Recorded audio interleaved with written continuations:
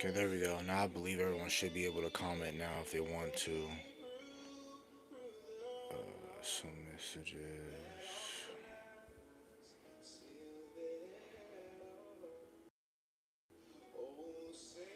Okay.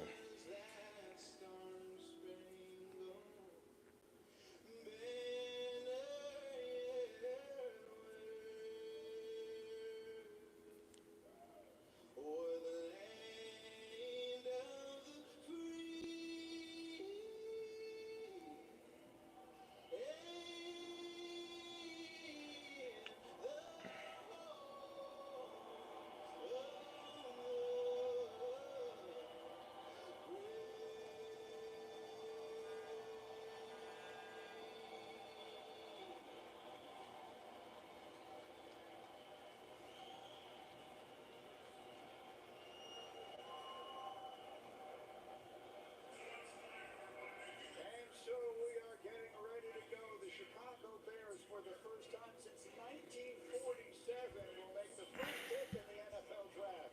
As we continue on ESPN. Alrighty. The draft is in what, 10 minutes? What time is it? Yeah, 10 minutes. Uh, my channel. From the number one rated brand in cordless outdoor power, exclusive to riding mower with e-steer technology. Drives like a car. Let me mute this so I'm not getting copyrighted. Let me mute this so I'm not.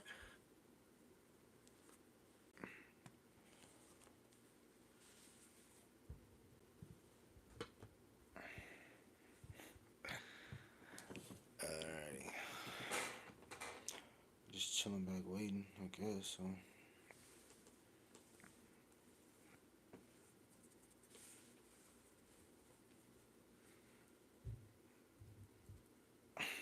Who do you guys want to draft for your guys' pick? I know some guys are rolling in late. You guys might watch the playback. Who did you guys want to draft?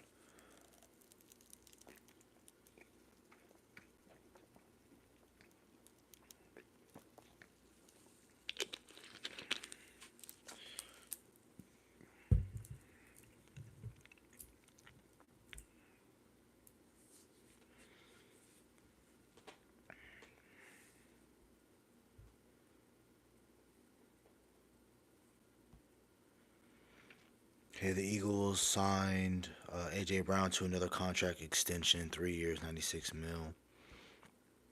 Don't know about all the guarantees on that contract. That just came through like 4 minutes ago.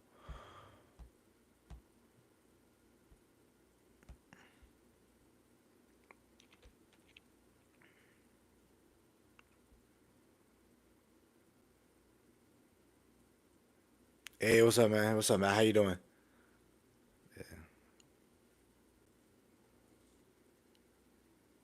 Good to see you too, man. Good to see you too. I'm only muting the. If you guys don't hear any sound or any background noise, I'm waiting for the draft to start because that's what happened last year. I was letting it play, and like through the commercials and everything, I got copyrighted for the stream. So every single time it's on commercial break, I gotta remember to mute it. But while the draft is going on, you guys are gonna be able to hear Roger Goodell and hear all the people. I would like to show it, but I'm not trying to get copyrighted and have the stream get taken down.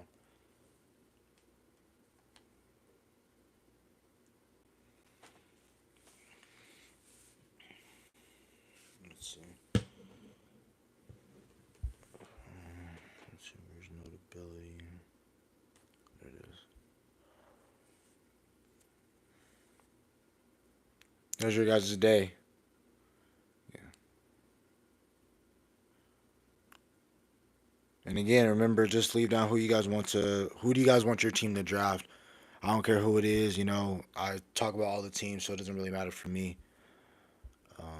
I know basically most of the team needs and their directions, coordinators, coaches, all that. So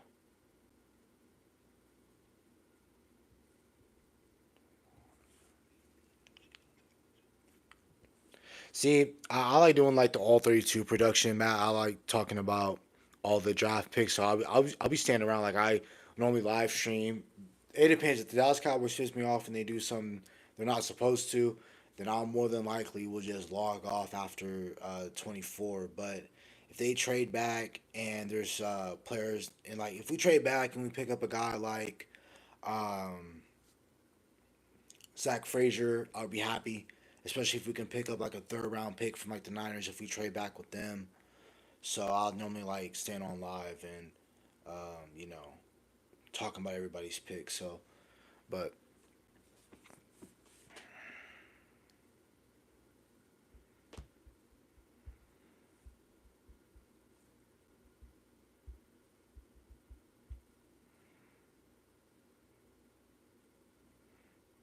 yeah,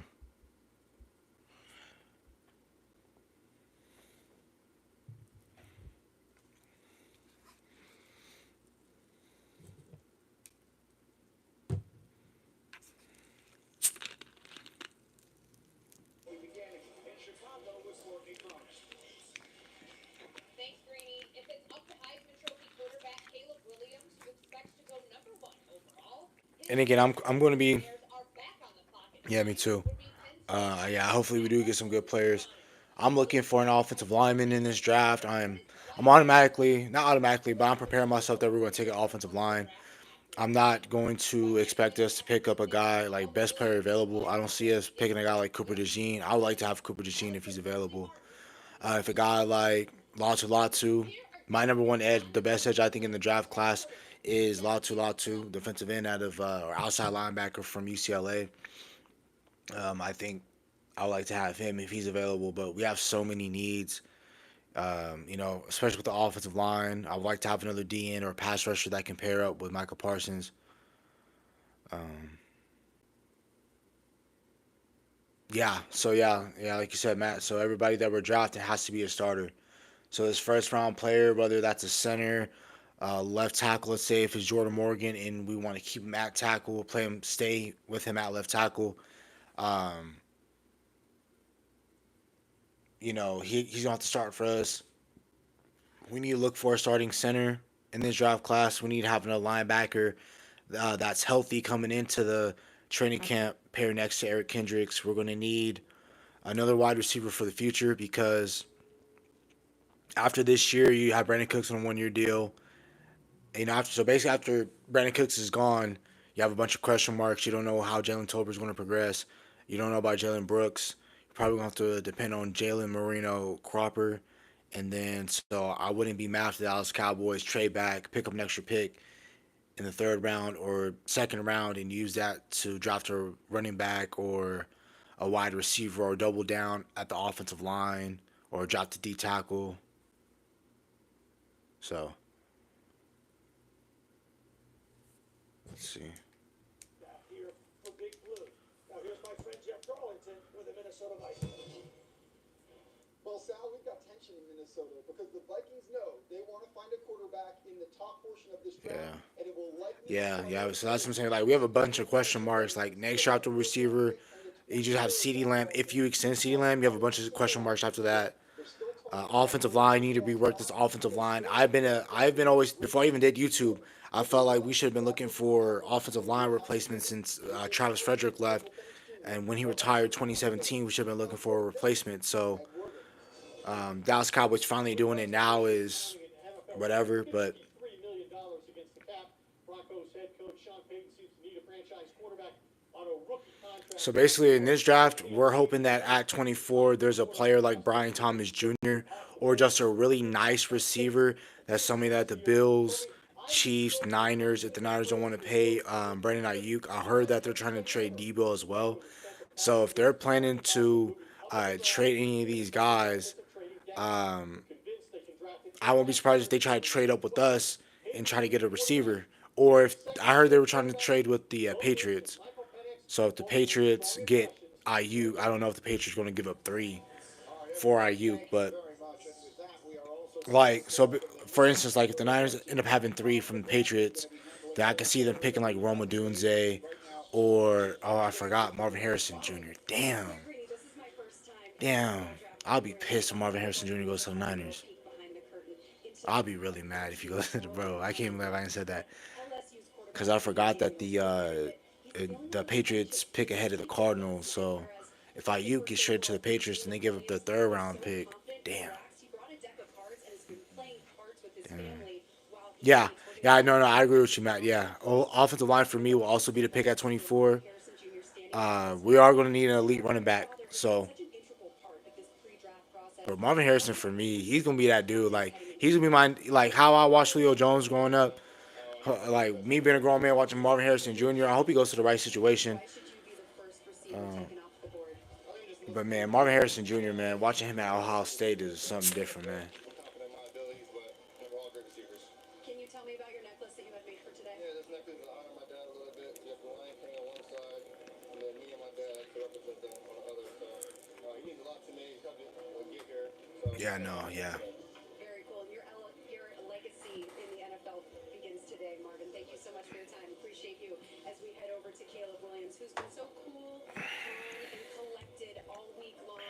And Caleb, I noticed that you're hanging out Man, with your family. You're playing I don't know cards. why. Hey, I don't know why they like messing with Kelly Williams all the time. They always trying to pick on him and everything. it's just something we do. Plus playing cards, being around each other, having fun. I feel confident. We'll see how it goes.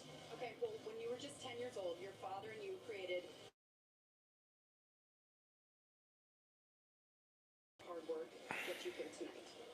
Yeah, it's something my mom and my dad instilled in me, and my mentors have been huge in my life, instilling things in me at a young There we age go. that come out today. Whether it's how much I care about my teammates or the community or All whatever the right, case may be. the draft should be starting pretty soon, about 50 seconds from now. And it's the man I am today. Well, congratulations on all of your success. I'll see you out there on the stage very shortly. And speaking with Caleb Williams all week long has been so great. He is so humble and quiet and kind, and that's one of the things that Ryan Poles absolutely loves about him. As we bring in Terrion Arnold, Alabama corner, and you've been one of the stars of draft week. You've been doing interviews, you've been doing dances. How special has it been to be here with your family? It's been amazing. I mean, obviously dreams to reality, and it's really a blessing. Like I wouldn't trade it for the world. Can you show us the inside of your jacket? I know you got it custom made. So right here we got the link. Everybody at Bama Nation, rocking it with the script. Ain't let all naysayers know. And then right here, just my childhood. From the first time I ever played football, so my family with me on signing day, and now they with me at the draft. All right, I'll see you up there on the stage soon. As you can tell, Greeny, a lot of swag, a lot of star power here in the green room. And we're Yeah, for sure, offensive line needs to go first.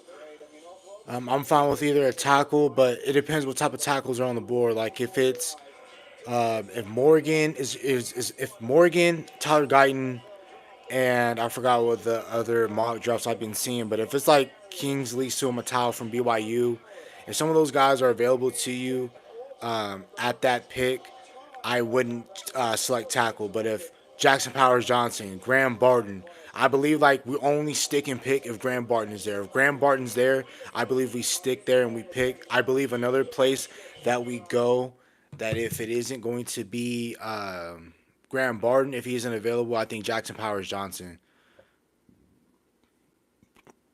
But I don't know if the Dallas Cowboys would trade away from Jackson Powers Johnson to pick up an extra pick. But I wouldn't mind it because if we trade back and we get a guy like Zach Frazier, I'm fine with that as well. So, like I said, I'm fine with Zach Frazier. It's really not going to be hard to sell me on a talented offensive center.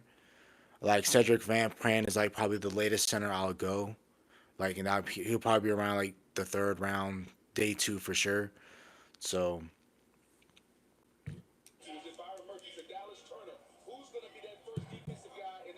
but yeah, like you said, so many needs on this roster. Evaluation is so subjective.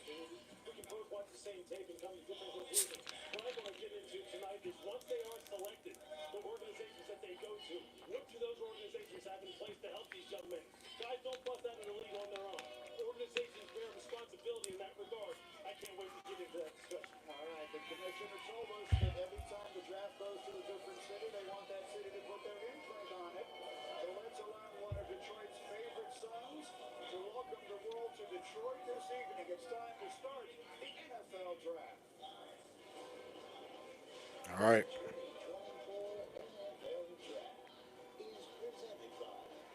Thank you, man. I appreciate it.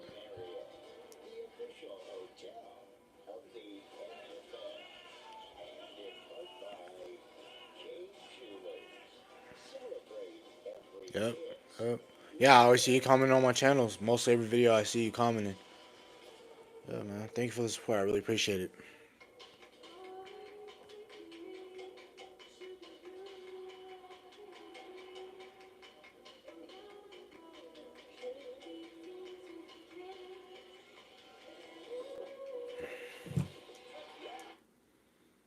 I forgot I gotta be muting these ads.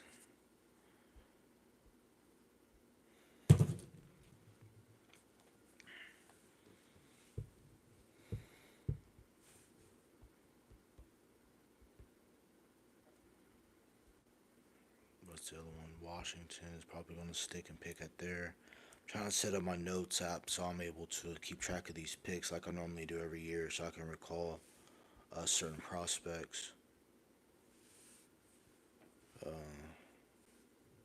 They're on commercial break right now. The draft is going to be starting up pretty soon. I won't be surprised if you guys don't want to be spoiled and you guys want to watch around with me. Don't look on Instagram. Don't look on Twitter. Uh, that's pretty much it. Those are the social media apps that I know that as soon as something live happens, they're automatically some people's already tweeting it, making Instagram posts. So what's up, Kyle? What's up, man? Thank you for sliding through, man. I appreciate that, man. Who do you guys think you guys are going to draft, or who do you want to draft? I know you probably wouldn't want a quarterback. All right, already, man. See you later, Matt. Appreciate it. I'll see you later. I mean, you might. Who knows? You might tune in about the time Dallas Cowboys start drafting. So Seriously, no one's going with the quarter zip? People like this look. I get a lot of emails. All right, give me your best commission. Too much? Yeah, that's way too much. yeah, I know. Yeah, yeah. I remember you. Yep. Remember when I first started, you was so day one. Yeah. I was pissed. I think the first year I did, I was pissed when we got Tyler Smith, but I'm glad that we got him now. He's a Pro Bowl center, so I mean not Pro Bowl center, but a Pro Bowl guard. So Unstoppable love. oh yeah, what's good, brother? But yeah,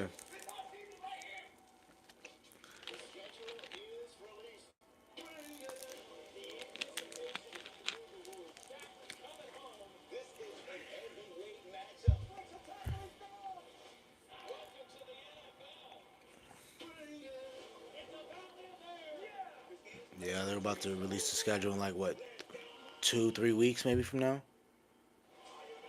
Yeah, I know sometime in May they do it. Oh yeah, Malik Neighbors is a dog. I'd probably drop the receiver too, just to give Daniel Jones because you already have him. You already have him hooked on a big time deal anyway. You might as well see what he can do a year coming off that ACL injury. See if Evan Neal isn't going to be trash. Andrew Thomas, you got John Michael Schmitz, Darren Waller still. So if you add a true legit receiver, you got to see what Daniel Jones could possibly bring. So I'll probably stick it out with him one more year because even if you're bad next year, you got Shador, you got Quint Ewers from Texas. You still have some pretty good quarterback prospects next year. But, oh yeah, for sure. Yeah, yeah,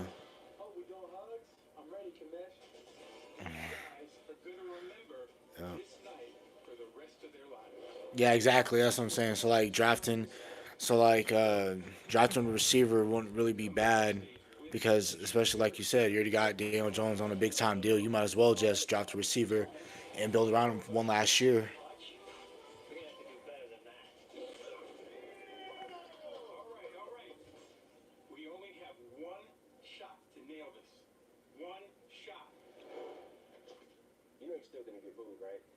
All right, see you in about an hour, man. I'll see you, man.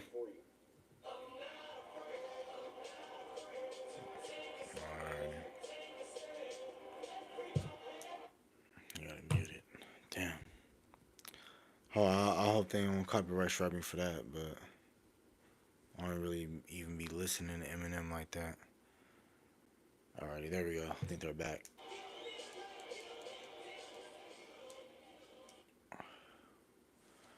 Alrighty. Commissioner about to walk up the stage right now. They're already going boom.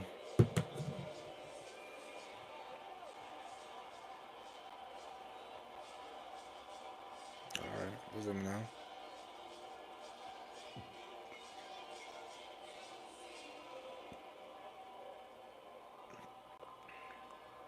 Hey man, hey, is Sketch gonna announce the first round pick for the Texans or like day two and day three? Like, is he gonna announce for like the fourth round pick, fifth round pick? Because that's no. Because I remember when MMG he did last year. I think when he announced the Lions pick, I won't be surprised if they have him do it again this year. We're just kidding about the rap battle. We're going to save that for another day. But the pride of Detroit has got a little some surprise for you. We're bringing out a few other surprises for you. So, and there you go. Detroit! Bro, I didn't see that, but I can definitely see dumb people doing that. Like, I don't know why somebody would do that. Especially, I mean, like betting on the draft picks. I can see that happening because they make damn near anything a bet nowadays. But for someone to bet 20,000 only to win 100,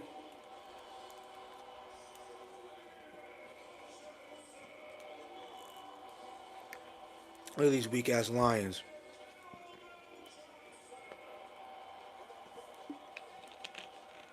I respect Kelvin though, but I'm still mad. I'm still mad Detroit didn't play in that Super Bowl last year because they were fucking around and lost to the Niners. Had a 21-point lead on them. Wait, I think it was 17. Oh shit, you're driving to Kentucky? Yo, what's up, Gabe? Nothing's happening right now. No trades has happened before the draft. Uh, I gotta hear one thing. Jerry Goff. Jerry Goff. Jerry Goff.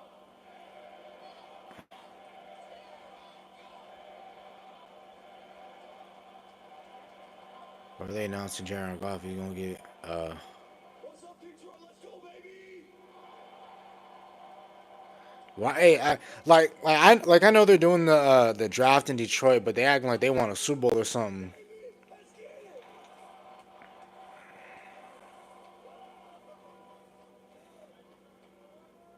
Yeah, but nothing's happened so far, Gabe. Right now they're just showing all the Lions players. Yeah, the running backs I do like in this draft. Trey Benson out of Florida State, he's a really good back. I like Allen from Wisconsin. Jonathan Brooks, I like Jonathan Brooks, even though I feel like the Dallas Cowboys are going to draft him tomorrow with their second pick. I see that happening because it's so predictable. Only the reason why I predict that pick is because we need running back, and our person that does our player surgeries has done Jonathan Brooks surgery, and Jonathan Brooks is slated to go tomorrow in early second round, mid second round, where we'll be selecting at. So I like him. I like Isaac Guerrero. He's going to be like a later day pick. I like Ray Davis out of the running back out of Kentucky. I'm like right now what I'm naming like Isaac Window, Ray Davis. Those are going to be like day three guys, so like sleeper picks, really guys that I feel like if you can put them into your roster, you'll be all right. You got Audric Estime from Notre Dame. He's like an AJ Dillon type of back. They did a lot of shotgun runs with him in Michigan, not Michigan, but Notre Dame. So I think he's like one of those downhill backs. Like I said, he's like an AJ Dillon in my opinion. But there are definitely some running backs I do like in this draft. I feel like the Dallas Cowboys are going to come away with one of them. I would pick Trey Benson tomorrow, but it depends what happens tonight. Oh yeah, good job, thank you, Blake Horn, I like him too, but I think the only way people are going to steer away from him is his height. But I still think he's a really good back. Like I believe he can do it all for you. He can pass block. He's gonna be like a little bit of a liability in pass block, but I feel like he's gonna be all right. He's a downhill runner, north and south runner. Definitely your number one back, but how the NFL, like we all know, is a running back by committee sort of thing. So I feel like him like we all know that it depends where you go. Not when you get selected. He's like my height to be for real. He's like 5'6", 5'7". Like he's not that tall. I think they have him listed at let me see how tall they have him. But he's not that tall at all. He's like 5'8", 5'9", maybe. once began acclimating Joe Burrow to the city, their team, their organization, and the Where's offense of the Bears. Blake? And going the same with Caleb Williams, getting him ready to become the Let's new face of the franchise see. and the next quarterback of the Chicago Bears. He's 5'8". So he's like a little bit taller than me, like that. So like he's not that tall, but like I said, I think that he'll be fine in this league. You definitely want to pair him with somebody. That's not a running back. I'm giving 25, 30 rush attempts a game. Like I'm trying to give him. He's a weapon in my opinion.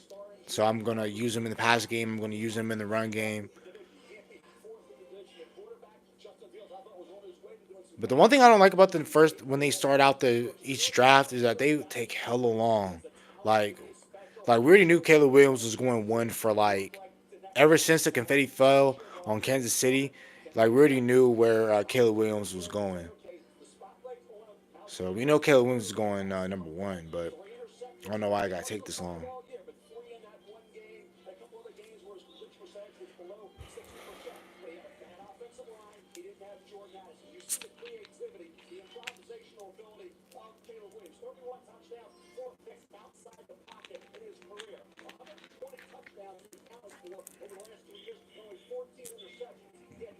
To Brendan Rice.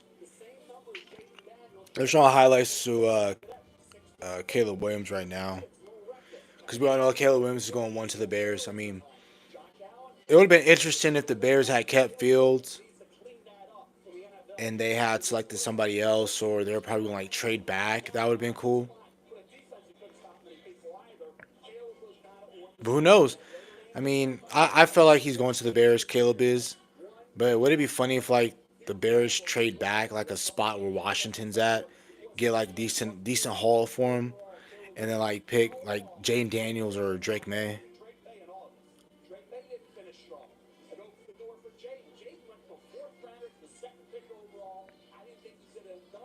Okay, we're around 6 minutes. We're waiting on the first pick for the Bears.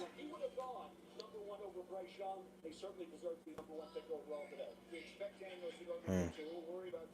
Yeah, that's right. Mel Kiper's right. Yeah, I felt like if Caleb would have came out last year, probably would have went one over Bryce Young.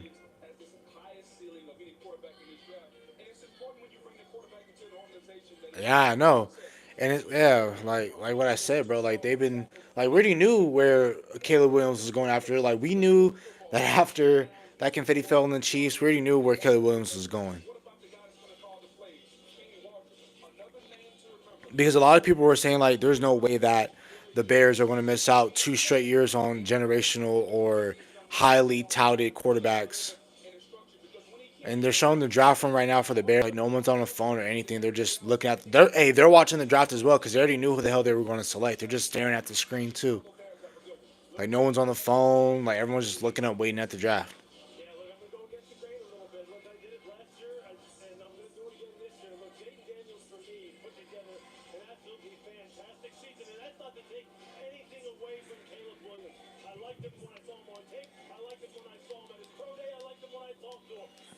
I know Gabe wants Jaden Daniels to be a Raider, and I don't blame him.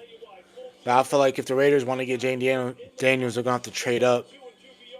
But I don't know if Washington wants to take Daniels. I wouldn't be surprised if they do. Yeah, I know, bro. They always wait, like yeah, like you said, they drain it down to like 2 to 3 minutes. There's like probably like a minute or two left on the draft clock for them to announce the pick.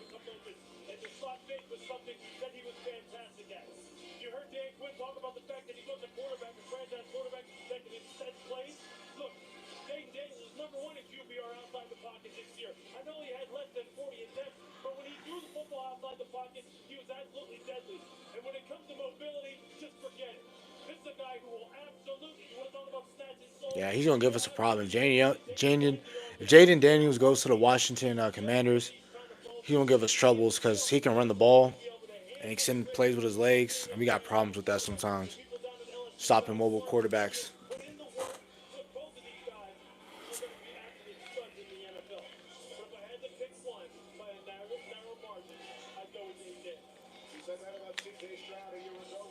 All right, the pick is in. You've met Mama McGrath already tonight. She's been down there in agreement with the players, including with Caleb Williams. Mama, jump in. Hey, bro, imagine if it ain't Caleb Williams. No surprises with this first overall pick. They decided weeks ago that Caleb Williams is their guy. When I spoke with Williams yesterday, he told me he walked away from his top 30 visit in Chicago feeling a sense of calm because of those foundational pieces that you guys all talked about that will lead to his success and this team's success. And Williams even threw the Bears receivers last week and threw with Keenan Allen and DJ Moore, said the veterans taught him so much in their short amount of time together, and he's starting to feel some chemistry vibing with them. And as you've noticed, Caleb Williams wearing a custom suit, and it's all purposeful. It's navy blue to represent the team colors that he'll be wearing this fall, guys. A little bit of an offbeat personality. He's, of course, the first mega star. Yeah, yeah, bro. That would be crazy if they don't even select Caleb and they pick like Drake May or something. That's going to be something you will get used to. He will always be the first one to come along. This is a young man who I think a year ago we knew was destined for this moment, and this night has finally come. You see the congratulations already being shared in the Bears draft room. Remember, they will make another pick here tonight following the trade. Oh yeah, I forgot. Yeah, yeah. Chicago, they picked twice. They've waited a century.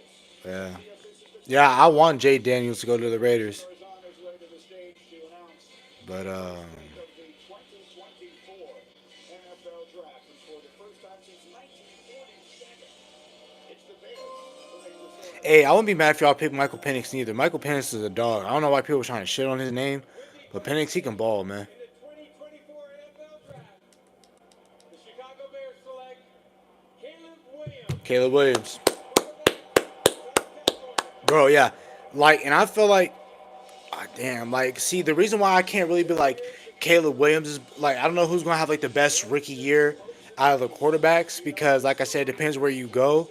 But I feel like if Penix goes to the Raiders and you got a solid defense, you're gonna have Devontae Adams as your number one wide receiver. Like you're easily out of the rookie quarterbacks, you're probably gonna have the best receiver. With 120 touchdowns in 33 starts, and as mentioned in this NIL era, he has been omnipresent. But now, all of it in so many ways felt like it was leading up to this night. So Ryan Poles, general manager of Chicago Bears, he was in 2017 director of college scouting when Patrick Mahomes was selected by the Kansas City. That would have been funny, but like I said, I just don't. You're just too talented of a quarterback to be like, and I don't really care about football. Like Caleb Williams is a damn good quarterback. I'm not saying he's Patrick Mahomes or he's going to be that great of a quarterback, but I damn sure think that he's going to be a really good quarterback in this league.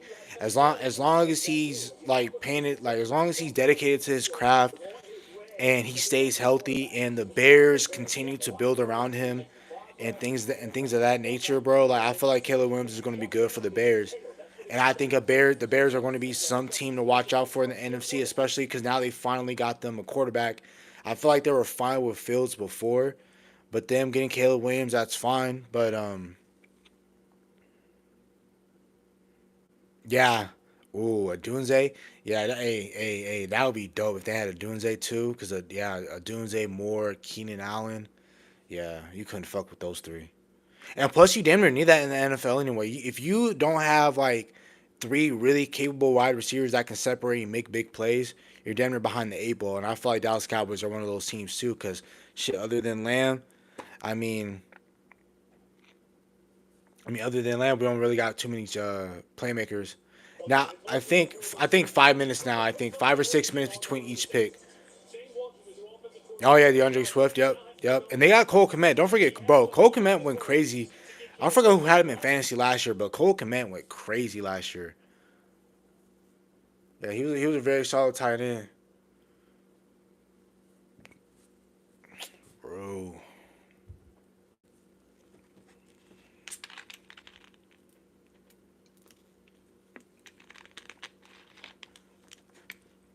Bro, stream use is tripping right now.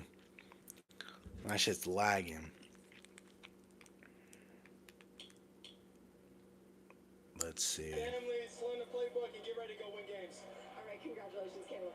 Thank you. Thank you. So then. Hey, I mean, Caleb is now in Chicago. I think that's gonna be a really good pick for the Bears. I think that he's gonna be a solidified starter. He's definitely gonna make plays for him. I think that Like if you look at them among that division, I still feel like they're probably like the second best. Now, I think now they either moved up. I think they're for sure the second best team in that division. I still do think that. Oh no, my bad. The third best team. Because I don't think they're better than Green Bay right now, and I don't think that they're better than Detroit. So they're actually the third best team. I for sure think that they can probably sneak into the playoffs. Like I said, I still feel like they're gonna need to add something defensively. Like they need a linebacker to replace Roquan Smith. Um, they're gonna need a pass rush. I know they got Montez Sweat. I know they got him last year. So or yeah, so yeah, I forgot. Yeah, they got him last year. So, but I don't know how many more years they got on Keenan Allen's contract. So I don't know if they got to extend Keenan Allen or what. Pretty sure they do. I wouldn't be surprised if they have to, but I think that's definitely in the cards for them to pick a. They have to give him another contract, Keenan Allen. Keenan Allen, he'd be having hamstring problems and all that too. So,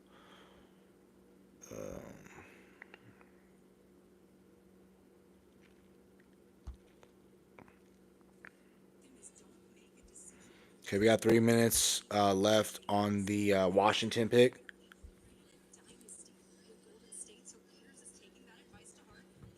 Oh, I forgot they got Bob Myers for the Washington. I don't know why the hell he just didn't go to the um, Raiders. Bob Myers was already. I don't know why he went to Washington. I guess to what's that crap called? They extend his portfolio to see if he can build a dynasty in the NFL. I think that's what he's trying to do. Damn, yeah, all the sites are down right now. You know what? That's what I'm gonna go to. I'm gonna go to that other site.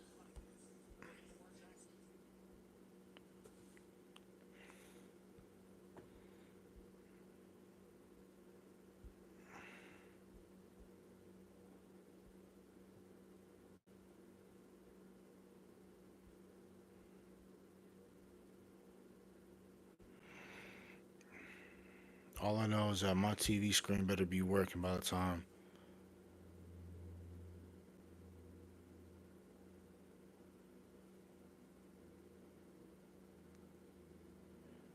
But bro,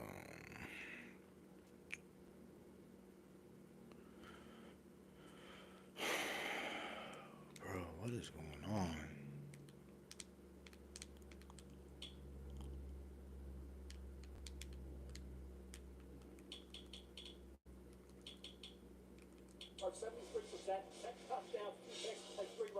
All right, the pick is in for the Washington Commanders. I think they're going to go Jaden Daniels.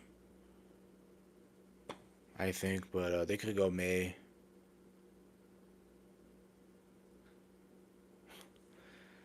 Damn, what is going on, man?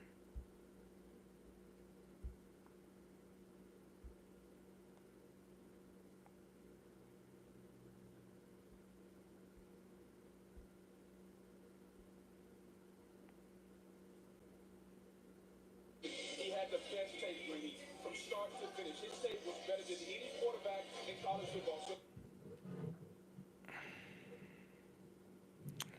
Hold on.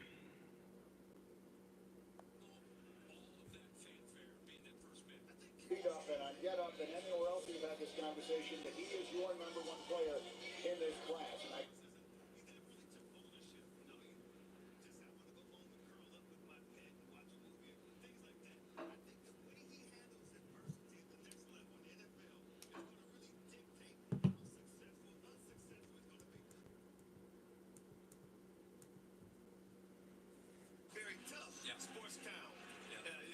Yeah. Yep, Jaden Daniels went to the Commanders. understand that you know this, the O'Brien and Manning Awards, and was the AP College Football Player of the Year. You mentioned he started at Arizona State, started 3 seasons there, 2 in Baton Rouge. So he's 22 years old with lots of experience. The frame Lewis was Alrighty, everyone talking Jaden about Daniels now not. and at the I combine don't rock with Jaden Daniels no a more. lot of those questions. No, I'm playing. I respect him, but nah, he ain't. Especially after I got to see him in person Damn, down in she should have Texas. went to the Raiders. He should have went to the Raiders, man. I had no questions after I saw CKC because Alrighty. I got the same So feeling about Daniels him. went two, Caleb Williams went one. I got a Track this. young man put in the day he stepped foot on campus to build towards this moment. The amount of investment that he made in his ability to go ahead and be able to be I consistent need with this Jaden football team, to not Daniels. back away from any talent. As a matter of fact, he ran.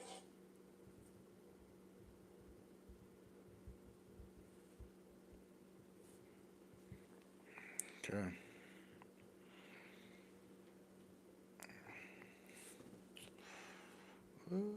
Well, hold on.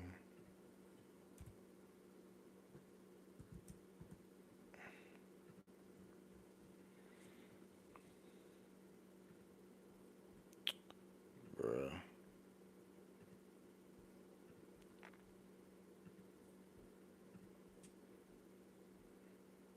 Okay, there we go. Patriots are now on the clock. No whispering about we could have There had we go. someone else, or maybe we wanted someone else. Pour into him the same way he's going to pour into your organization, and you'll get it back tenfold. You know, I had a chance to visit with him, and I talked to him. What was the difference between year one and year two at LSU? He talked about the consistencies. The first time since high school, he had the same offensive coordinator, the same group of receivers, the same coaches, and we saw the Yeah. rise that he had Oh yeah. from year For one sure. Yeah. to Yeah. year If you guys two get winning a the Heisman. corner, LSU used I still Marcus add on another receiver. I know you got Jacoby the Myers, process. He but said, adding another receiver would be dope for you guys too. In my opinion, like I said, I feel like you're playing like Gabe. You already know Raider fan. You already know that you got Patrick Mahomes. You got to load up on that offensive side of the ball as much as you can. So getting a guy like you know, shoot, I don't even know what's receiver will probably be there at that point. I know the big three won't be there anymore, but I don't know necessarily. I don't even think I wouldn't even take a wide receiver in the first round if I don't need one. Like outside of Neighbors, Harrison, and Adunze, I'd probably try to get me like one of the best centers or one of the best tackles in this class if available. Um, because wide receiver is so rich this year, has so many great wide receivers that if you don't take one in the first round, you'll be fine because you still got Xavier Leggett, Keon Coleman at FSU, who's my pet cat. I really like Keon Coleman. I like Malachi Corley. Um, shit. If I, when Larry Tunsil did that gas mask, I was hoping they found a gas mask with Marvin Harrison because Marvin Harrison fell to 24 on like some CD Lamb type stuff. Oh my, I would have cried. And if we selected him, oh boy, I would have cried, man. It's been a blessing, man. I tell you, I couldn't be here without God, man. It's been a blessing.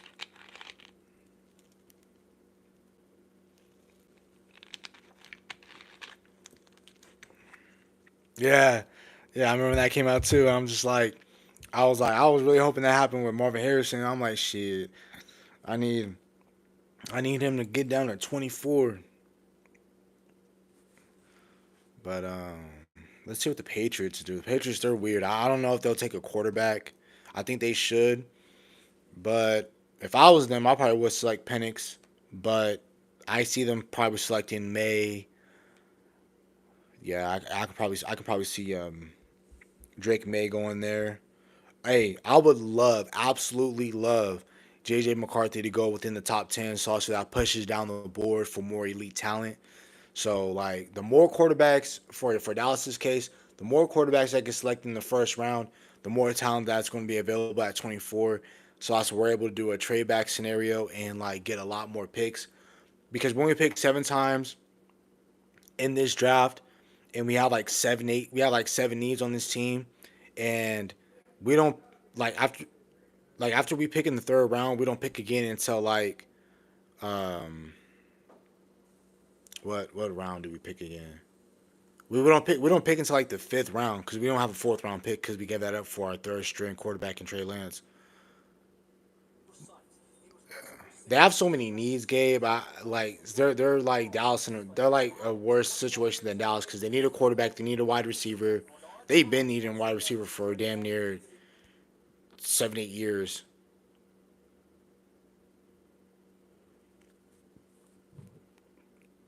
But the talent, 21 years of age, is through the roof. That's what you're betting about. Okay, let's see. The 2024 NFL Draft. The New England Patriots select Drake May. And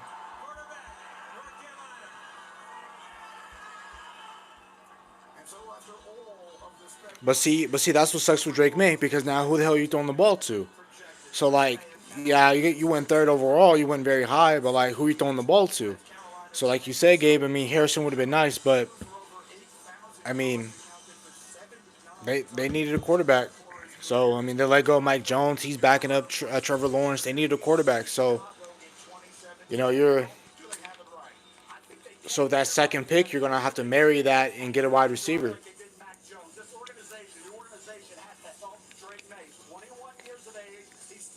Alrighty, Cardinals are on the clock. Yeah. May's in a bad situation. Like you got Hunter Henry, I believe. Johnny Smith went to the Dolphins, I want to say. So Devontae Parker went to the Eagles. I think Juju is still there, but Juju, I view Juju more as like a two, a number three wide receiver. June 1st is coming up in a month, basically, so they can go on that market. Oh yeah, oh bro, I'm eyeing Marvin Harrison Jr. when it's time for a draft because the Eagles, not the Eagles, but the Cardinals, they have the former Eagles defensive coordinator, and they got them good offensive nerds that know how to move the ball. And they gonna get the ball to Marvin Harrison a whole lot, especially if Marvin Harrison is healthy. Oh, what's up, bro? Who got picked first? Caleb Williams went first. My bad. Caleb Williams went first. Washington went two and got Jane Daniels. Patriots went Drake May. Yeah, no, it's fine. Yeah, no, it's fine, bro. Yeah, yeah, I don't mind updating y'all. Um, if there's a trade, I'll let you guys know about the trade as well. If you guys aren't paying attention or looking at the screen of the draft, I'll let you guys know that as well. Oh damn, he okay. He went to.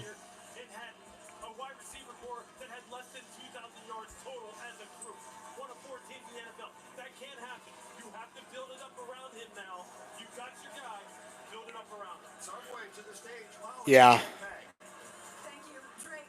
The Patriots are trying to rebuild but their if you would have been, what went through your mind because when like you I heard think the the Patriots, call? they're gonna be another team that's gonna be bad next year. So like you could have gotten you a guy like Shador, but I don't think Shador is gonna play for the Patriots. Here tonight, and Pass Nation, let's go, man. Let's go, Pass Nation. As the youngest of four brothers, been competing your entire life. What kind of competitive attitude are you bringing to New England? Yeah, better. Anything keep a score. I'm here to win. And the Patriots get my whole family, all my brothers, everybody is. I'm a full package. So looking forward to it. And let's go, Boston. All right, congratulations, Drake. So happy for you. Molly, thanks. One of those brothers, of course, Luke, was a star on the basketball team that won the national championship in 2017. Here are the Patriots' Yeah, first Jim time Plunkett, quarterbacks he was in a the dog, college dude. draft era. Obviously, the greatest of them all is not listed on the here.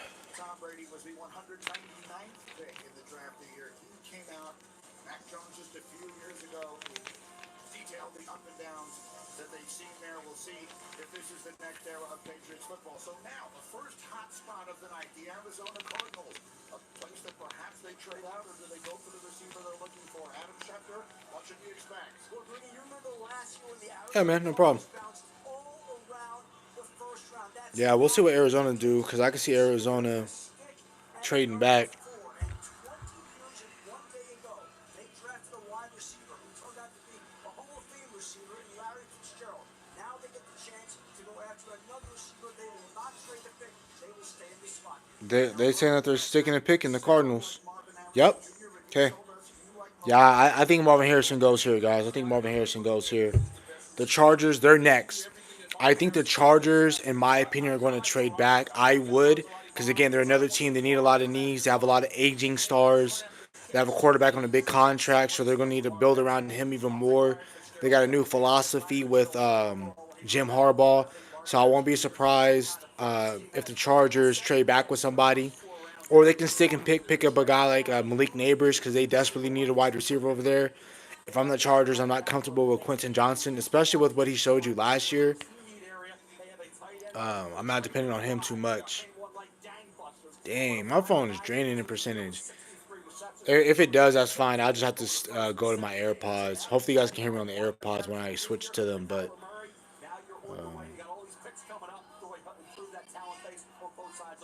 Remember, F is Devontae Adams. Start a production meeting. What makes a true number one?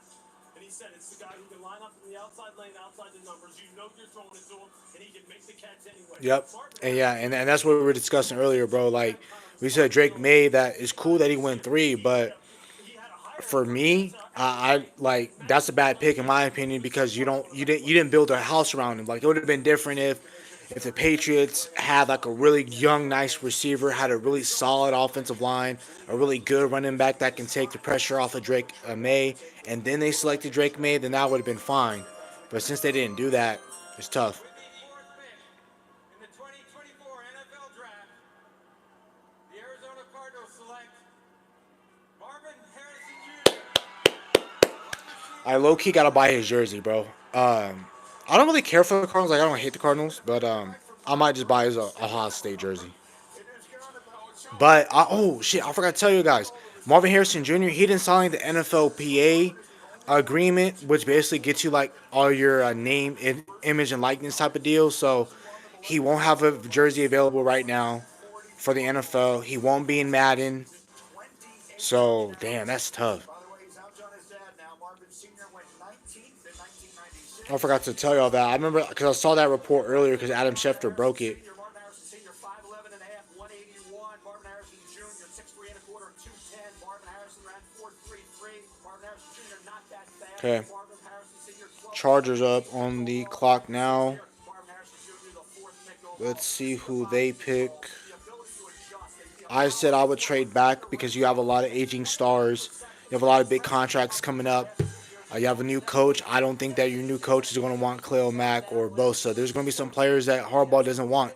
And don't forget, he just came out of college again, so he's going to be wanting some of his guys, some of his Michigan guys in LA. So I don't think he'd be crazy enough to pick a guy like JJ McCarthy, but that'd be funny as hell if he picked JJ McCarthy. I don't think he'll do that, but we'll see. Who if I think if the Chargers do stay, my prediction is going to be Malik Neighbors. I think they're going to go wide receiver. If they don't go Neighbors, I think they go Odunze. You can't go wrong with the top three. So if you get like if the Cardinals wanted to get Odunze, I wouldn't be mad at the Cardinals had they gone Odunze. But I think Marvin Harrison is for sure going to be that guy for the Cardinals. I can definitely see that. I definitely see that happening. Um, he's gonna be my favorite player to watch for the next 10 plus years.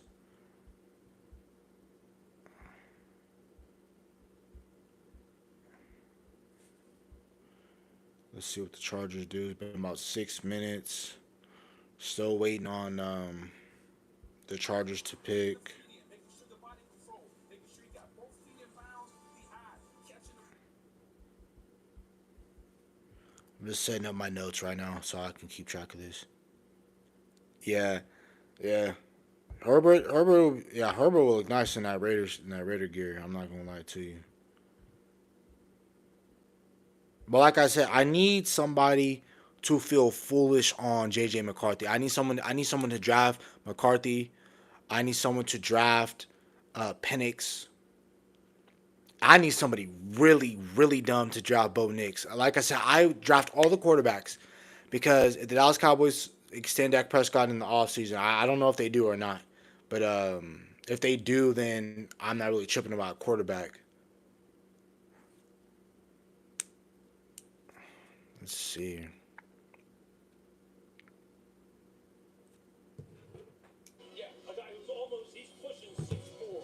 I think Marvin. See, they be lying to people so much times. Like I don't even know how tall some of these guys really be. Subway, Molly with Buffalo Bar.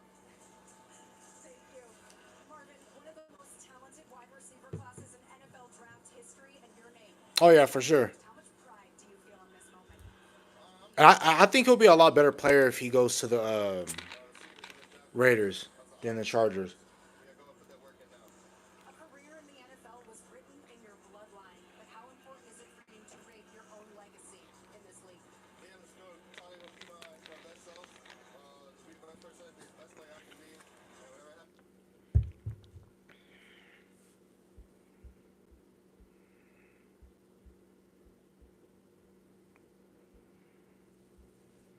Here they've taken an Ohio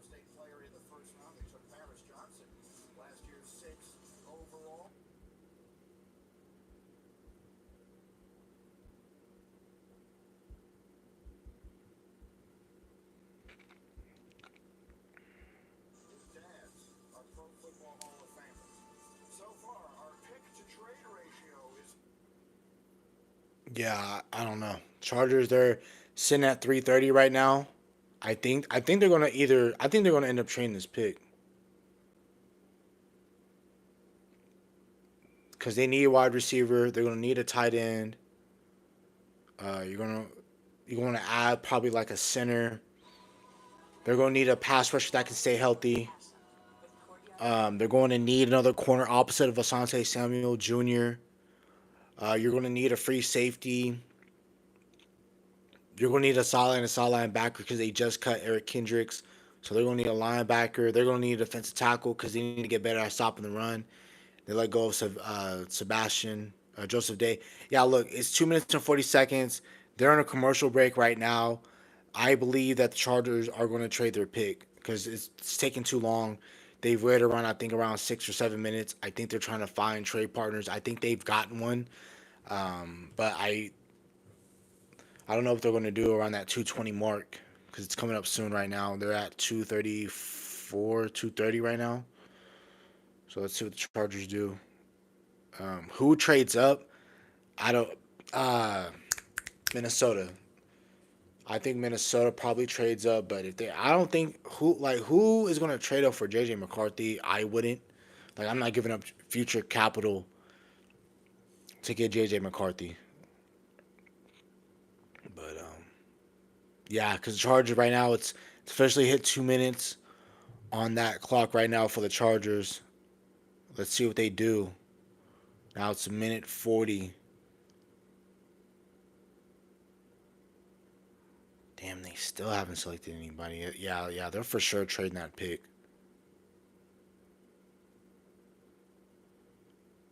But if it's taking them this long, I don't think they found themselves a trade partner. Okay, yeah, so that's what ended up happening. They didn't find them a trade partner. The Chargers, they are sticking and they are picking. They are picking. If I had to guess, I think it's going to be a wide receiver. They need that. They need, like I said, I listed all their team needs. They need a center. They need a tight end. They need a wide receiver. They need a running back. I forgot because they did let go of Austin Eckler. They're going to need another corner to pair with Asante. They need a true linebacker because they cut Eric Kendricks. Um, Free safety. So Brock Bowers is still on the board. Joe Alt. Oh yeah, I forgot. Yeah. So they need a right tackle. So if they want to go Joe Alt, they can go offensive lineman too. So Chargers got a lot of needs.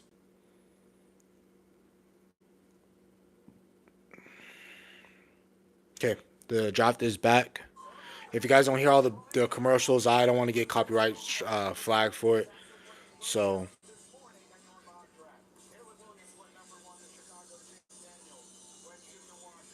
damn, why not plug that?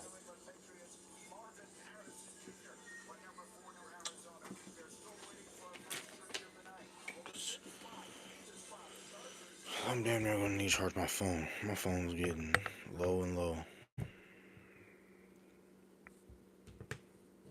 Has the latest update. A lot of people wonder if there will be a team that would trade up to the Chargers spot. They are not trading the pick. Yep. They are going to use the pick likely on an offensive tackle. And that means the New York Giants at number 6 will have a choice about whether to take J.J. McCarthy or a highly rated wide receiver or offensive lineman. We also should point out that in recent weeks, both the Patriots and Vikings called the Chargers to see if they had any interest in trading Justin Herbert. The Chargers told them absolutely not. They're holding on to him, and they're making the pick now. So Justin Herbert not going anywhere. The selection not going anywhere. The Giants will have an interesting decision to make.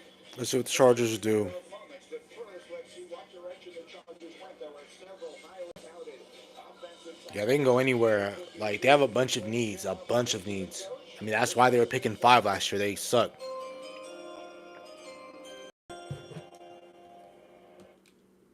draft. The Los Angeles Chargers select Joe Alt, Joe Alt. tackle, Joe Alt. Notre Dame. Offensive tackle out of Notre Dame, really great. His dad was in the NFL. This is definitely, NFL bloodlines. This is a really great offensive tackle. He's gonna maul you over. He's great in pass protection, great in the running game. He's a do it all offensive tackle. Don't forget they do have Rashawn Slater at left tackle. So more than likely they're going to kick out um, alt to right tackle. I believe he can play all along that offensive line. So he's going to probably play right tackle for the Chargers. Standing 6'8", 320 pound. Now, what do the Giants do? Standing 6'8", I think the 320 pounds. That Giants. is a mountain. And Um, once you get past the size, the first so thing Joe you All, think he's about is 6'8", miles. 321 pounds. Can they be He's a physical? true Notre Dame offensive lineman. 320 pounds. And can he be physical and move He's and physical. You don't got to worry about him with his one job strength. for an offensive lineman? Protect the quarterback and move guys against their will. But what does that 6'8" frame do? We've seen the great pass rushers in the National Football League. That length, that arm length, the ability to use that frame and ward off those hand and those Let's see choppers what the with those Giants knees. do. I think the Giants they go wide receiver. I think they go Neighbors because Neighbors is a really great pick because if Neighbors has a good if he has a better quarterback next year, like if you guys get Shador or Quint Ewers from Texas or whatever top quarterback prospect comes out next year, Malik Neighbors will be a really great wide receiver to whoever you guys draft that quarterback next year. 6'8" at 320, he can do it. He's still growing. He started out playing quarterback, tight end, played other position, and played tackle that long. And so the vet.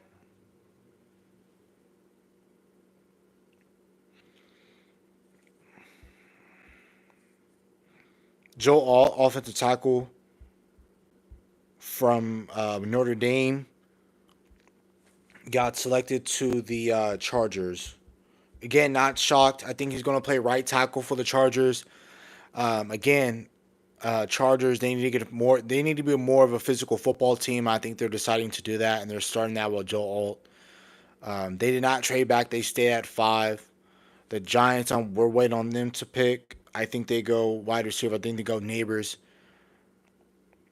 because Neighbors will be good for Daniel Jones or whoever you guys select a quarterback next year if you guys want to move on from Jones. Making this draft right now, we wondered, would the New York Giants Okay, the pick is in for the Giants. quarterback? Do they want to move on from Daniel I think they go Neighbors here. in order to do so?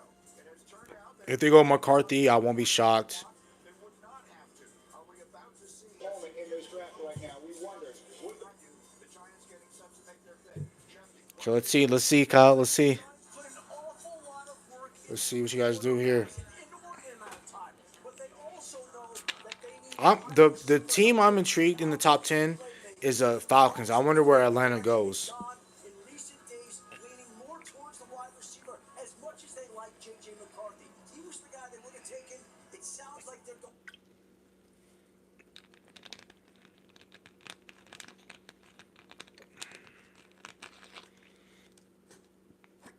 Oh, y'all can hear that?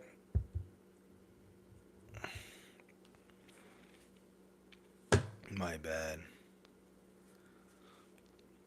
Yeah, I don't know. It's gonna be tough because he can go one of two ways. He can be the offensive tackle that you can't do crap on because he's that generational, or he's gonna probably be that offensive lineman where he's like Evan Neal. He gets beat on every other play. So I mean, I don't know. But I do think he's gonna be fine. I think wide receivers they transition well into the league. Running backs they do. Offensive linemen they do. Defensive ends they do. Corners they do well. Safeties they do well. That's like that's pretty much it. Because quarterback takes time. Because if you're a generational quarterback, you can go off and within your first year, if you have a great scheme, like if you have one of them nerds like Kyle Shanahan, uh, McVay, Lafleur, Slowick, from what's that? The Texans, and they got Johnson, the offensive coordinator, out in Detroit. in the draft, the Giants receivers absolutely stink. Let's see where the Giants go. With the sixth pick in the 2024 NFL Draft, the New York Giants select Malik Neighbors, Fucking bitch. wide receiver, LSU. All right, Malik Neighbors, dope. Hey, really great wide receiver. I can't even hate. He's a great wide receiver. You can put him in a slot, put him on the outside. You can put him wherever he has elite speed. He's a great after the catch top of receiver. I like him and Rondale Robinson the most. Hyatt is definitely going to need to develop. Let's see what he does year two. But you guys have a really young and nice wide receiver core, Kyle.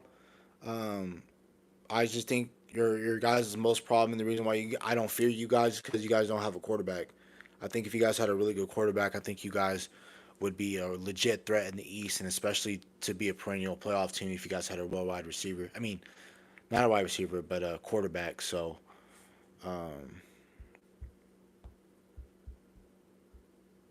so now let's see where the Titans go. Tennessee, all over the place. They can. I feel like they feel confident. Um, oh yeah, for sure. Add another corner opposite of Deontay Banks, who you guys drafted last year. First receiver in the draft. He's the most explosive guy Yeah, in the he's draft. very explosive. He can get in and out of his routes. He can run the entire route tree. This is definitely a guy that I really respect. And I like him, Malik Neighbors. I think he's really good. Some people are concerned about his off the field issues. Um, I think more from what I'm hearing about off the field is they're saying he's more like a glitz and glamour guy. He's not. He's more like a selfish type of player. That's what people are saying. I don't believe that, but I know he plays in that New York media. So that first tantrum he throws or whatever the case may be, I already know the New York media they're gonna try and chew him out. But but for sure, this is the best wide receiver you guys had since Prime Odell. I'm not even gonna lie to you. Yeah, he's like when you're watching this, he's running past people. Like you even saw that on tape. You saw him running past people. They're comparing him to Jamar Chase, but we'll see. Already said, yeah, he get up to the catch, all that.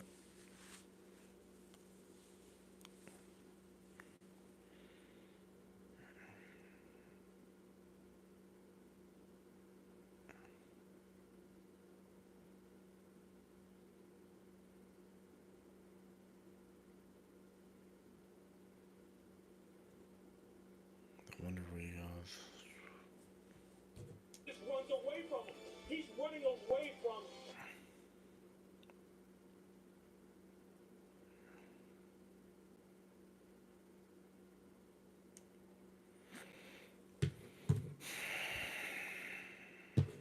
some issues early on in his rookie year in Cincinnati. He cleaned those up. He made those kind of circus highlights happen all the time. This kid is complete.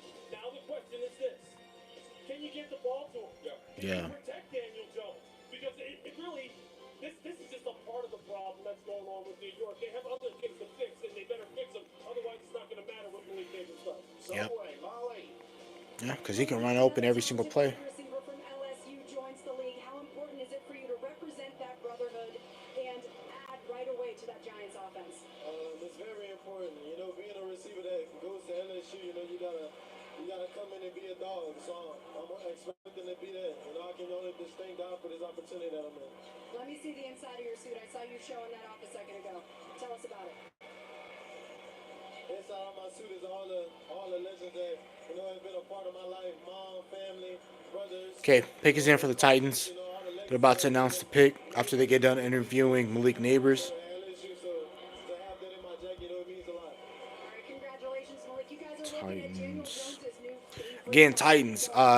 You can get a receiver to pair up with Levis. You can go get yourself Odunze, pair him next to DeAndre Hopkins, Traylon Burks. Have Traylon Burks be your third wide receiver and ease the pressure off of him. You can go offensive line. You can go with Troy Fautanu. You need an offensive tackle. You need a corner. You need a pass rusher, safety. But safety isn't going high this year. So they have a bunch of needs. Turn off that. They can go pass rusher, like I already said. Corner. Troy Fautanu from Washington. J.C. Latham of Bama. So, yeah, you have some really good picks if you're the Tennessee Titans, and you have a lot of needs. So, it's up to them on what they want to do. My opinion, I like building teams from the inside and out. So, I'll more than likely get you an offensive tackle here. I'll go Troy Fautanu, and I'll put him at left tackle. You had Peter Skoronsky, who didn't do that well for you last year. You're hoping for a big second year jump out of him. You need cornerbacks as well. Um, who was their? Oh yeah, their head coach is the Bengals OC from last year, Callahan's son. I forgot his name. So for sure, I felt like his dad was Callahan. Is if you guys know anything about Bill Callahan, he's a really great offensive line. He was our offensive line for the Dallas Cowboys, and from them years, we had a really great offensive line like Frederick Martin, Ron Leary, Doug Free, Lel Collins, Tyron Smith. Like he was a coach that was coaching up that talent. So Callahan, his son, I can definitely see him building that offensive line because he just got back from Cincinnati, being the offensive coordinator over there. He knows how well you need to protect your quarterback. So I won't be surprised if they go offensive line here, and they have the pick of the litter at offensive line. Just because Joe Alt went off doesn't mean they're completely SOL at offensive line. They can go Talisi Fuaga out of Oregon State. His strength, he's a really great run blocker. He can get better at pass protection, but like I said, everything with him um, is teachable. He has all the traits, all the physical traits, the size, the strength, the mental awareness. He has all that within himself, Fuaga and Troy Fautanu. Uh, Troy Fautanu, some people are going to view him as a guard because of his arm length, but I don't have a problem with arm length because, again, last year when you're looking at the tape and you're watching what he does, if you look at what he did against Latu Latu, which is a lot of my talking points, because like I said, I feel like Latu Latu is the best edge rusher in this class. I felt like if he did pretty well against Latu Latu, whether that was in the run game or the pass game, I felt like you're going to get a lot of notoriety for your skills at offensive line. So let's see. The pick is in for the Titans. We got to see what they're going to pick. What do you guys think the Titans are going to pick? I think offensive line. I think if they're going offensive line, I think they go with Troy Fautanu. Play him at tackle, left tackle. Let's see. To the 2024 NFL Draft, presented by Goodrun by Marriott. Top of the hour in Detroit, 6 picks behind us. The Tennessee Titans are next up, and Mel's best available are brought to you by Courtyard by Marriott. Here's wide receiver Romo Dunze announced.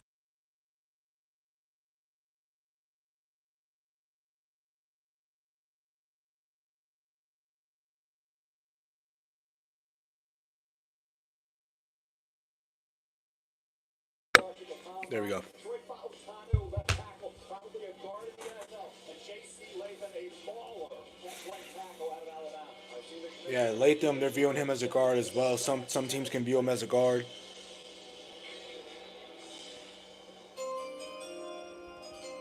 With the 7th pick in the 2024 NFL Draft, the Tennessee Titans select J.C. Latham, Okay. tackle, Alabama. J.C. Latham is going to be the right tackle for the Tennessee Titans. Again, he has great size, great strength. Some teams are going to view him as guard because of his arm length, but he's a really physical offensive lineman. Games at right tackle for Alabama. I personally would have gone Troy Fautanu in my opinion, or if you wanted to pick out right tackle, I would have gone Talisi Fuaga.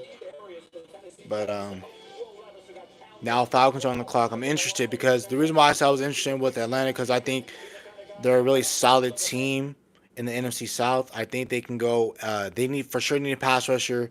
I think they can go Jared Verse. They got Kirk Cousins. I wouldn't be mad if they had gone like Michael Penix and have Penix sit behind Kirk Cousins for a couple years. They can add another receiver. They can add Roma Dunze with Drake London, Kyle Pitts. J.C. Latham, when it wasn't his So fault. This kid has to come down on the penalty like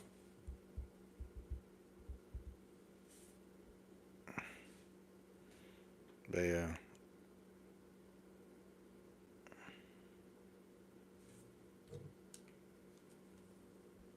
Notes on my iPad that I wrote down for this guy, but it's not suitable for network TV. This guy was an absolute monster. When he put his hands on you, it was over. He took Texas A&M defensive Okay. line, and he just The Falcons ain't messing around. They already know who they want. The pick is in for them. Tennessee, same thing. I mean, with pass sets, flexibility, redirect, run game, combo blocks, pull around the edge at 6'5" and 340 pounds. Unbelievable athlete. Falcons, they can go offensive line if they really wanted to. Shoot, they can pick Brock Bowers and add and have a two tight end set. You can have Bowers, Pitts. You can have Drake London. The Atlanta Falcons, despite signing Kirk Cousins, are considering a quarterback at number 8. Right now, J.J. McCarthy is See, on the board. that's what I was saying. You get a quarterback, you have him selected because you don't know what's going to happen with Kirk Cousins. Let me pause him real quick. You don't know what's going to happen with Kirk Cousins because Kirk Cousins had an ACL, not ACL, but an Achilles injury last year. You don't know if that's going to be lingering on his career. He's probably not going to be the same quarterback from a mental aspect. So you get Michael Penix, and if he can step in with again, you'll have Kyle Pitts, you'll have Drake London. You're more than likely will add another receiver in this year's draft class. You had a really good defense last year when it came against the run. And you have AD Terrell on the outside at corner. You got Richie Grant at safety. You know they want to get better at safety, anyways, from what I'm hearing from the Atlanta Falcons. But like I said, I would not be surprised had they gone quarterback with Michael Penix because they needed a quarterback. So Was a spot we thought we would get our first defensive player of this draft. but if they go Jared Verse, I wouldn't be surprised. Quarterback to go here. Mel, So quarterback. let's see what they're doing.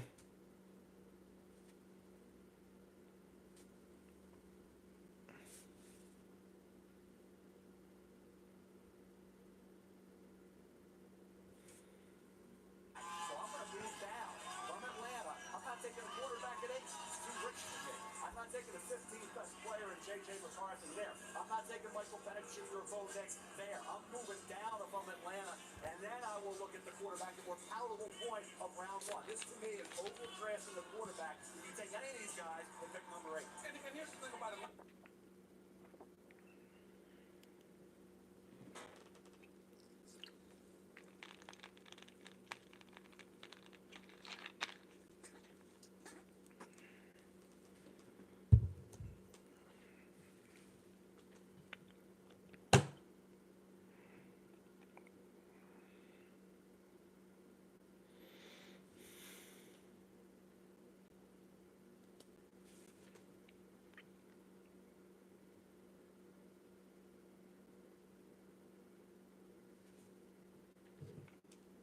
Recovery from that torn Achilles. But man, if they go ahead and go quarterback right now, understand that that first pick essentially doesn't help you go ahead and really try and put a stranglehold, so to speak, on the South and really see if you can dethrone the Tampa Bay Buccaneers and be that team that makes that big leap. Because there's so many things that are set up so good for them.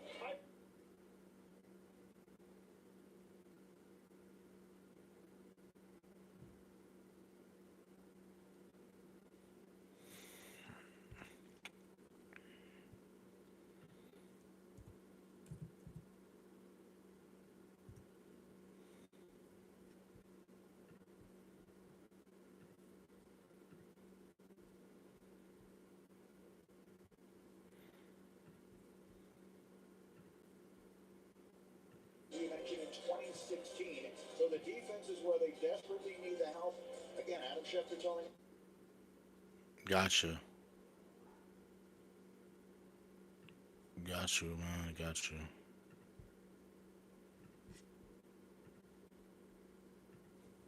Space and go.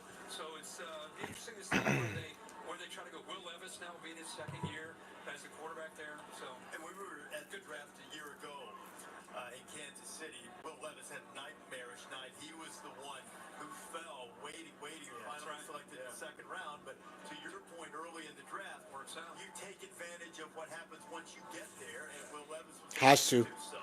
And now It doesn't have to be. I want it to be, but if we go like edge, I won't be mad. If we go Cooper DeJean at a corner because this team is cheap, I don't see them wanting to pay a guy like Deron Bland, especially if they're thinking about the future and they're so worried about the cap space.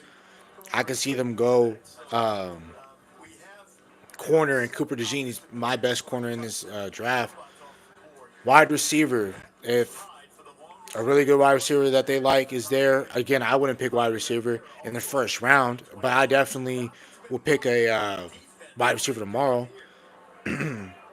Like I said, I need more of these quarterbacks to go because the more the quarterbacks we go, the more trade back scenarios we have, and then we can pick some. With the eighth pick in the 2024 NFL Draft, the Atlanta Falcons select Michael Penix Jr., quarterback, Washington. Let's go. So what I'm saying, I knew it. I figured they had to go quarterback because they're not going to miss out on quarterback again.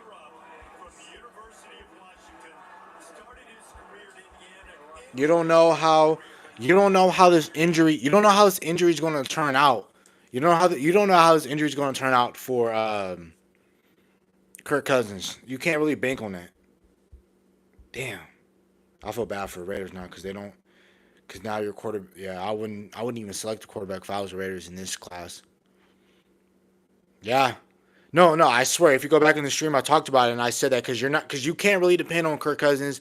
You don't know where he's going to be from a mental aspect in terms of his quarterback play. He's never been a mobile quarterback anyway.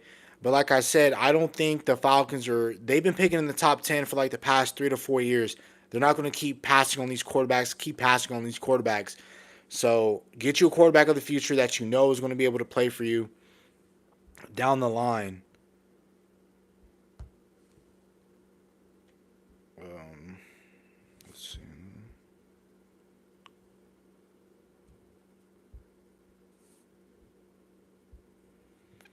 Okay. Bears are picking. They, Part of an offense that's put on points and won some football games at yeah, Indiana. Then he goes to Washington. He has all his talent around him. He does a great job. yeah. That's what I'm saying. Like the Falcons have the again, like everyone who's mainly picking in the top 15 have a bunch of needs. So them going quarterback is not really out of the realm for me. Too high for my liking at pick number 8. They said Dallas Turner from Alabama is still sitting there. Just to clean up one thing real quick. The Tennessee Titans drafted J.C. Latham. The offensive line coach, oh, by the way, everybody, is Bill Callahan, one of the best in the business, right? So he will help J.C. Latham cut down on penalties. For this pick, though, for the Atlanta Falcons, they got to believe in the Raiders. It was discussed all week. The Raiders are taking him at 13. The Raiders evidently were trying to trade Yeah, him. My intel yeah. says I trade feel bad for the Raiders, Michael Penix Jr. They had to think about Denver. but I feel like they possibly should have gone Jared Verse. I feel like they should have gone defensively. Roma Dunze is still on the board. I think he goes if he doesn't go here. If Odunze doesn't go ninth, I think he goes 10th to the Jets. Aaron Rodgers, Garrett Wilson. You need a true number 2 wide receiver because Garrett Wilson was in jail, like for real, like no ignorant type stuff. Like he was locked up if he didn't have a quarterback because nobody else on that opposite end of him was getting open. Still out there, Greeny. It's the first time in the common draft era 4 quarterbacks go in Damn. the first 8 picks. The Bears will be next. What are your thoughts on Michael Penix to Atlanta? Michael Penix is a really good player. Talk to some of the quarterback coaches around the league that were talking And about Penix had a really good year last year. the ball comes off of his hand. Oh yeah, like who I would take, I'm taking Penix. I view McCarthy in the same realm as the Niners quarterback, Brock Purdy.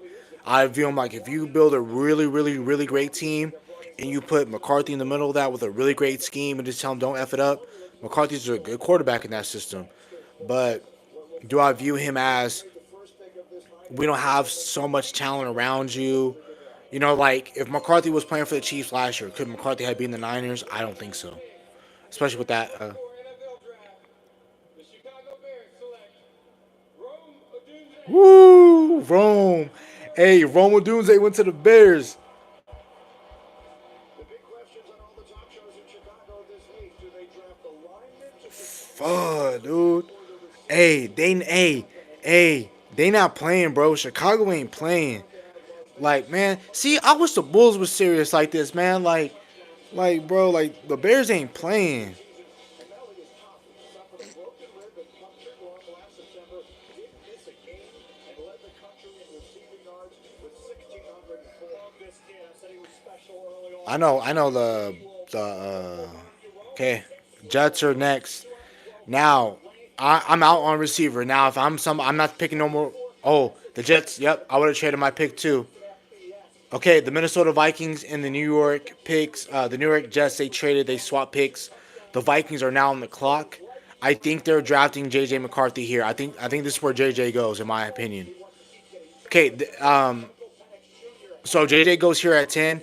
There's no other quarterbacks getting drafted in the first round because I've seen a lot of mocks where Penix even go in the first round. I saw him going like second round, but this is where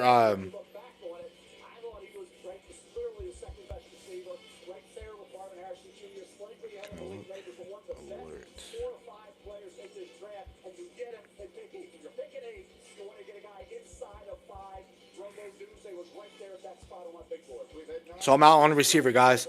I like all the wide receivers. Yeah, bro. Yeah, yeah. Odunze and Garrett would have been clean. Would have been nice. Uh, okay, so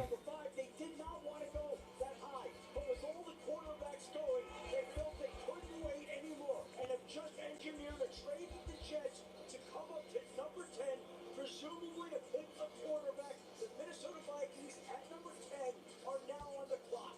Moving up one spot, the Jets were at 10, the Vikings there at 11, and so they come up here. One would assume this is for J.J. McCarthy. I don't think there's any question that that's it's not assuming because I think Minnesota, to me, represents the organization that is best suited to really support a young quarterback. They have it all: offensive line, running back, wide receivers. they don't have it all in Minnesota. But yeah, Minnesota is a really good spot, especially if you have a young quarterback and you got him with Justin Jefferson. McCarthy's going to be solid. I think this is a really solid system. I like Kevin O'Connell. I like his system a lot. He comes from that. He comes from the nerds tree. Like he comes from that Shanahan 49ers system. Like What has this Bears staff done to create a foundation for success right away in Chicago? I think they've been building it for a little bit now, and when I visited with them, they're determined, they're tenacious, and I'm trying to find out the trade details, guys, of what the trade was included. They only went back one spot. The Jets did. So I don't think you're gonna get like a whole lot. They might have given them a third round pick, maybe a fourth round pick. Is my mic on?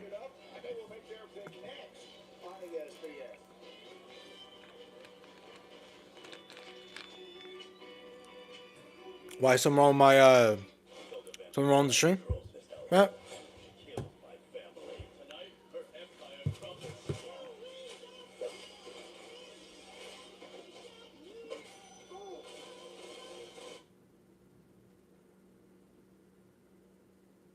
Okay. Can't guard him one-on-one outside, then you got to play split safeties. That's true. This is the Minnesota Vikings draft room. That is significant because they've made a trade to move up one spot to number 10. Do the Vikings go quarterback?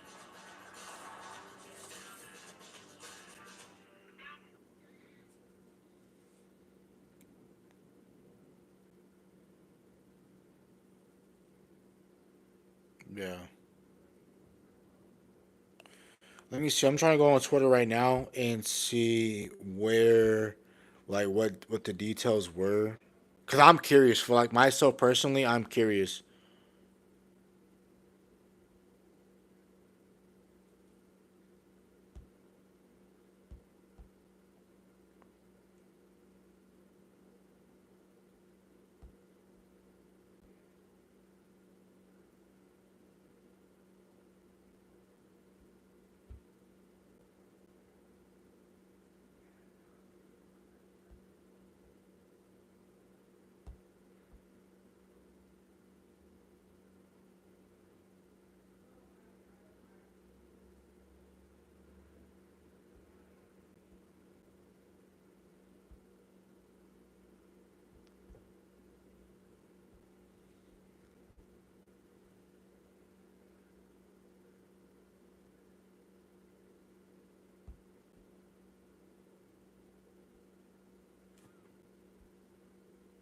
Okay, cool.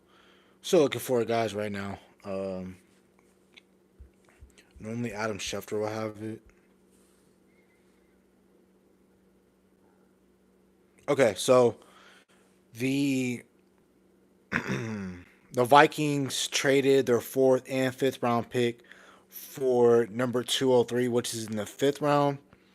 Thank you, man. I appreciate that. I appreciate it. I'm glad I'm here with you guys too. This is like my best time. I really love. This is like the only time I really go live streaming.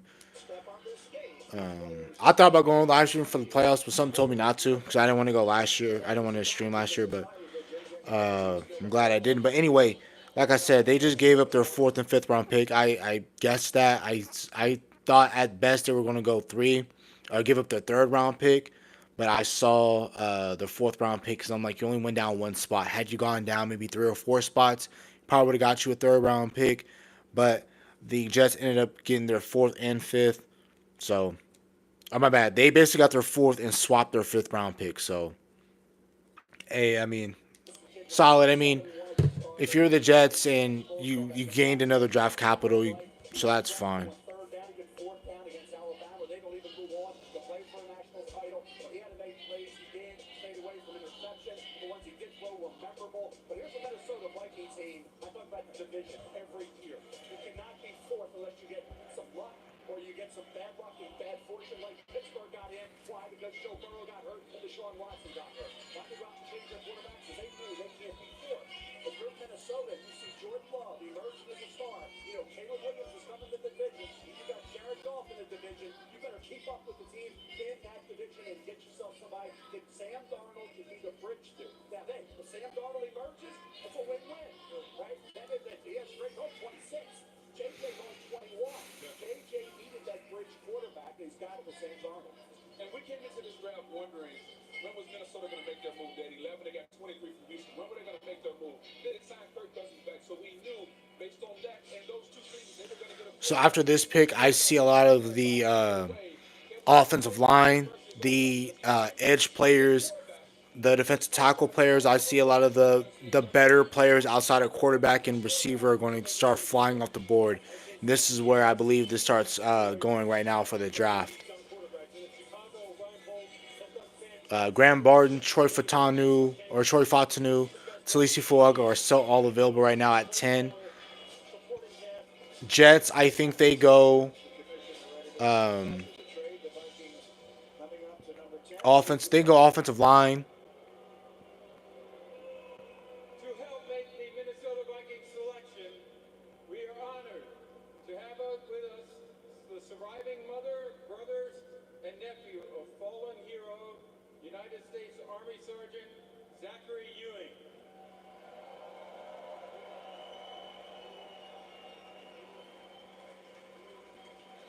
Zachary died after a battle with cancer, a cancer that was discovered after he was injured during his second deployment to Iraq.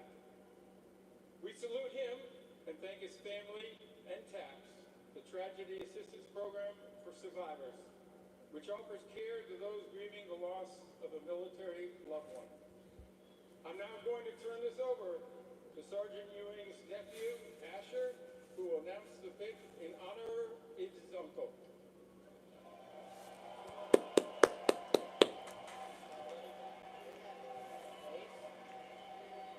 With the 10th pick in the 2024 NFL Draft, the Minnesota Vikings select J.J. McCarthy, quarterback, Michigan. Okay, J.J. McCarthy. J.J. McCarthy, guys. Michigan. Like they did say, bridge quarterback. I'm not starting him. I'm not throwing him into the Wolves right now. Let him sit out a year. I'll let Sam Darnold take all that heat, have him start. This can be another spot where J.J. McCarthy is going to be the future for the Vikings. So if Sam Darnold can go out there, ball, take him to the playoffs, maybe get a playoff win, maybe just get a playoff appearance, they lose in close fashion. I think Sam Darnold can probably get possibly traded for maybe a haul. But I think that's it for quarterback. Again, remember, guys, these teams, they don't know how to draft. So there can be a definite quarterback. Combine. He found the quarterback coach there in Minnesota, and he said, look, the thing that impresses him the most about Kevin O'Connell is Salute to him. Thank you for his services, man. the quarterback. There's nothing that a quarterback will come off the field and have a question about that he can't answer and provide a solution to. And when you have a guy who has that kind of ability to make those kinds of plays, Where you're do not going to have to the provide too many solutions for him. through Michigan. because J.J. McCarthy is a fantastic prospect. No, Michigan didn't rely on him and put games on his back week after week after week. But when they called on him under pressure, get outside the pocket, convert on third down, convert on fourth down, convert with your legs, make tough throws over the middle in the tight windows, push the ball down the field. He can do it all. He just doesn't have the volume of throws that some of these other guys have. And he won't have to play right away in Minnesota. But if he earns it, think of the weapons that he has to work with as wide receiver, offensive line, and at running back. It is all set and work. The talent is there, but of all the guys at the quarterback position that have been picked. Thank you, man. Um,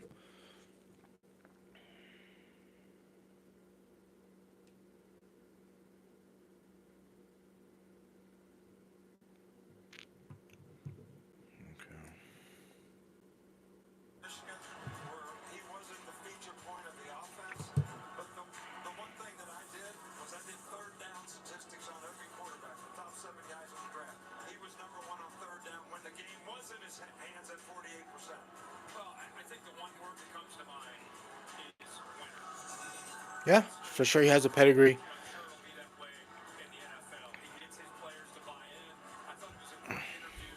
Somebody interviewed him recently and asked him, "What do you think about Kevin O'Connell, the head coach the Minnesota Vikings? All this talk about you and the Vikings." He said, "Man, I love hanging out with him. I love sitting down with him. I'd run through a wall for him."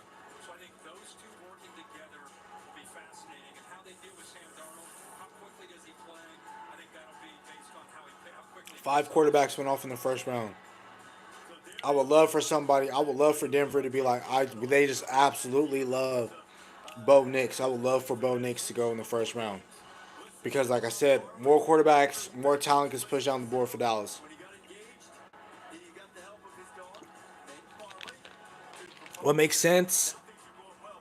Look, man, he's got if offensive line isn't going to be the pick, running back Jonathan Brooks. I've been hearing news reports about if he is a available. Not he will be available in the first round, but in fact, I'm gonna read you what James Slater had posted. 'Cause James Slater had posted a post this morning talking about what are the Cowboys scenarios at 24. I'm trying to find it if she posted it on her Instagram. I don't think she did.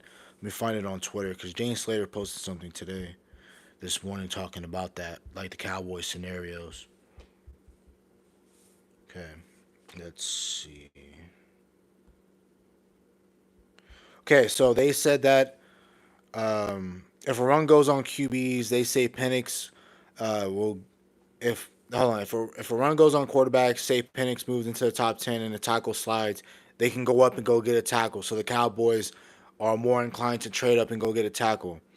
If the two offensive linemen they love aren't there, they could trade down and pick up a guy like Jonathan Brooks and get a tackle in the second and possibly a center in the third. They said the biggest concern apparently is that the Eagles. I don't like. I like Brooks in day two. If you want to pick him in day two, hold on. the New York Jets select Olu Fashanu, Damn. tackle, Damn. Penn State. Oh, okay. I for some reason I thought they said Sleazy Fuaga. I'm tripping. So Olu Foster. Okay. And when we drafted in the first round last year, Mom said, "Nope, you're staying there. You're going to get your degree." He's a young guy.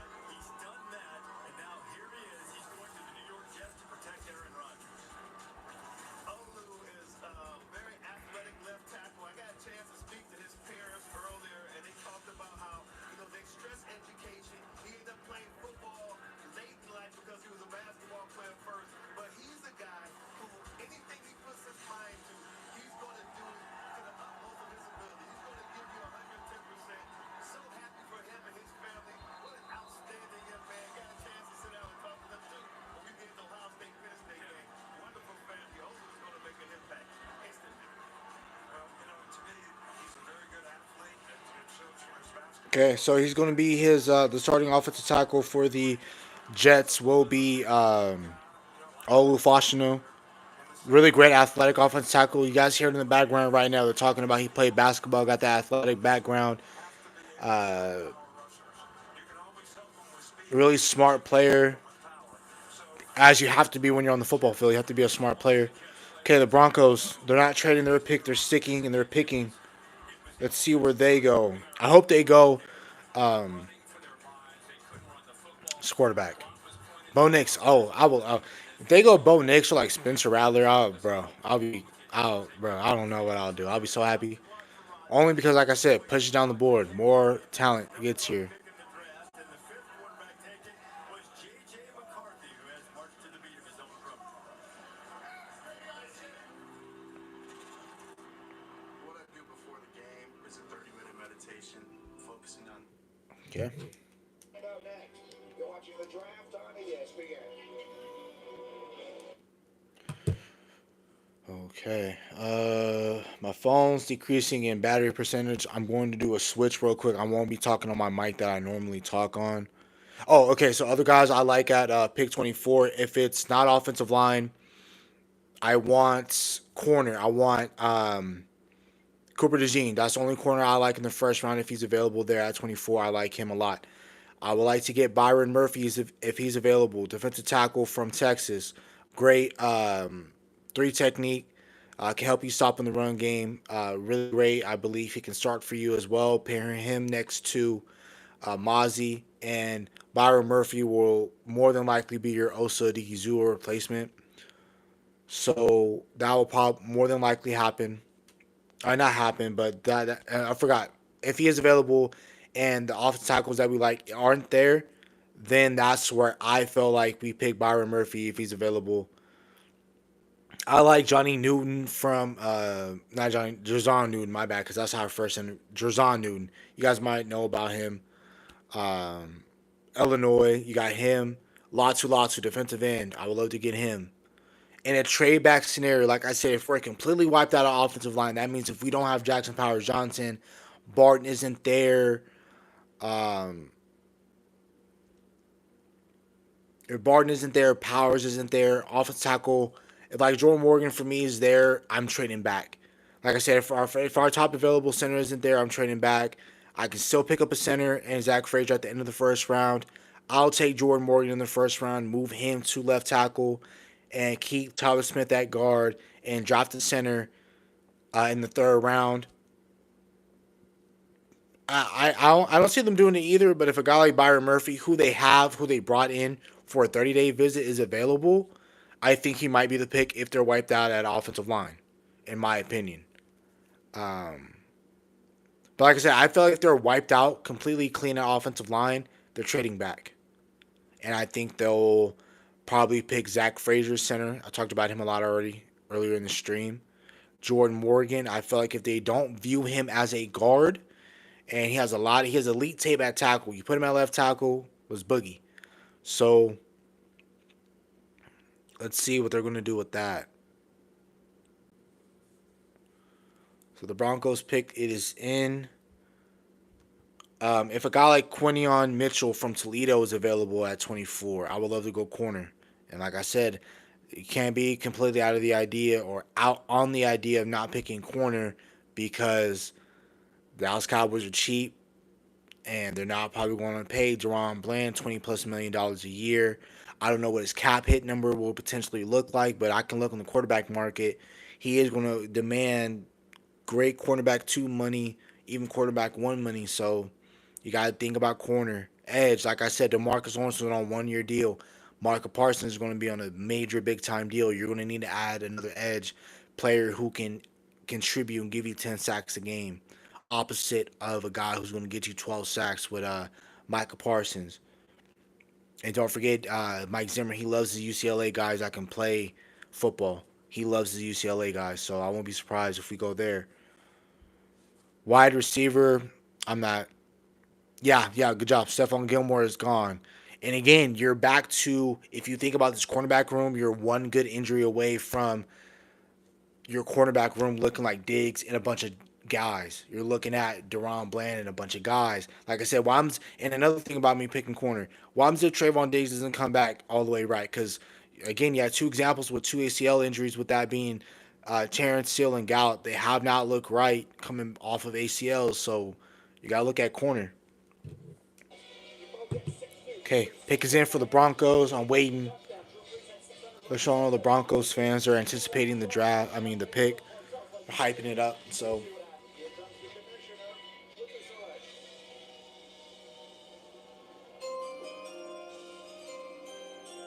12th pick in the 2024 NFL Draft, the Denver Broncos select Bo Nix. let's fucking go. Let's go. Let's go. Let's go. And so here we are, 12 picks into the Let's go. Let's go. quarterbacks already off the I'm board. sorry. I'm sorry if I ruining you guys. If you guys are wearing headphones, I'm sorry. But like I said, I wanted somebody to feel idiotically stupid about Bo Nix. I don't think he's a bad quarterback. I'm not saying that, but I wanted them to go Bo Nix because they need a quarterback, right? But more talent gets pushed down this board. More offensive tackle spots are going to be available. Edge defenders, cornerbacks. I just talked about Cooper DeJean, cornerback out of Iowa. Like, this is pushing down players down the board. Freak it. I want to. If the Raiders want to pick Spencer Rattler, go ahead. Like, just pick all the quarterbacks y'all want, bro. Because that means more talent's getting pushed down this board. And they did say, I forgot who it was, but somebody did say 6 quarterbacks will go in the first round. Here it is. This is their 6th quarterback that went. Are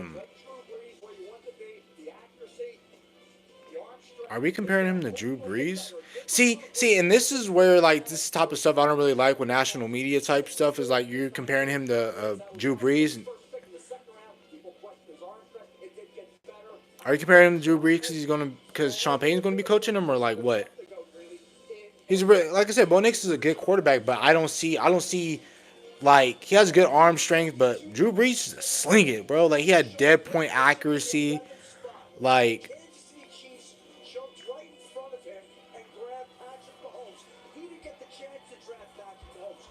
Sean Payton feels the same kind of way about Bo Nix that he once felt about Patrick Mahomes. They flew out to Oregon to have a private workout for Bo Nix. Okay. Gave him the Broncos offensive playbook the night before, and by 8 a.m. the next morning, he can recite Denver's offense. They took him onto the field. He threw the ball with accuracy, with precision.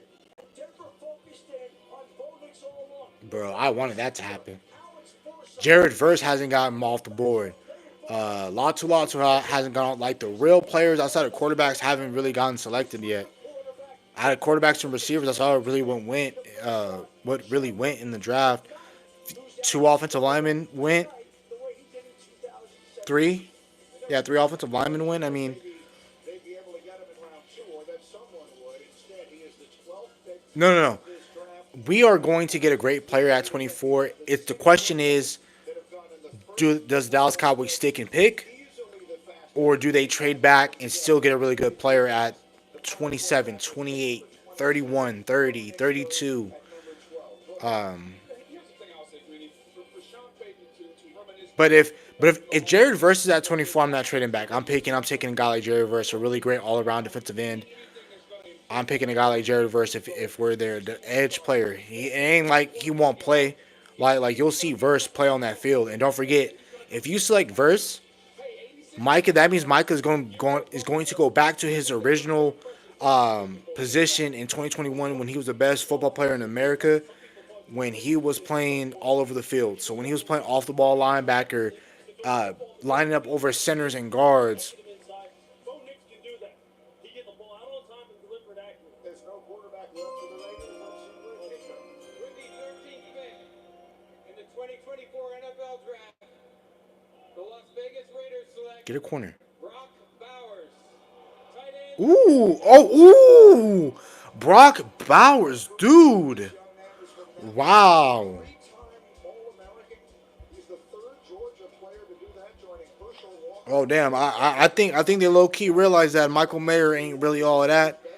Dang, Brock Bowers? To do so, he's now the highest draft Okay, the Cowboys picking 10. They got 10. Oh damn, who that? 7th highest rated player on the board. You Yo. number 13. That's the Damn, Brock Bowers? back, but they're overdrafting. Bo Nix was the third. Wow.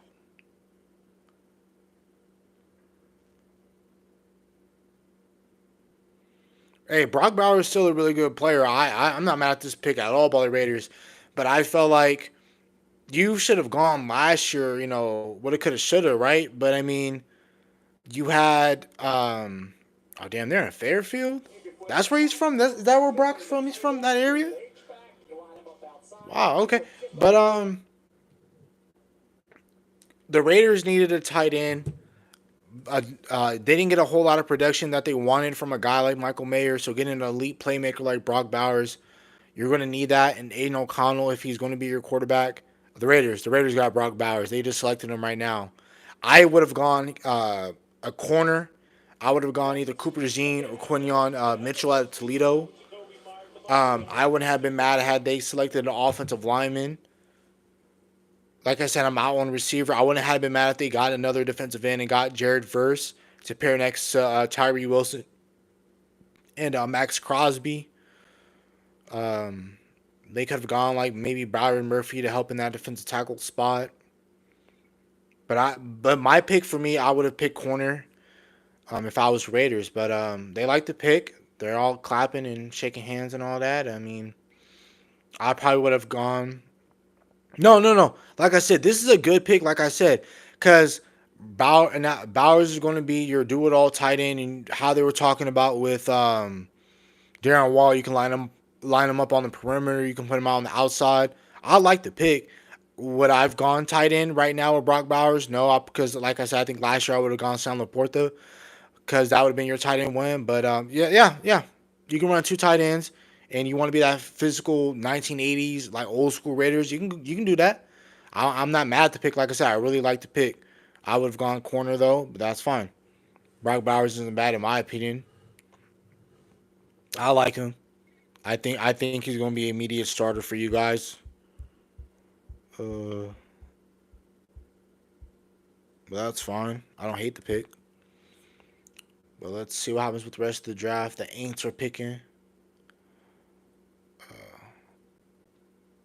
Yeah. No, no, no. I see the vision too. Two tight ends set.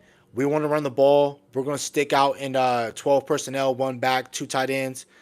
Hey, let's go. We can do a whole lot of 22 personnel. We can have two backs, two tight ends, one wide receiver. Like we can do a bunch of different things out there if we want to. I like what the Raiders are headed. I think they're going to try to do old school football, and I think, I think they're going to get a lot of contributions from Brock Bowers. Just you have to have when you're picking these tight ends high, you have to have a scheme for them. You can't just be like, and so half-assed with the program. Like you have to get with it. You have to have a legit scheme for Bowers. You have to. You have to. Um,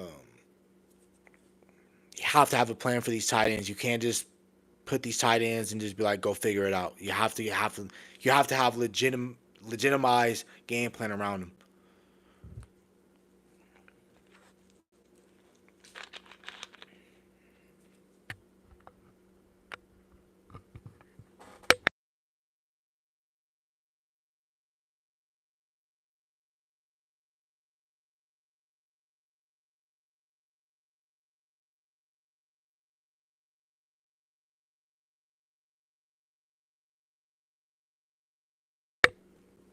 All right, I'm back, y'all. Yeah, but for sure, I would have had me a for sure corner for sure. But that's fine. That's why they get paid all the big bucks to do this stuff. Cause shoot, Brock Bowers can easily be a top tight end in this league. You take care of him right. You put him in the right situations to win. I think for sure he's going to be a really good tight end in this league. But he's going to start for you. He's for sure tight end one. And now you got Devontae Adams, Brock Bowers, Jacoby Myers, um, Michael Mayer. You guys definitely gonna have to drop this running back. I would definitely look at offensive line. Want to for sure get either a right tackle. Oh no, I forgot you have what's that kid name?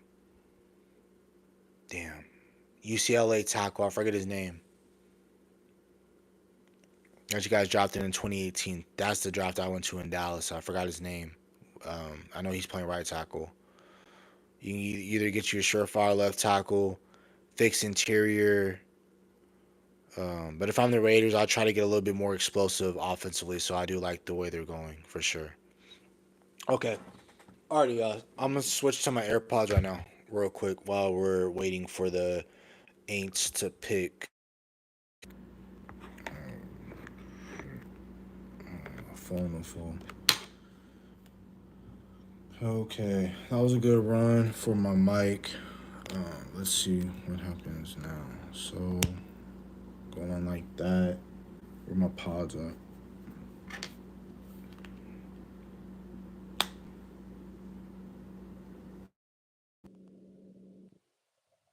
let me know if you guys can hear me well on this end.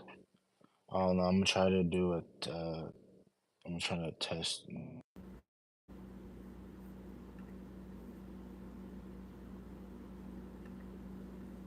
Now you got Devontae Adams, Brock Bowers, Jacoby Myers.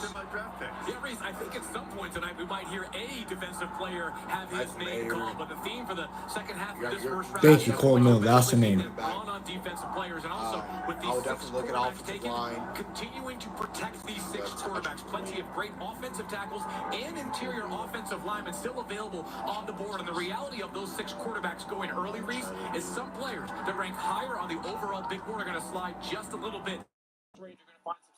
Hey, can you guys hear me well or no? Because if not, I'll just take the AirPods out and then I can just straight just talk off my phone. But if you guys can hear me well, I'm sticking with these AirPods because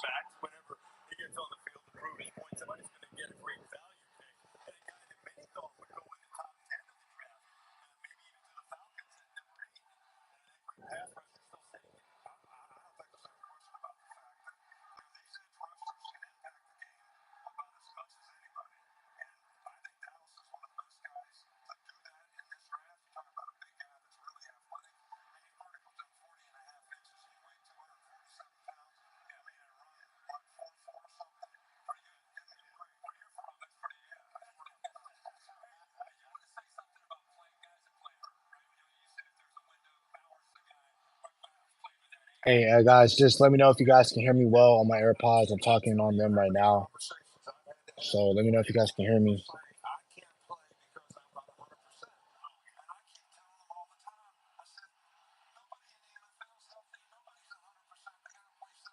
Yes, so you guys can hear me like good. If it sounds like I'm whispering, let me know because I'll just get off these AirPods and I'll just talk regular. But okay, good. Okay, good. Alrighty, cool. Thank you guys. Thank you guys. Alrighty.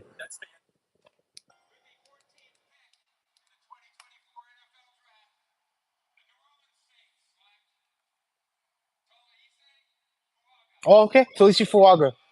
Damn. Okay. Trevor Penning. Trevor Penning was not good for the Aints, so they had to get better at the offensive line position. And them going offensive line is what they need. Don't forget they have Derek Carr at quarterback, so they needed that to protect Derek Carr because we all know that Derek Carr isn't that mobile. So getting a guy that can protect him, and Talise Fuaga is going to be like I already talked about, great strength, great IQ player. He can move people out of gaps, very strong, very athletic type of tackle. I wanted the Dallas Cowboys to select him if he was available. So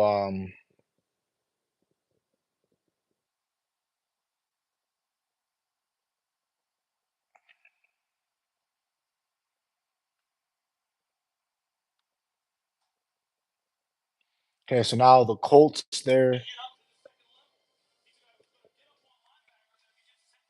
I still like the offensive linemen that are available to me. Now, this is where the Dallas Cowboys could be potentially wiped is if the Seattle Seahawks pick Graham Barton or Jackson Powers Johnson, or if a guy like Barton or Powers goes to the Steelers. So then there goes your two interior guys if you're looking after the Dallas Cowboys. Now, Troy Fautanu is an offensive tackle that can potentially get selected by the Dallas Cowboys if he's there at 24. So let's see with what they're going to do here. Who, who just got changed?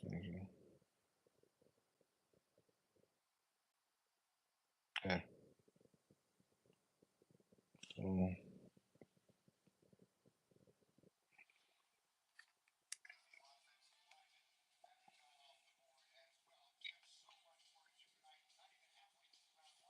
and this is potentially one of the best tackles in the league as well. Um, one of the best tackles in the draft. So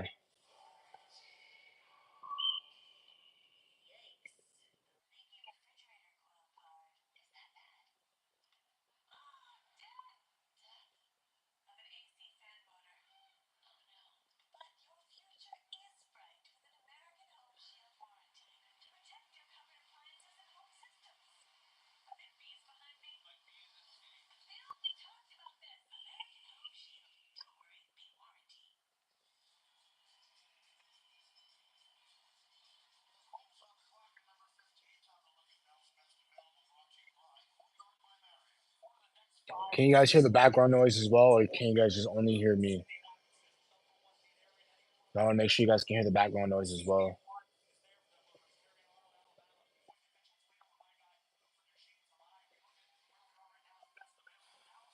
Colts, they can go Dallas Turner. I would love for them to go Dallas Turner here. They could use offensive line help to protect Anthony Richardson.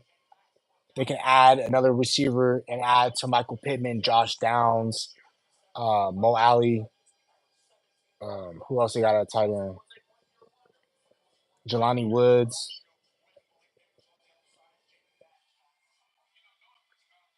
Okay.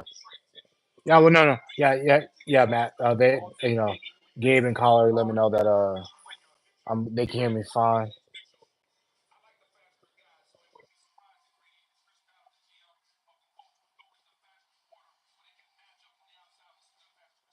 I don't know. I mean, I understand. I'm sure I'll be hungry too if I was running around in the draft, especially nervous and waiting.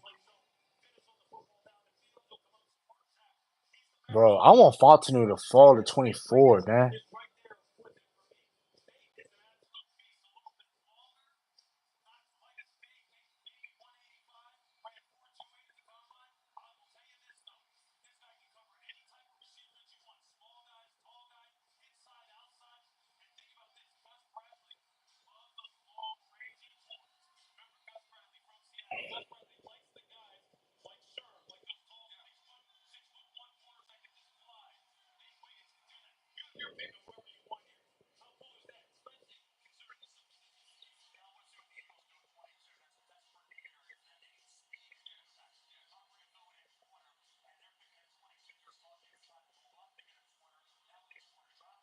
There's 2 minutes left with the Colts. This can be a team that trades out of here and bails. Okay, the pick is in. They are sticking here. I'm surprised there's not a whole lot of trades in this draft. Yeah, I don't know if it's going to happen around the Dallas Cowboys pick. There's going to be a lot of trades, but I'm surprised there isn't a lot of trades. But I don't think a lot of teams are going to trade because, like again, like 6 quarterbacks going in the first round that pushes a lot of talent down the board.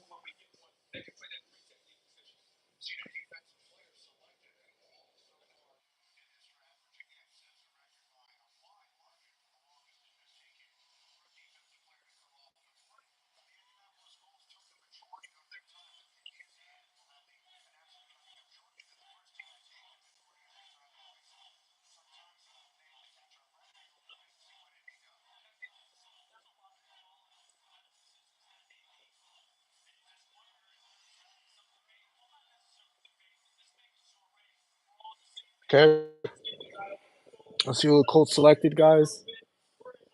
Um, they can go anywhere. They can go corner. I think that's where they go because I forgot they let go of that corner they lost from the gambling situation. Isaiah Rogers, I believe. So they can go corner. I think they do go corner here, honestly.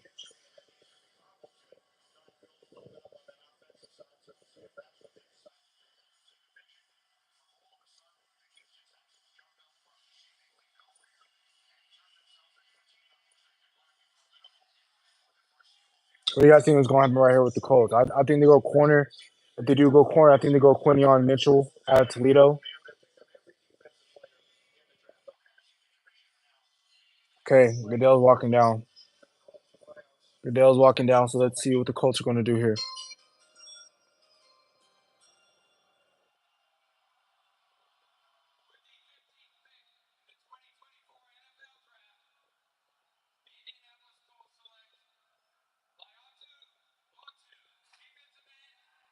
Damn.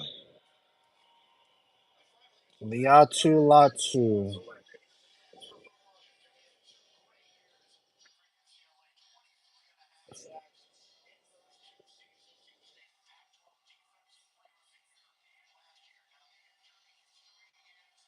Yeah, the only thing concerning about Latu Latu is his injury. That's it. But other than that, Latu Latu is a really damn good edge, man. Really good, dude. Really, really good. He had 23 and a half sacks in the past 2 seasons at UCLA. That's what the board is saying. But he can help you in the run game.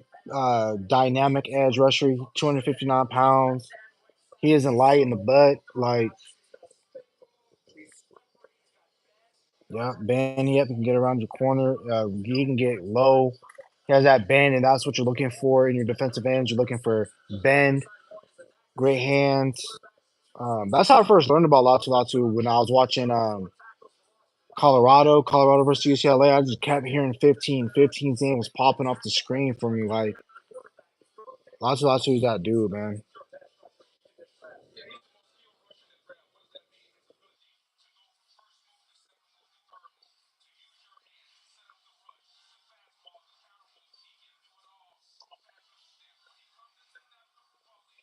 He can draw if you want. You can draw him back coverage. You can pick the ball off.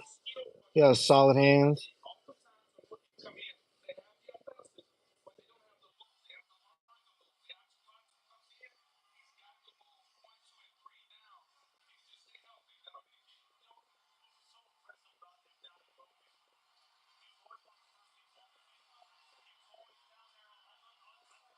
Solid length. He's 6'5" as well. So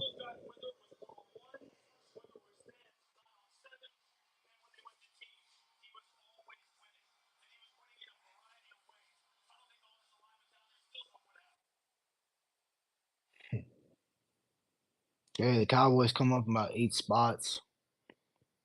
I'm not going to put too much hope on what the Dallas Cowboys do. I have my pick in mind, with especially with how the draft has gone so far. Dallas Cowboys again picking 8 spots. You got Seattle right here who can easily go um, center. They can go interior offensive line. They're good at tackles. You know they got Charles Cross. They got Abe Lucas. So I think they go interior offensive line here.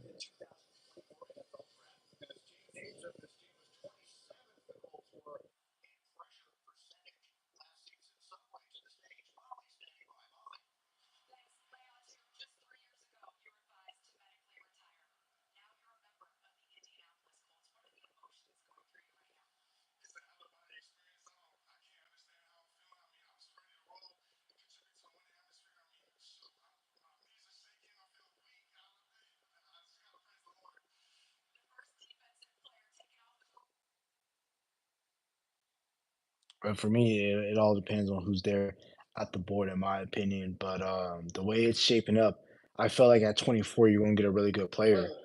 Jared Verse hasn't gone off. You have a lot of good corners that I saw available to you. Um, I wonder what receiver needy team like the Chiefs, if the Niners can't figure out what's going on with, um, if the Niners can't figure out what's going on right now with Ayuk, they're going to want a wide receiver. Bills are going to want a wide receiver. Lions are probably going to add to their wide receiver core. So right now, Seattle, they can add an edge defender. Like they're going to want to probably add another edge defender. So you got to figure out and see what the Seattle Seahawks are going to do right now. I don't want them picking interior offensive line, but in that division in which they play, they're probably going to want to add a interior offensive lineman. You know, So we got to see what's going to happen. So remember, if you guys are in the chat, please like the video, share with anyone who likes NFL content.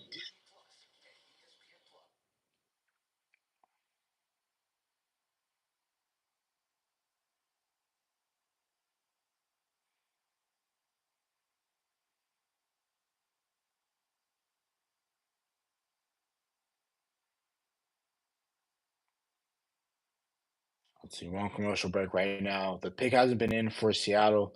It's 3 minutes with their pick. Let's see what's happening with them. They can potentially trade it with somebody. Um,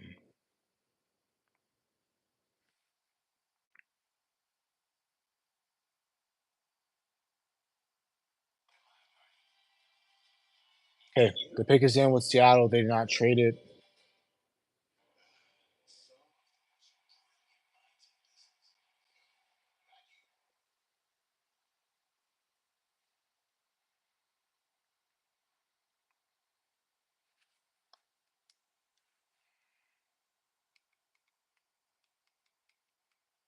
but for me, one of your best offensive tackles in this drive.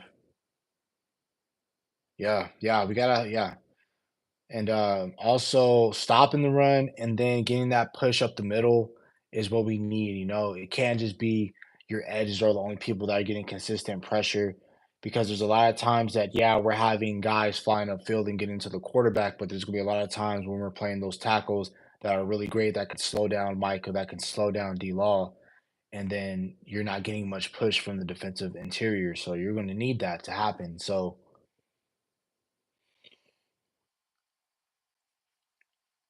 mm,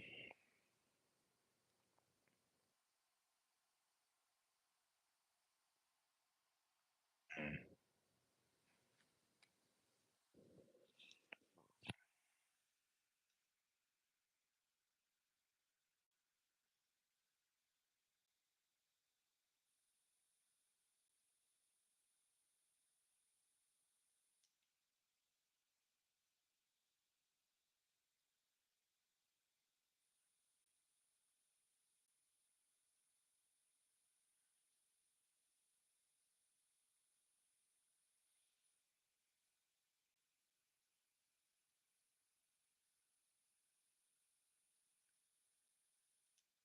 yeah.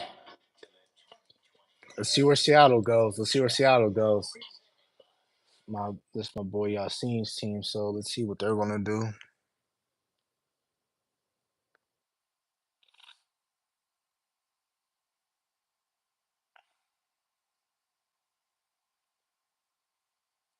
After they announce this pick, I'm gonna use the restroom real quick. After they announce this pick, I think Seattle they can go edge. Dallas Turner, he's still available.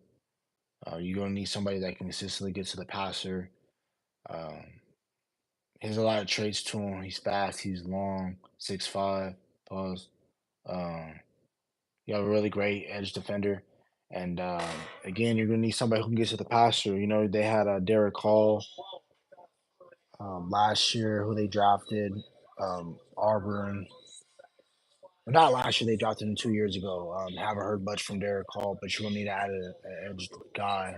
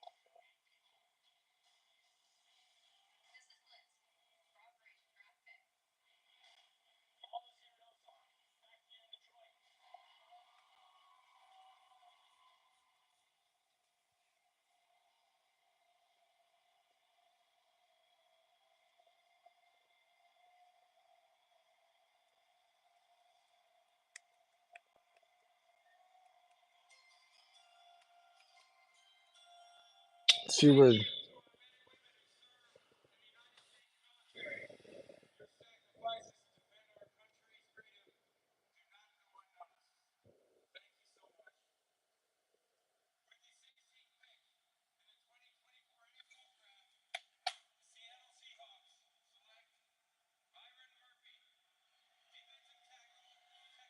Yeah, Byron Murphy. They took Dallas's. Okay, we still have a lot of great talent on the board, a lot of great corners. You have a lot of great players that are still left on here.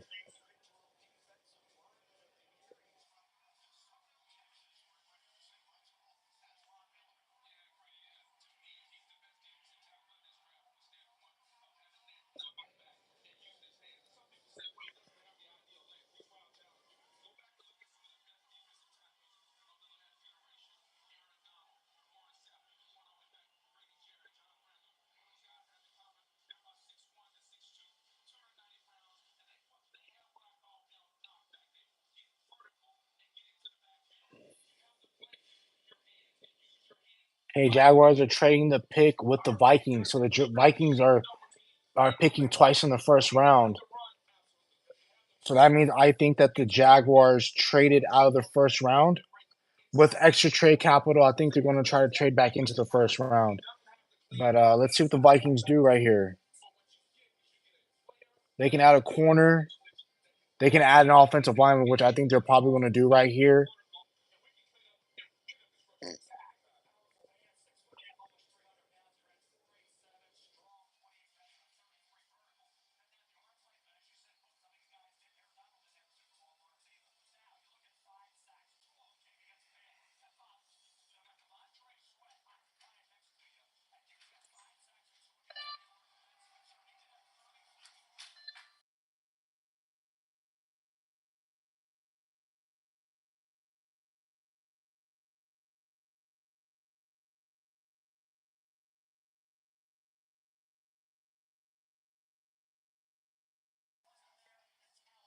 Yeah, I know. It kind of sucks, but I mean, I'm glad he went there instead of somewhere else. But um,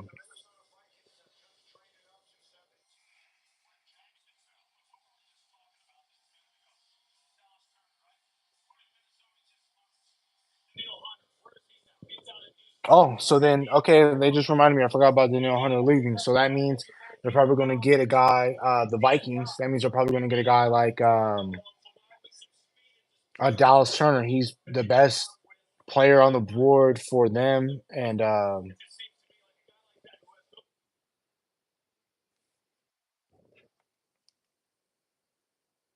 Vikings pick is in.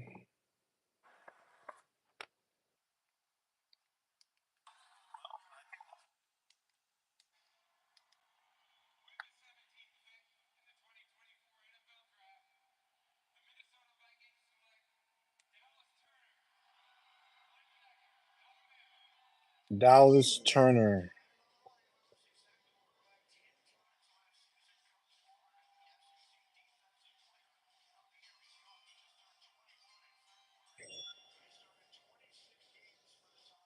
Okay. Cincinnati is next on the board after Minnesota. Explosive traits guy. He has a lot of 6'5". He's lengthy, uh, quick, can get off the edge for you. Solid pass rusher.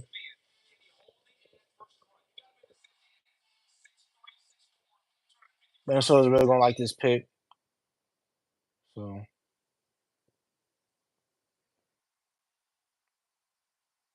oh yeah, man, yeah, for sure. I'm happy for the Seahawks as well. Next to Jonathan Hankins. Yep. Pass rush and defensive technique. They need a defensive tackle anyway.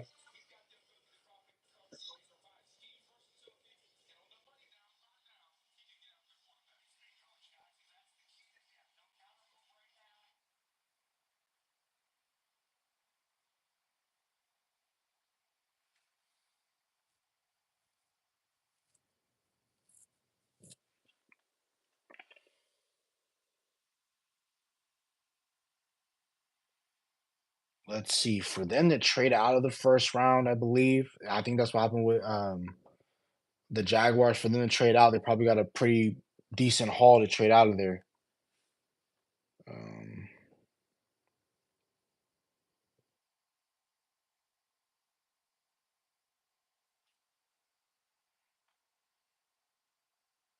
Yeah, there's so much great talent on the board.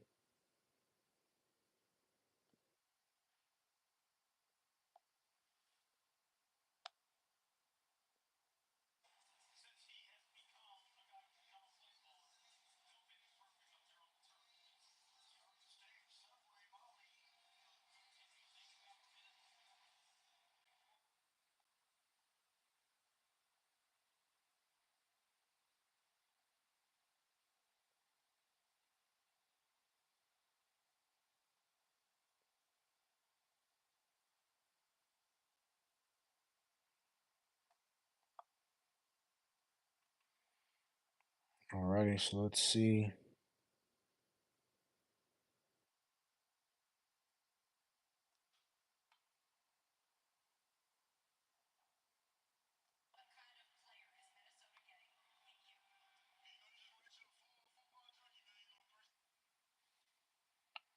Okay, let's see what the picks were.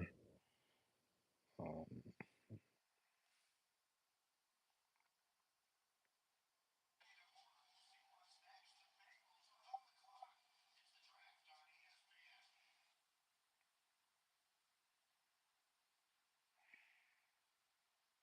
oh no, so the Jaguars, all they did, they moved. My bad, they just moved down 6 spots to 23.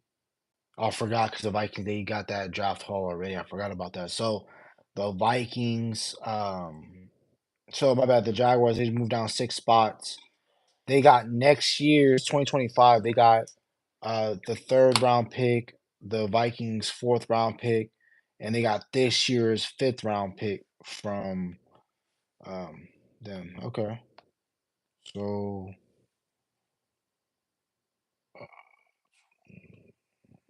20, 24. They got that fifth.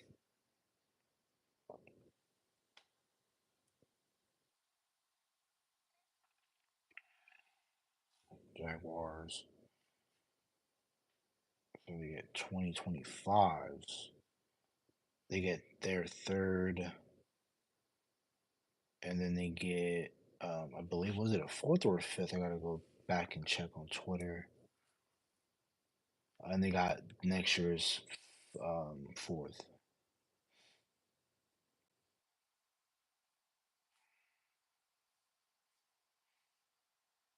Yeah, it's a really decent pick. Okay, the Bengals, they're on the board. I think they potentially trade that pick. No, they're sticking with the pick.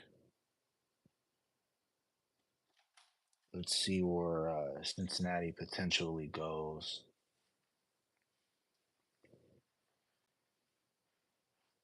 So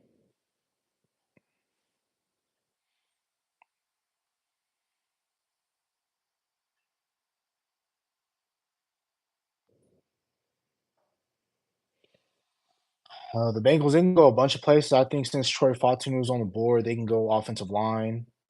Um, they can go corner as well. They lost Cheeto Awuzie to the Titans, so I can see them go corner here. Um, they always need help offensive line, but I forgot they got Orlando Brown Jr. at tackle. They've got Trent Brown at right tackle. So, but they can still draft Troy Fautanu, put him in at guard or interior offensive line. Um, Jared Verse is still on the board, which is crazy to me. So you still have a lot of great talent left on the board. So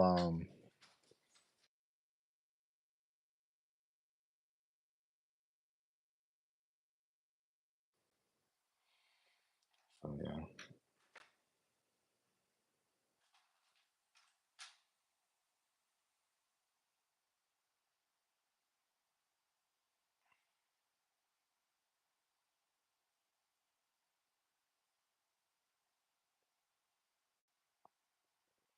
you gotta see where the Bengals go right here.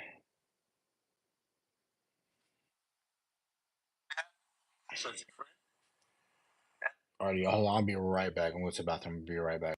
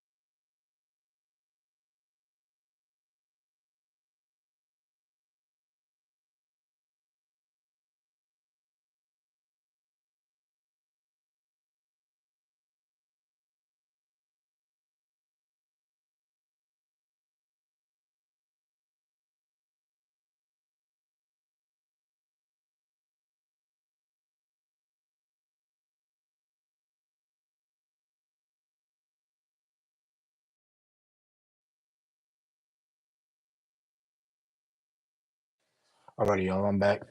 Okay, the Bengals pick is in. They're going to announce it pretty soon. Let's see, they can go edge in my opinion. I think they can go Jared Verse. Don't forget to play in that AFC competitive, very, very competitive division. They were more than likely going to make the playoffs if they were healthy. They're more of like that second half team because they always start slow. Um,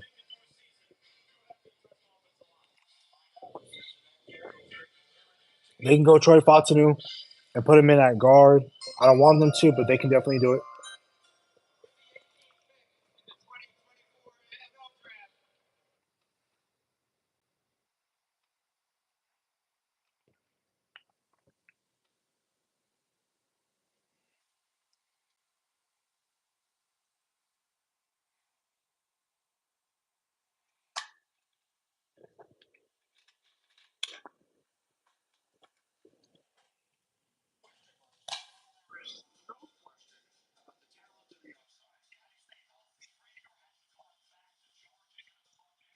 Oh shoot, they went on Marius Mims.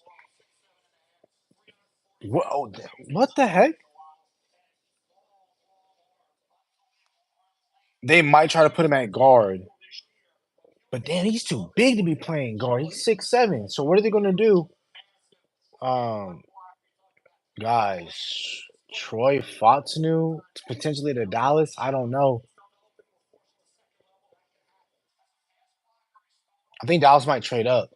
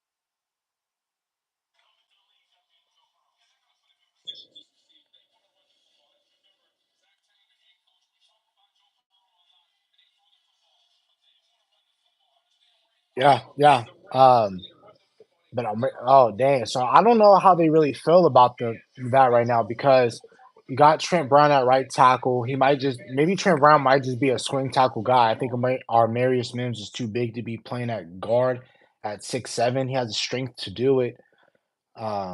They can put him in at guard if they want, but I don't see a way in which they. Okay.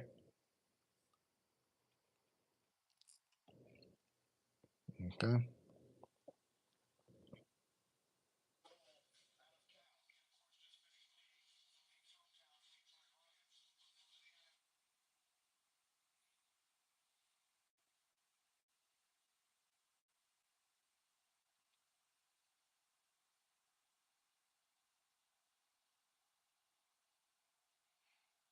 Okay. Let's see.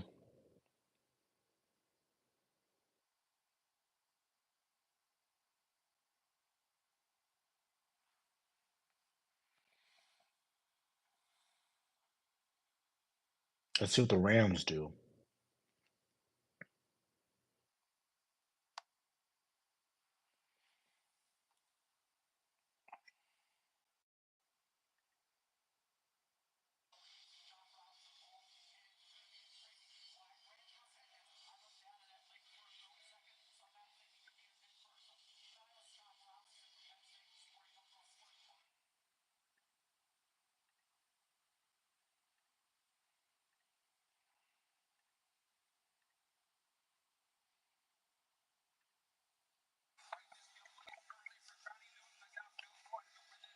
Hey, the pick is in for the Rams.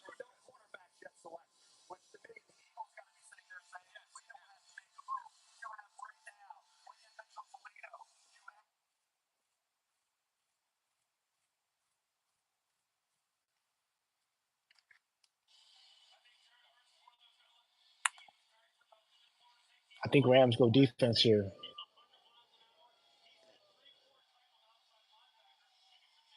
No, no, we haven't yet, bro. We got 6 more picks until we go. We have not gone yet. 6 more picks.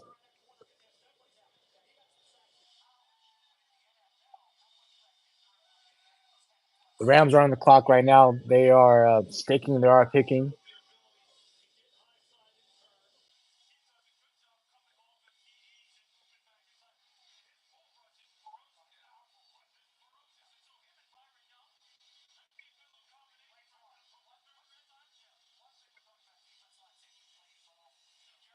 Um, I still think that the Cowboys can get the pick of the litter at offensive line if they want to.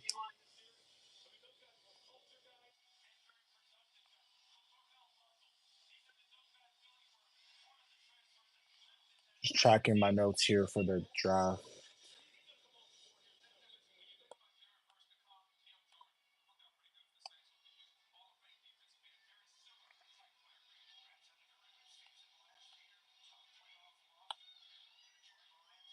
I forgot to put quarterback. Um,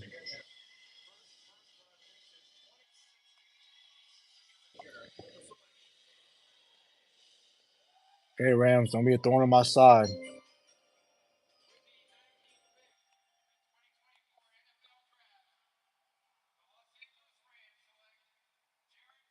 Whew. Damn. Okay. Figured they had to pair somebody up. They definitely were going defensive end. Not def. I felt like they were going more defense. I didn't feel like okay, sure defensive end, but okay. All right.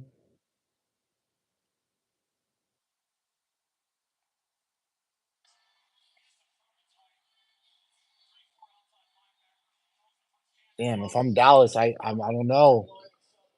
I don't know if you trade up because, but I don't know. You let the board fall to you. You let the board fall to you. That's what I gotta say. Uh, the pick went the Rams. They have picked defensive end Jared first. To me, the second best edge in this class. Really great length, can help you out in the run defense game. Natural to bend. He's a really great defensive end. I really like Jared first, man. Yeah, that get off is amazing too. Yep, all that.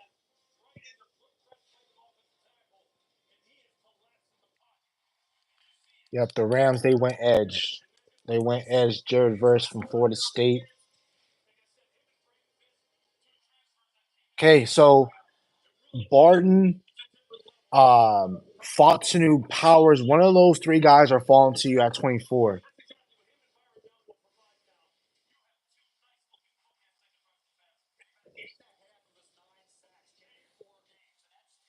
Or they all three of them could be gone, but I don't see Philadelphia picking them.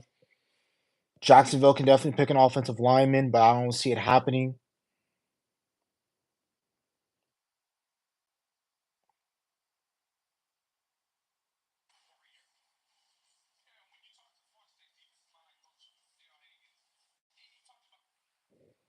Yeah. Yep, you're right. Yep. Let the board fall to you. Let the board fall to you. Oh, okay, he's in Arizona right now. I don't know. They're comparing him to Cam Jordan. I don't know. I see it, but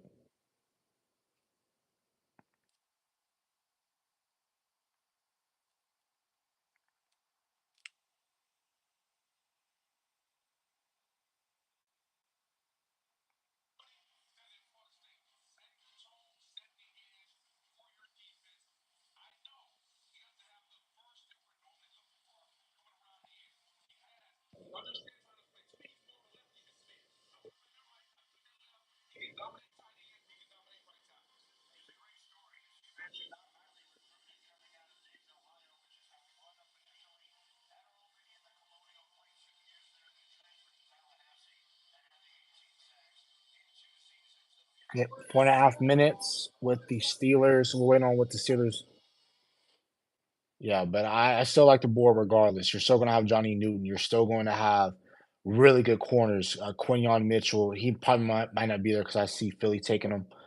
Um, The pick is in for the Steelers. Let's see who they go. Okay, this is hopefully where I believe the draft will start to pick up.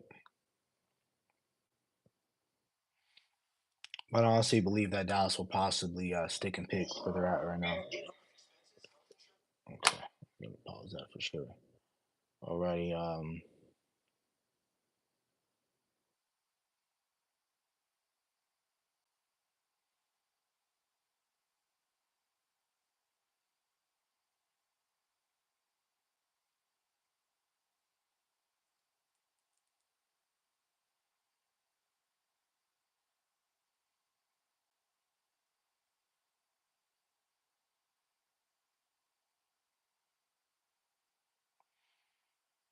With how in which the board is falling, yes, I for sure will stick and pick at 24 for sure.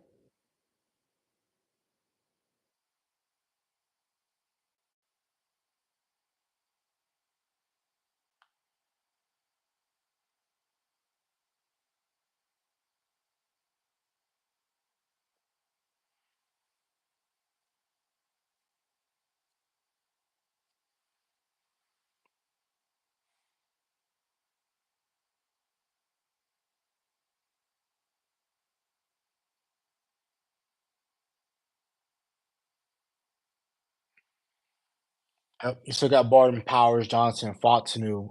Frazier will be on the board. I don't think you'll pick him at 24.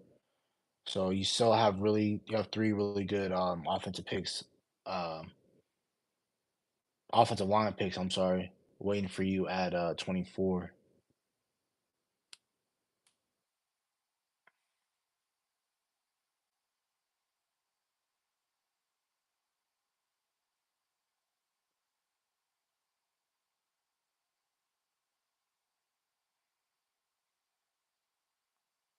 Oh yeah, no, no, no.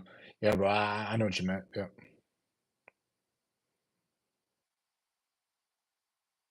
yeah, I'm fine with best player available.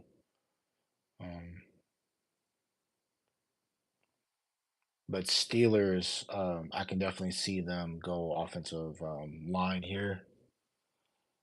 Shoot, if they want to go wide receiver to replace Deontay Johnson and pick Brian Thomas Jr., I would definitely love that pick because that means for sure I can definitely see Dallas trading up and getting a guy like Troy Fatu or, like you said, stick and pick. But I think sticking and picking is going to be great. Right here, I don't think Dallas Cowboys are going to trade back at all because you're going to have way too many great talent for you to trade back from.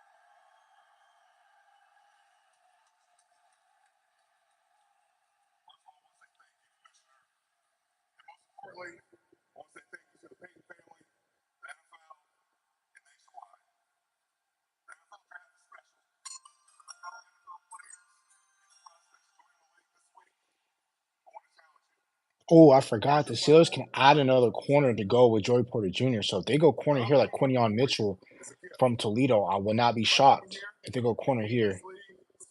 They can go offensive line, go Troy Fatu. They can have that tackle that can pair with Broderick Jones that they selected last year. So I really like where they're going here. If they do select to go corner or offensive line.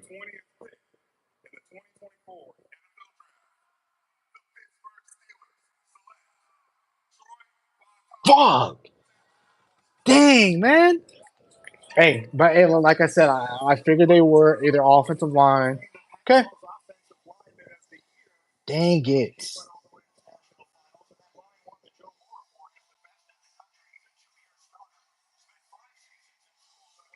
I was really hoping Fatu fell to us, but I felt like it was going to be very hard. Because if he wasn't going to us, I saw him either going to Jacksonville or Miami. So, okay, guys, we're getting closer and closer to the Dallas Cowboys pick. He played tackle, left tackle for the Washington Huskies, but I do see him potentially kicking inside a guard. But the Steelers, they definitely need help at tackle. So,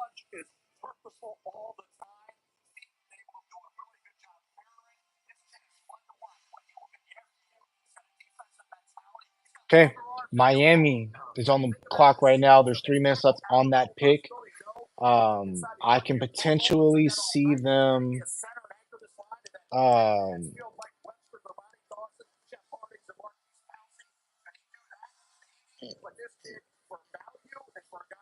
Really great pick for the Steelers. I really love it. Yeah, that's true. That's true, man. You're right. I didn't like. I wasn't going to be like completely delusional, but if he got close, like if he got to 22, I'm calling it Philly. Like, let's switch. I'll give you guys our fifth round pick. You know what I'm saying? Yeah. No, no. Like what Boston Buddy says, offensive line is trash around the league.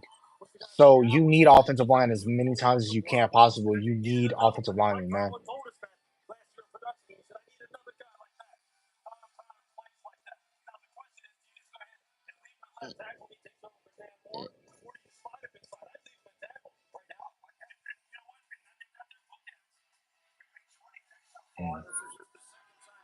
Okay, pick is in.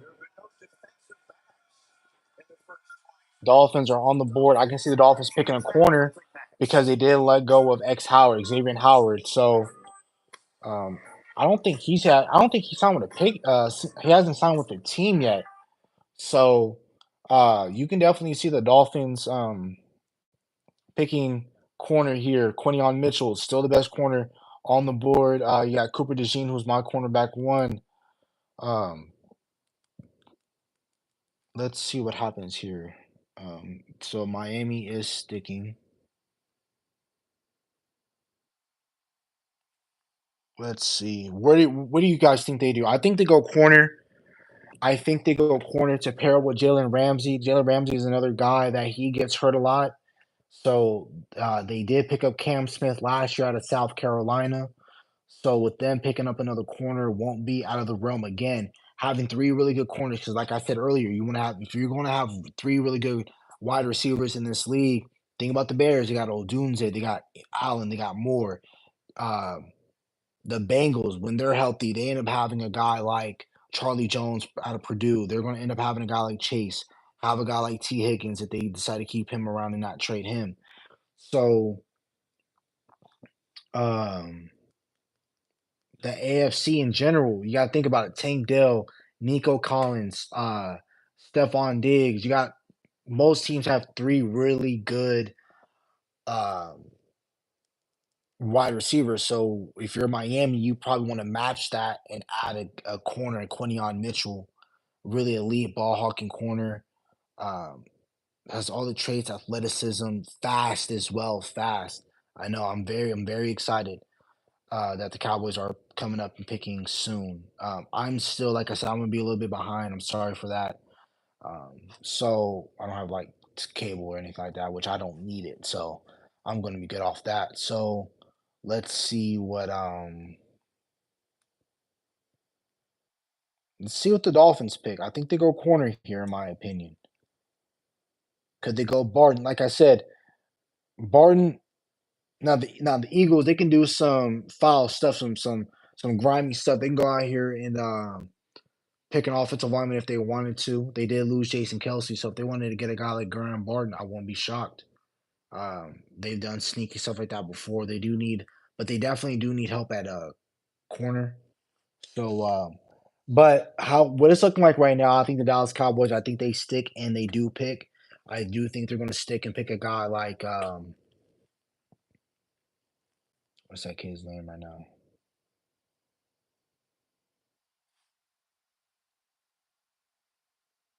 That's good. That's good. Thank you. Thank you. So,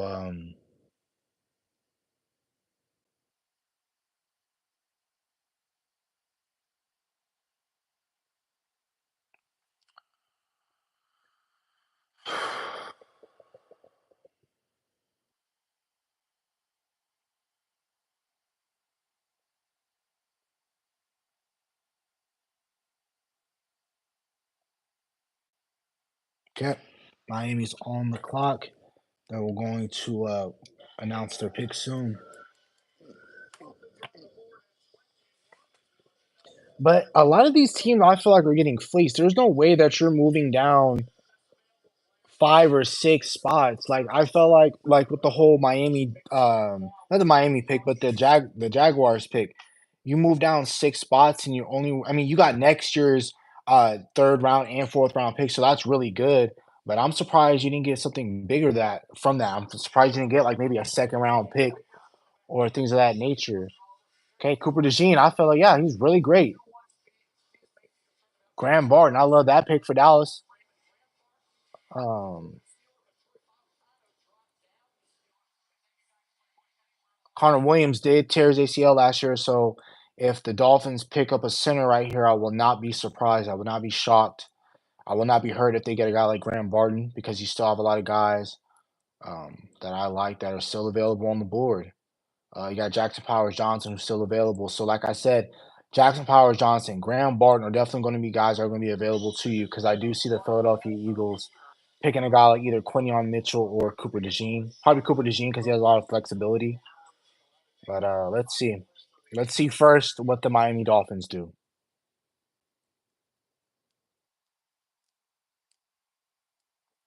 Where do you guys think the Dolphins go? If you guys haven't already seen the pick, if you guys already seen the pick, don't spoil it for others.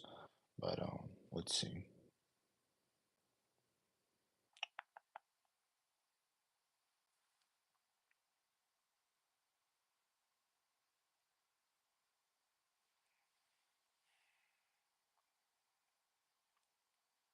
Oh, they go chop Robinson. Robinson, my bad. Wow. Running down the middle, you guy has a lot of athletic. Wow. Okay, hold on. Let me type this into my notes and then I'll break down the player in a little bit. Um, he's run down the middle, you guy. He has a lot of great strength. Not great strength, but he's decent in strength. He's 6'2". He's very fast coming off that edge. Um, but very athletic guy. Pairing him on the opposite edge with Jalen Phillips. They did have a lot of defensive end needs towards the back end of that year because don't forget they Jalen Phillips tore his Achilles on that turf field at MetLife Stadium versus the Jets on that Black Friday game. Then they also had another injury to another guy. I'm forgetting his name because they had to pick up a guy like Melvin Ingram and they had to pick up a bunch of guys to their defensive help. But I forgot they had another defensive end that was. Oh no, that's who got hurt, Melvin Ingram, because I forgot because they. I remember they got him. Jalen Phillips was hurt, and another guy that they had there was also hurt, so they had to go out and get a lot of guys off the field. Andrew Van Ginkel was a guy that was very solid for them, pass rushing off the edge. Um, Philly, they're going corner. They got burnt every single time that they played an elite wide receiver. They got burnt.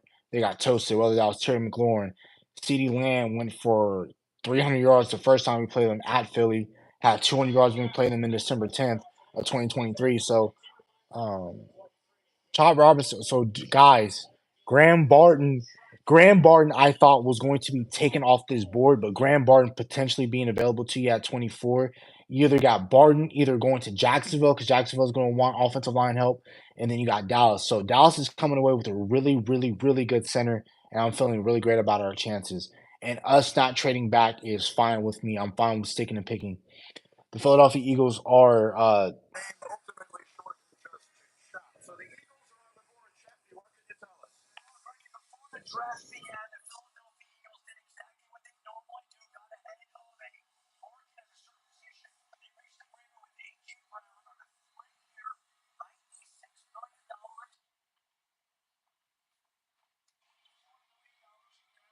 okay. 84 million guaranteed of a $96 million contract. Yes, no, you're coming away for sure with the best center in the draft. One of the best. You're either coming away with the best. Yeah, you're coming up with either the best center in the draft or the second best center in the draft. Um,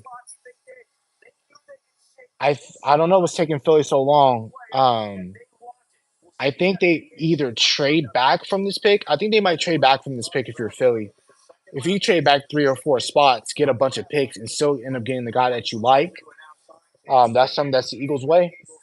They're aggressive. They're savvy. They're a front office. I wish we had a front office like the Philadelphia Eagles. They get ahead of their contracts. They make savvy veteran moves. Um,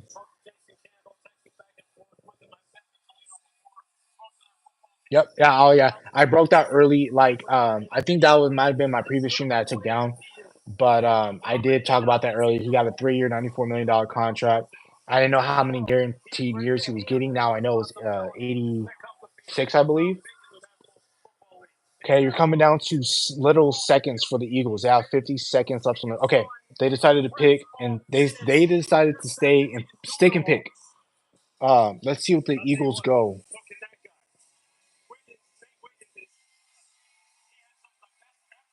I hope I hope they go Nate Wiggins. I really hope they go Nate Wiggins. I ain't scared. Listen, look, I don't care who they sign. Cooper DeJean, really good corner, solid. I'll be mad, but um,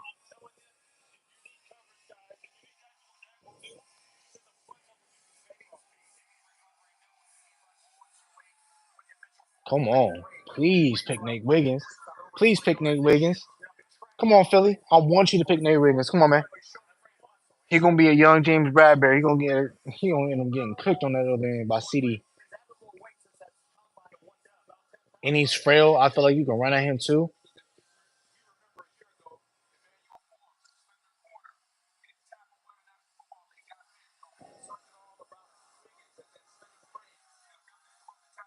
If I'm Philly, I'll probably go Cooper DeJean instead.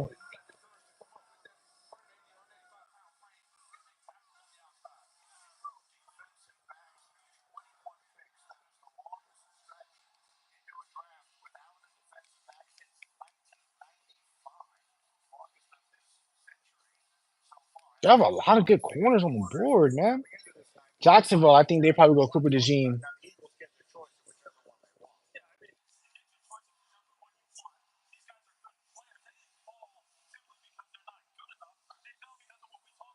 Yeah, man. Even when I was young, I've always liked learning about all 32 teams and how they build their teams and get to that spot where they're winning a Super Bowl or I never want to be that guy that you're in your 50s. You're like you remember when you were younger, the times were never good, and all of a sudden the times they won a Super Bowl. You don't want to be up in the barbershop or in the store talking with people, and you're like, they're good. That team is good because when I was younger, they were trash. I never wanted to be that guy. So I always paid attention to all the teams in the National Football League. So Philly, I feel like they go corner here. Um, I hope they go Nate Wiggins. I would personally go either Quinion Mitchell or Cooper DeJean. I would go Cooper DeJean if I was Philly, but I think they might go Nate Wiggins because of length, size, speed. A lot of speed is getting added to this team. You just saw with the Giants picking at 6 with them getting Malik Neighbors. You're gonna have to have corners that can keep up with a guy like Neighbors. So if they go Nate Wiggins because of speed,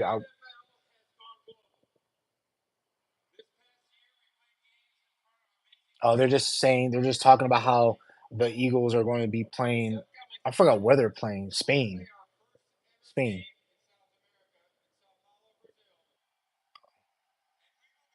My bad. They're going to be playing in Brazil. It was Eagles and Packers that were playing.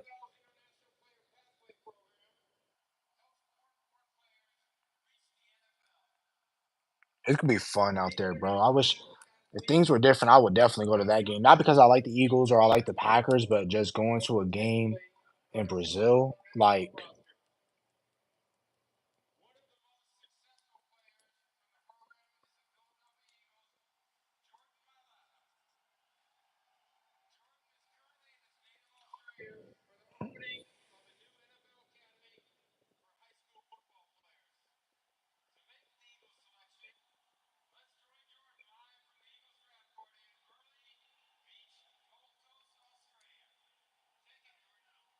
come on, come on, put in the pick, come on.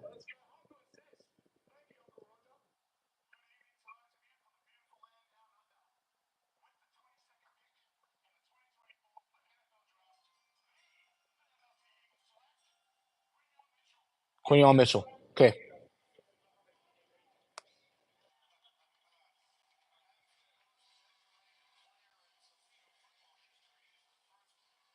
really good corner. I can't even hit. Hey, I can't even hit on the pick.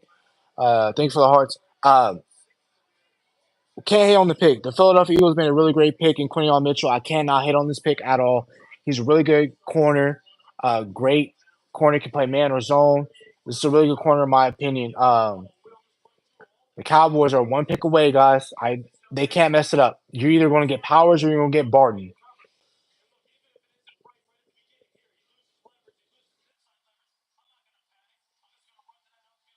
Yeah, he can play man. He can play off covers, like I said. Great ball tracking skills. Not a high penalty guy. Can tackle. Um, Smart player.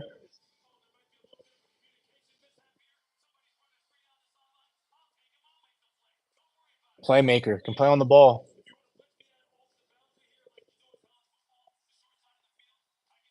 Like I already said, he can tackle all that. He's a really good cornerback. Um, I wanted them to go. I wanted them to go. What you call it? What's that man's name? Nate Wiggins. Not because Nate Wiggins. I don't think Nate Wiggins is a good player or anything like that. I just wanted them to take the lesser corner that was on the board. Still gonna be able to cook him. He's a rookie. I mean, you know,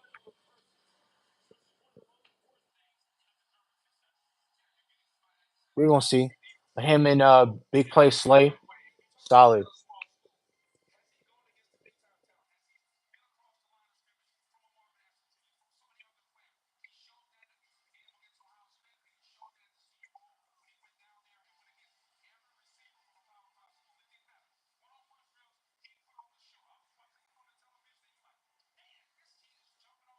But yeah, sticky in coverage, man. Sticky in coverage.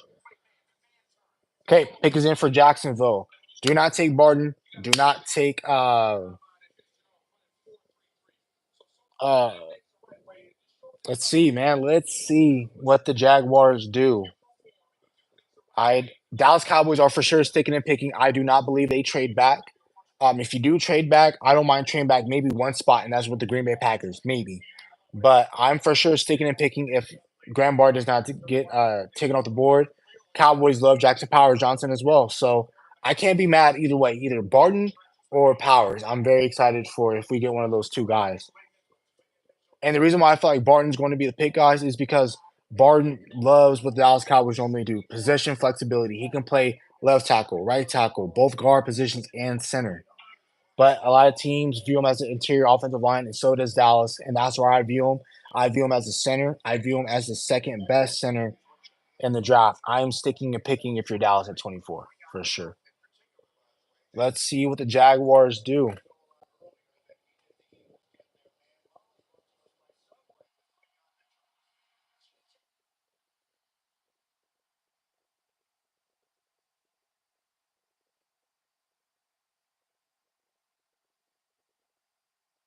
Okay.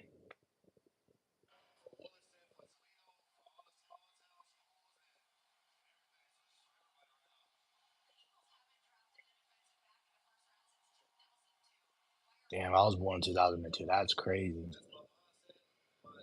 Man, that's crazy. The first time they picked a corner was 0-2 in the first round. That is crazy. I mean, shoot, they won a Super Bowl in them years, I mean, between 0-2 and now, but damn.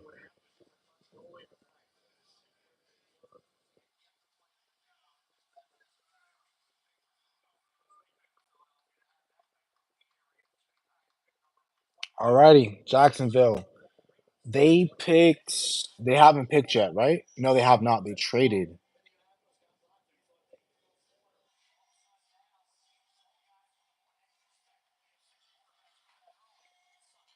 I think they go Cooper DeJean. They need help at that cornerback position. No, you're not. You're not. You're so young in life. 33 years old. You're so young in life, man. That's young in life. I view that. I don't view that being old. I don't like old for me. It is like you got to be in your 70s, 80s. Like Jerry Jones, old, like 70s, 80s years old. If you're in 40s or 50s, I don't view that young, but I don't view that like. I like if somebody told me like 50 something, 40 something. I don't be like damn, like. But I'm very excited for the Dallas Cowboys. Dallas Cowboys could piss me off. They can pick up. Yes, yes, Scuba Jean is that white dude, but he's not like a high motor guy, very loves football. Like, no, he can play. Cooper DeJean can play, and he's an outside corner to me. A lot of people are going to try to say he's a safety. Cooper DeJean he can ball from Iowa. They had a him and what's that girl's name from that Woo! Wide receiver, let's fucking go. Let's go. Brian, let's go. Brian Thomas. Hey, the Cowboys are getting a freaking center. Let's go, bro. We needed one. I need a make America great again type center. I need one of them country strong type centers. I need me one of them centers, man. I miss me one of them centers. I need me one of them make America great again type centers, bro. I'm telling you, I need me one of them. Let's go. Hey, this is it. This is it. We're on the freaking clock. It's 5 minutes and 40 seconds. Um, we have two players I love on the board. If you want to trade back a spot and pick up maybe a fourth round pick from the Packers, I would not be upset. Or a extra fifth round pick from the Packers. But I think Cowboys stick and they pick. They're picking Graham Barton. Going to be your center. Going to be your. From what I'm saying for Jackson Powers Johnson and Graham Barton, I think they go. They both go hand in hand. They're both going to be your centers for the next 10 years. You're going to keep Tyler Smith at guard. We're going to figure it out at left tackle. I'm fine with Austin Richards. I don't love it, but I'm okay with that. But Graham Barton's going to be your center, or Jackson Powers Johnson. Both going to be both high IQ, both strength type of dudes. Going to be able to help Dak Prescott, and Dak Prescott doesn't have to worry about adjusting the line or hey, he's the mic, 54 is the mic, 45 is the mic. Don't have to worry about that with Barton or Jackson Powers Johnson because they both can set the protection, can identify where the blitz is coming. I really like this pick from the Dallas Cowboys because they're going to pick a center. Brian Thomas Jr. makes sense for the Jacksonville Jaguars. Elite speed type of dude. Great after the catch. He's 6'4". They need a receiver out there in Jacksonville anyway, They lost Calvin Ridley. I forgot that. Damn, I forgot Calvin Ridley went to Tennessee. So they need a wide receiver. So that completely slipped my mind that they lost Calvin Ridley. So he went to LSU. Thank you.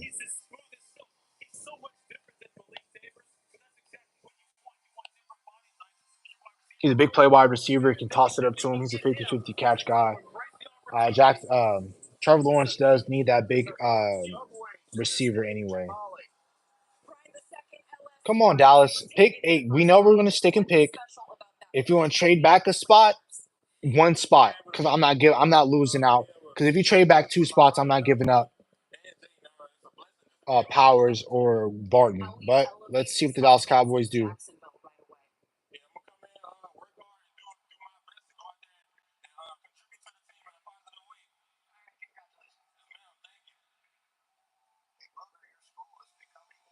Yes, Graham Barton is my pick because Dallas Cowboys love the flexibility. They love the flexibility.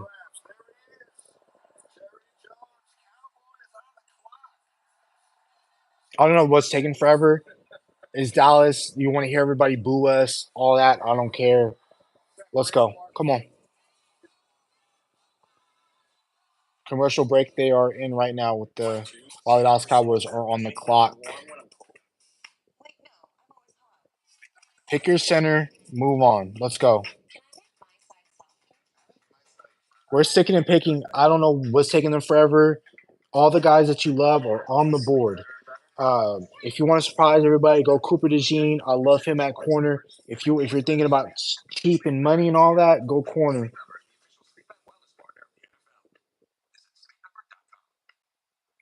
Yeah, um, anyone but Brooks. But let's go in and let's take either Barton or Powers. I'm going Barton if I'm Dallas. Position flexibility is a must. But I forgot to even upload the video, guys. I'm sorry about that.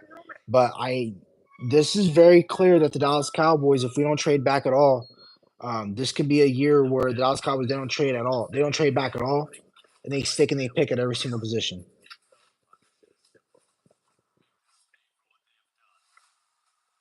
So I want to do I wanted to do a simulator where I said you're gonna have to go in and the Dallas Cowboys, you know,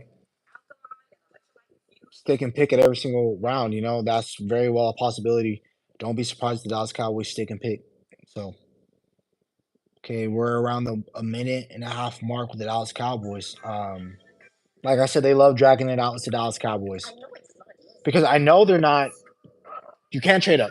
You're picking at 24. You're on the clock. You can't trade up. You can't. I don't know if you're trying to fill calls and see if you can possibly trade back because it's still a minute and 15 seconds. But more than likely, they're just dragging it out. I think they're going to stick and pick. They're going to pick Graham Barton. Again, we're coming up on literal seconds for the Dallas Cowboys.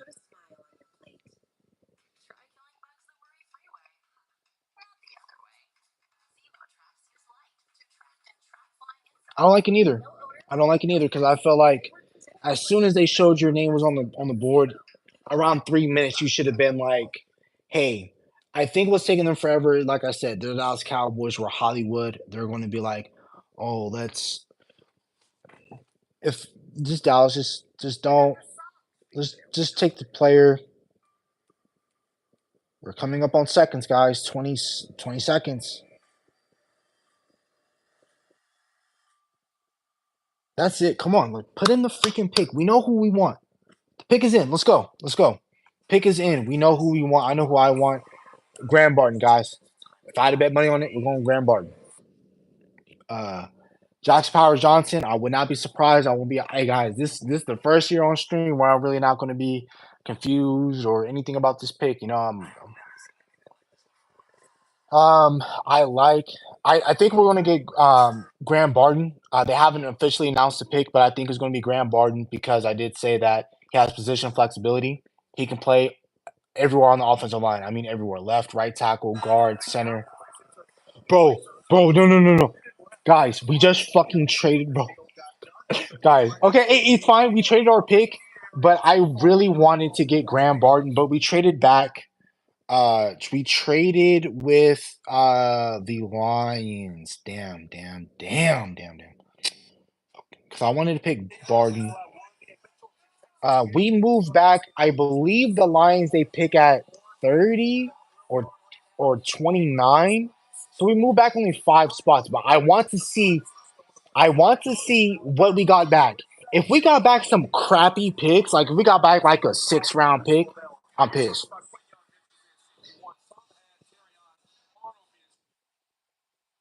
I'm getting the details right now because I can find that out from Adam Schefter. I'm going to find out right now because I want to know why did we trade away from getting a guy like Gordon or Powers. But I want to see. I want to see right now. Were we dumb or were we a smart, savvy front office?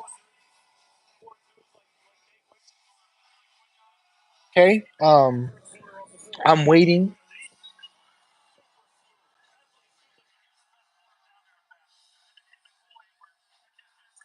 If we got like an extra third, guys, That's why I'm mad at myself. I didn't drop a video because I wanted to say this that trading back, you had to do it. Did I want to do it in the first round? No, because I felt like you should have done it in the second round because you're more than likely going to make an idiotic pick on Friday than you are today. But Jackson Powers Johnson and Graham Barton, I feel like are likely going to be off the board. Tampa needs a center. Um, damn.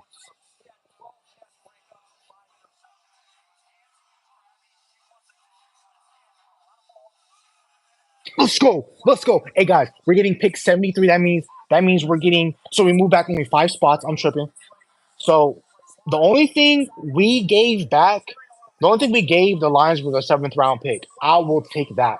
We got their 73rd pick. That means we got their third round pick. The Cowboys have two third round picks now. We got our second round pick, and Dallas got their first round pick. I'm happy from the trade compensation that we got. 5 more picks is what we're waiting on. Um, the Lions, they are getting a corner. They were trash again. They were just like Philly. Every single time they played an elite wide receiver, they got cooked. CeeDee Lamb broke the receiving record on them.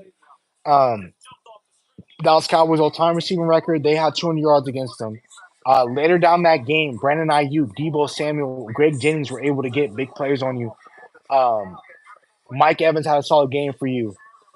I'm trying to think about who else. The Chargers had a day versus them. I'm okay with trading back with us picking up a third round pick. Thank you, because now we have seven. I said we have 7 needs. You have needs at the offensive tackle spot, the center spot, running back, um, linebacker, D end, wide receiver, edge. You have 7 needs. Now you adding an extra top 100 pick. Hey, smart by the Dallas Cowboys. Um, that's it. Smart. I like it. Um, yep, it helps us. Now, guess what? Let's say if you roll the dice and you still get you a Jackson Powers Johnson because Graham Barton is gone, or let's say flip, Jackson Powers gone. You got Graham Barton. You still got the guy you wanted at 24. You got him at 29. Now you can double down, get you a Cedric Van Pran in the third, pick you up a linebacker like Peyton Wilson, still go make your idiotic pick and go pick up Jonathan Brooks. So now you got you. Now let's say you got center, or let's say you got my bad. Let's say you went center here, or I'm tripping. I don't know. Hold on. I'm all over the place. I like what Dallas Cowboys did here. Um,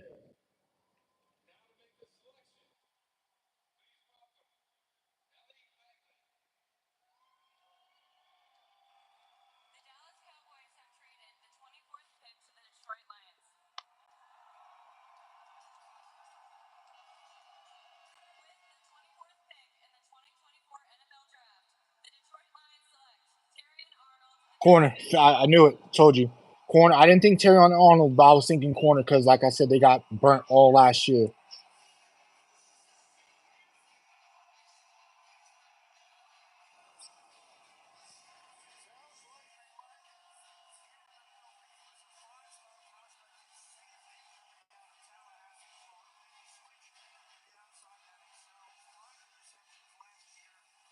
Okay. Okay. Green Bay can take a center. Um, Tampa can get a center. Yeah, the board is still great. I knew that once we traded with Detroit, although I wasn't happy with it initially, it made sense. When once I started thinking about it, because this is all my live reaction. Okay, um, us trading back and picking up a third round pick is great for us. We needed it. We have way too many needs. If I'm in the second round, if you can trade back 6 spots and still at 56 move down to 62 or 63 and do what you did this pick, go ahead. Like I'm fine. Picking up another like we needed to. The Dallas Cowboys talked about it. We needed another pick. Green Bay is on the board.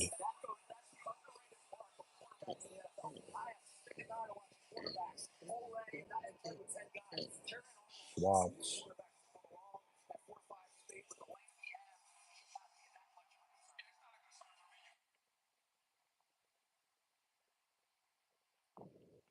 So if you're at 28, right? So you're here, Dallas. Let's see.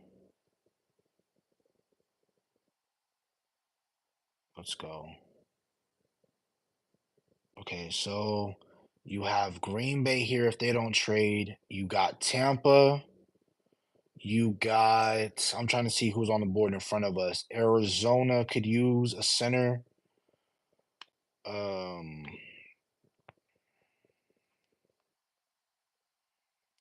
Tampa's picking a center. Now, will it be Barton or will it be Powers? I'm hoping it's Powers. Yeah, like you said, yes, yes, Matt, you're correct. We have so many needs that us trading back, I was not mad at that because us trading back made a lot of sense. Made a lot of sense. So in exchange, we got Detroit's third round pick, 73rd overall. We got their third round pick. We gave them our seventh round pick. Am I totally upset that we gave up our seventh round pick? No, but I know the Dallas Cowboys are like okay because they normally use the seventh round pick to spend that on guys that they don't have to fight for in undrafted free agency. So but us getting a third round pick, I'm not upset about that at all. We needed that. We have too many needs at defensive. I don't know. So defensive tackle, edge, tackle, center, receiver, running back, and depth at wide receiver. You have seven needs, and you traded back only four spots. Corners off the board. So now you have Powers. You have Powers, Barton. You're getting one of those guys available to you. Packers. What could they use? They can add offensive line. Running back. Oh, I forgot they got Josh Jacobs. Okay, never mind. They can add another corner. They can add a backer. They can get pass rush. They can get a little bit more lethal at pass rusher. Trying to think about who's on the board right now for edge. Cooper DeJean can go off right here.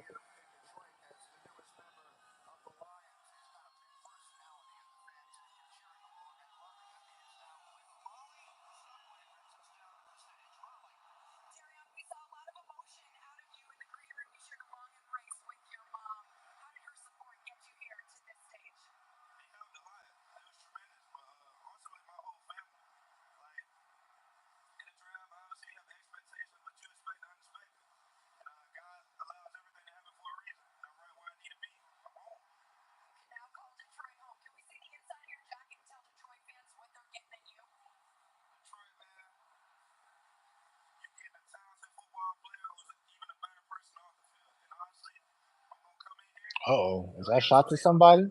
Is that shot to somebody? He said he gonna be a better player off the field. There's somebody who's coming in to replace that has some off the field issue. I'm not gonna bring up his name, but okay. Was that a shot or what's up? No, I'm playing. But what does the Green Bay Packers do?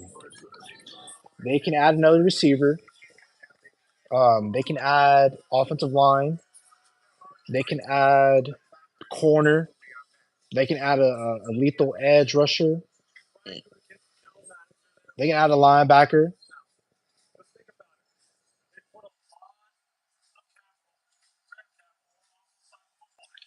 You know what? If I'm Dallas, I might want to trade again.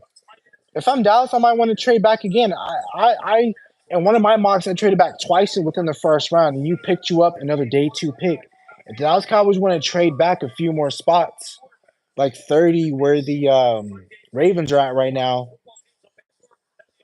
I wouldn't be mad. Or if he traded back one spot and picked and got your seventh round back, I wouldn't be tripping.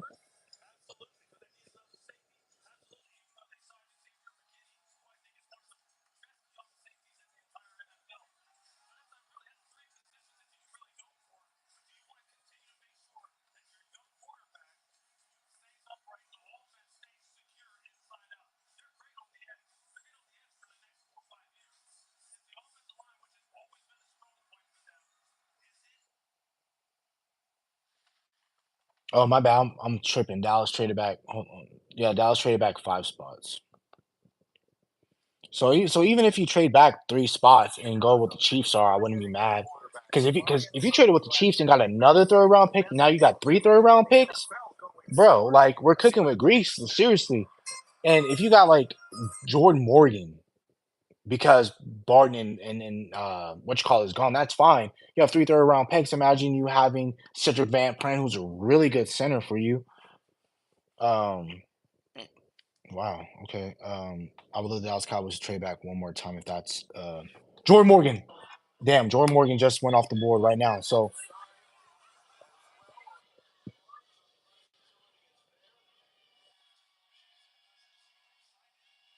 Jordan Morgan. Damn. Okay.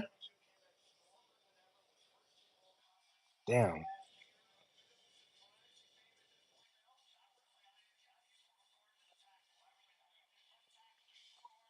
6'5", and you saying, oh, like what? Tampa, they are going Jackson Powers Johnson or Graham Barton, in my opinion. They do remember they lost Ryan Jensen to a devastating injury. Um,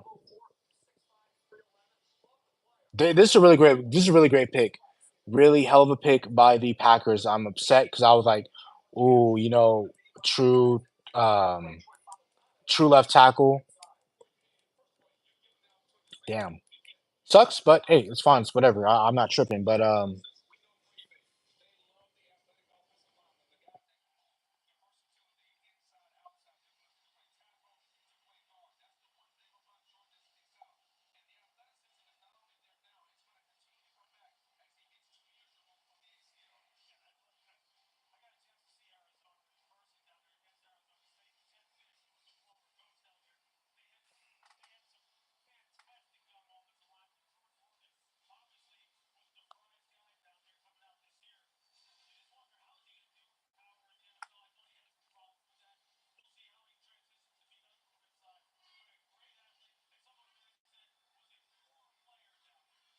yeah, no, I'm not upset if we move back. We're picking at 29. If we move back another spot, 2 spots, maybe at the end of the draft, you're picking at 32. And let's say Jackson Power Johnson, you get Jackson Power Johnson at 32, and you picked up the Chiefs' third round pick. You got the Lions' third round pick. You got your own third round pick. You got a second round pick, and then you picked in the first round. Now you're picking 5 times in the top 100, which I did a mock draft on before. If you can pick seven, remember 7 needs. If you can address 5 of them in the top 100, you're set if you're Dallas. Because if you don't pick in the fourth round, which would suck, hell, you can probably trade back with your own third round pick, possibly pick up a fourth round pick. Like it's whatever. Remember, you can trade back in the second if you wanted to. And let's say you move back 3 or 4 spots, you pick up a fourth round pick, and you still get Brooks moving down 4 or 5 spots, 6 spots. Guys, man,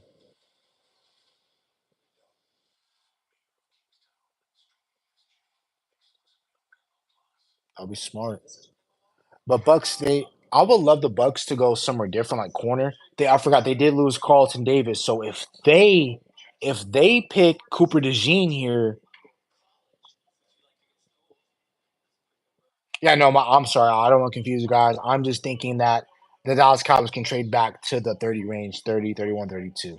But no, the Dallas Cowboys originally traded back only 5 spots. They originally picked at 24. They moved back down 5 spots with the Detroit Lions, and they picked up a third round pick. So I'm very happy that we did that. We picked up a third round pick. I want to trade back at least one more time. If we can trade back at least one more time, depending on who's on the board, because I can see the Buccaneers going corner because they did lose Carlton Davis. And when you remember picking on the Bucks, when you opened up the year in 2021, you played them at Tampa. You were able to that kind of hell of a game that day, right? Um, trading back, trading back a couple spots and getting a Cooper DeJean. If the Bucks can get Cooper DeJean because they did lose Carlton Davis to the Detroit Lions.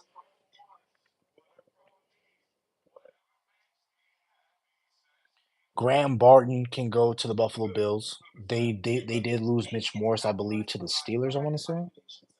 Me too. I want picks. Like, give me all the freaking picks, because I'm not worried about Dallas drafting. Like, I'm not upset with the way the Dallas Cowboys draft outside of last year, which I wasn't even totally upset with them because going into that draft class, shit, I'm gonna turn this crap off. I'll be reminded to do that. But I'm very happy, man. Um, if Dallas Cowboys don't trade anymore, I'm fine. But Dallas Cowboys want to trade back in the second round and still pick up the injured running back in Jonathan Brooks. Let's do it. Let's do it. Cooper DeJean needs to be the pick right here to the Buccaneers.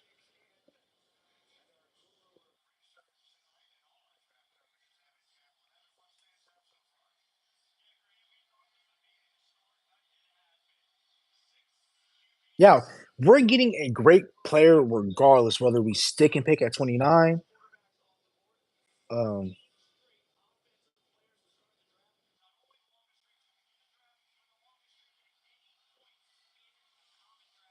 we're witnessing history, guys. 14 straight offensive players selected. That's the longest streak at any point in the draft.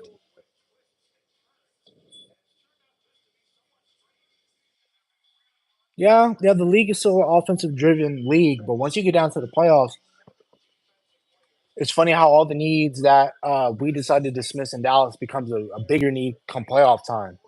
You know, like like we've been trying to dismiss linebacker for the longest. You know, we had Sean Lee, but other than that, we were missing out on a great linebacker, a true solid inside linebacker forever. Hopefully, we address that tomorrow on Friday. But you know, linebacker play becomes crucial come playoff time. You being able to run the ball becomes crucial to you in the playoffs. So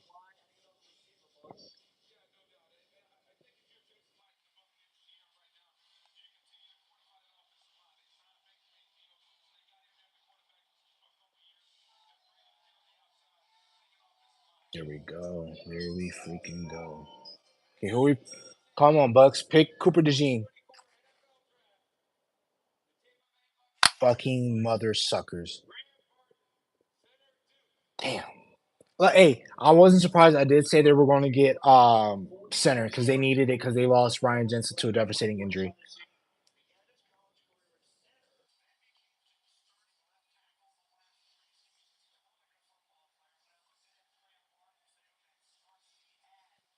Okay, I don't think Dallas trades back again. They lost Graham Barton. I'm not entirely upset that we lost Graham Barton. The only reason why I'm upset that we lost that Graham Barton didn't get selected by the Dallas Cowboys was because he has position flexibility, and the Dallas Cowboys absolutely love it.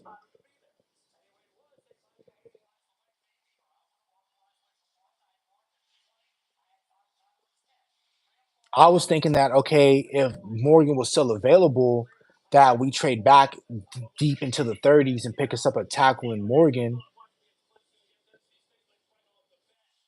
I'm still fine with Frazier because I don't think Frazier goes first round. I think he goes early tomorrow. Tomorrow and Friday, he goes very early tomorrow.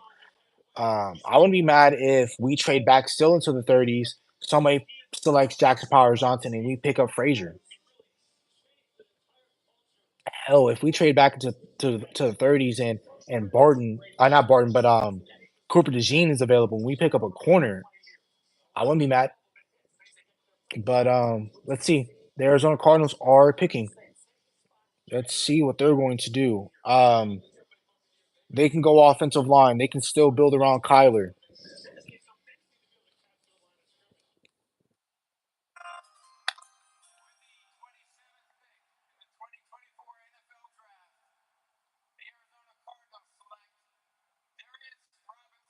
Oh, edge. They go D Rob. Hey, they do need pass rushing as well. When you're playing against a 49er team, um,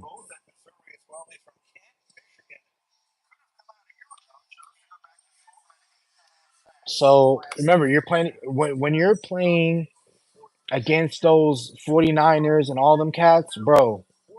you need to get to the passer as quickly as possible. And they got that with Darius Robinson. Can help you set the edge and run defense.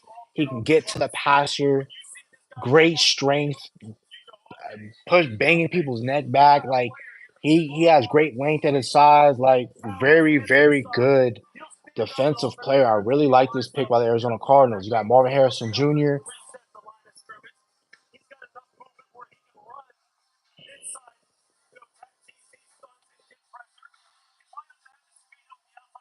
No, he's a really good corner. Like he can help you on special teams too. Like he can take punt returns, kick returns back. Like he's done it before. Okay, Buffalo kind of scares me because I think they can take Jackson Powers Johnson because they can help their interior offensive line. I need Buffalo to take a receiver. I need them to take Keon Coleman, Xavier Worthy. Yeah, no. Picking up that third, you might be able to get you a corner. I don't think I'm not too fond of corners late day two, but if the Dallas Cowboys like we can't pass up on Cooper DeJean, I'm not mad. Oh, Buffalo can take Cooper DeJean. I forgot about that. They let go of Tre'Davious White. They got Tyron Johnson. They got Kyer Elam. Um, getting a surefire corner. I would not be surprised if they take Cooper DeJean. The Bills can possibly trade out of this pick, guys. It's 2 minutes and 10 seconds. I haven't gotten a definite pick is in.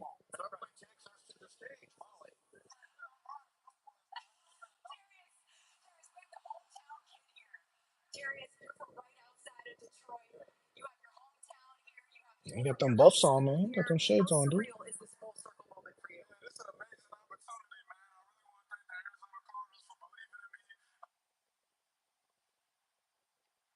Thank God. Come on, man. Thank God. Let's go.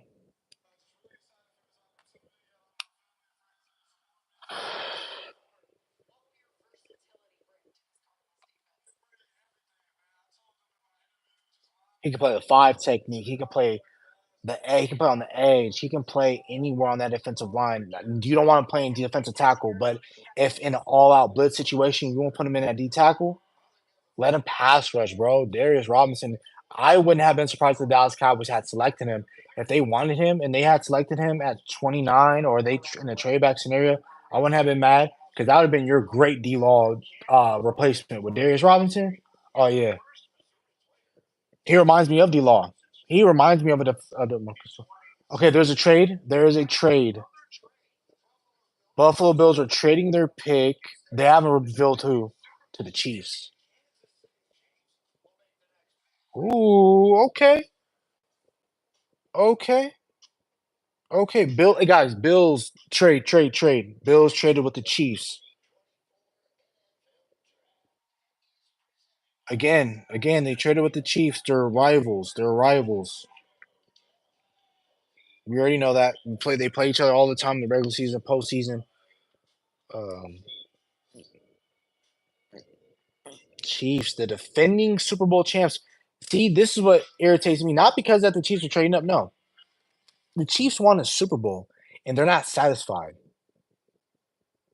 I just want to see a little bit more eagerness out of the Dallas Cowboys. If I'm the Dallas Cowboys, the only team I feel like that can trade up with you now is the San Francisco 49ers. Xavier Worthy is still available. Um, let's see if the Dallas Cowboys trade back one if they trade back one more time with the Niners. If I can pick up that third round pick from the 49ers. Oh yeah, for sure. Yeah, Darius Robinson would have been a great pick for us, but I'm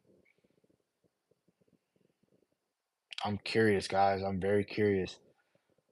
The Chiefs. I think the Chiefs giving up L'Jarius Sneed. I think that the Chiefs giving up L'Jarius Sneed. If they get Cooper DeJean, yo, dog. If they get Cooper DeJean, bro, the Chiefs, bro. Oh my, bro, dude, bro. Let's go to Adam Schefter, please. I want to see what that pick entails. So I think Xavier Worthy might be the pick for the Chiefs only because um the Chiefs, they love speed. Xavier Worthy can run the route tree. They've been looking for the Tyreek Hill replacement. They won both of their Super Bowls back to back, right? But I feel like the Chiefs would have won some games a little bit more comfortably had they had a guy that can stretch the field and leave it open for a guy like um, Travis Kelsey, you know?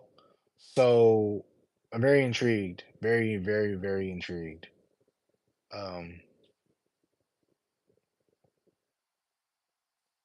yeah, I thought the Bills were going to stick and pick, but let's see.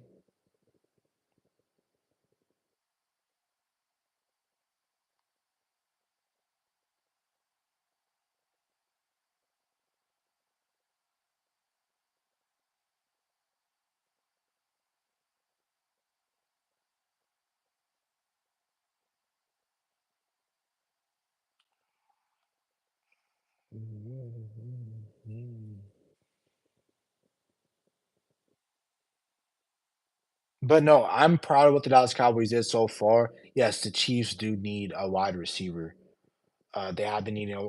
They're not going to say it because they want two Super Bowls since Tyreek Hill has gone and left. But if you're the Chiefs, realistically, football speaking wise, you missed Tyreek Hill. Shit, I miss watching Tyreek Hill on the Chiefs. I watched the Chiefs a bunch because I mean, who else I'm really finna root for? I've had to root for them the past 2 years because I can't say I damn sure don't want the freaking Niners to win. I have motherfuckers outside my in my neighborhood that love the Niners. Can't I got family members that love the Niners, so I've been rooting for them on that. I've been rooting for them because we know we damn sure don't want the Eagles to win.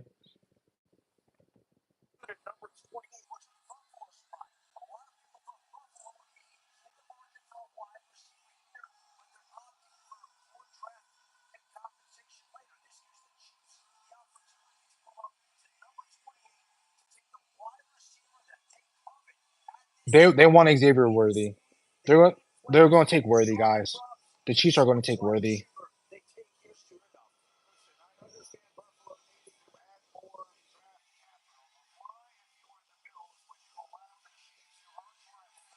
Bro, who cares, bro? They've been trading with each other for like the past 3 to 4 years. Like, how do you think they got Patrick Mahomes? They traded that with the Bills.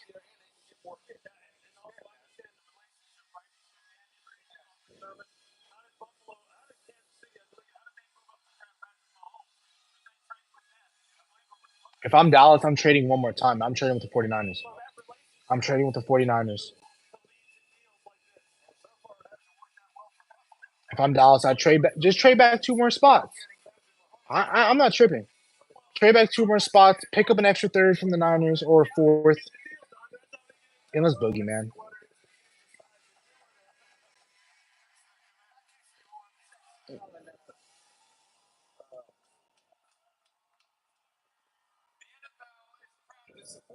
Xavier Worthy, guys. I'm calling it. I haven't looked at anything. I just feel like the speed is what they need. They got the quarterback that can arm that can do it. He's coming into a winning situation, pedigree with himself. They just got into the playoffs last year with Worthy.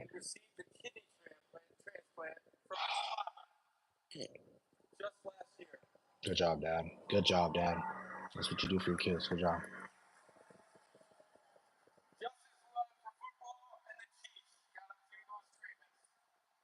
Shit. Shit.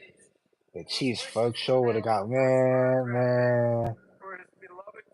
Anything I would see my team just win one Super Bowl. Them motherfuckers want back to back, and they're aggressive enough. They don't give a damn. They're trying to three-peat. They trying to do some Michael Jordan type of stuff. They got a Michael Jordan at quarterback. Um, they gonna try to three-peat. Okay, yes sir. Xavier Worthy.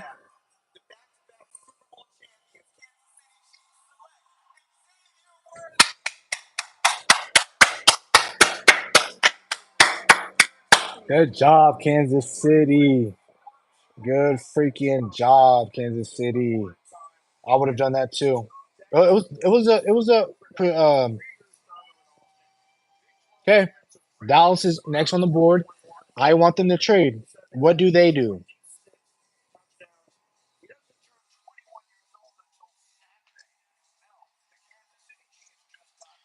Keep your fucking head in these books. If he elevates, you get up underneath Patrick Mahomes' paws, and you learn how to be a pro. Learn how to be a pro. I have no problems with. I've heard anything about Worthy about him, character issues, anything of that nature. You just do what you're supposed to do, and you will go down with at least 3 to 4 rings in your career. You might be part of history. Okay, if the Cowboys are sticking and they are picking, pick is in. I think they're going Jackson Powers Johnson. The pick is in officially with the Dallas Cowboys. Um, that's what it's marketed on the screen. Um,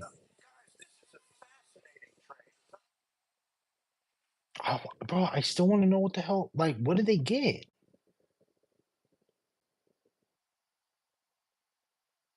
They're not talking about. They're just talking about how fast he is. They're not talking about what is the trade? What does the trade look like, guys? If you guys can even put in the chat, if you guys see it on your guys' socials, if you guys can uh let that intel to me because I want to keep it in my notes. But I want to know what did they give up to get him? I had to guess they gave up their third round pick 95 to trade up and go get him. But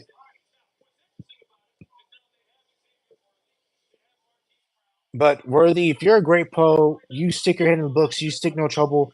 You're usually going to get a couple of rings.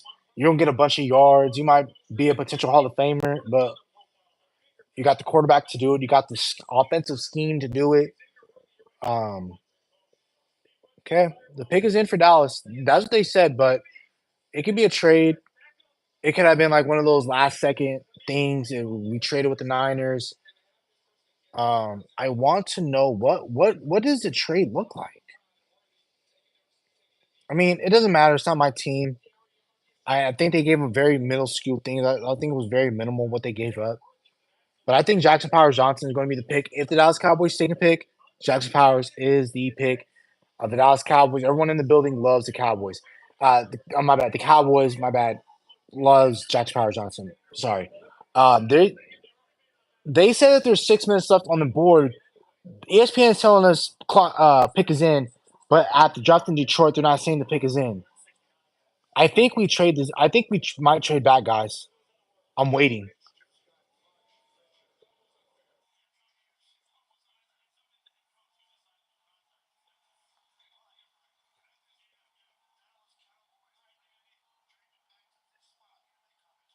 Okay, pick us in. Pick us in.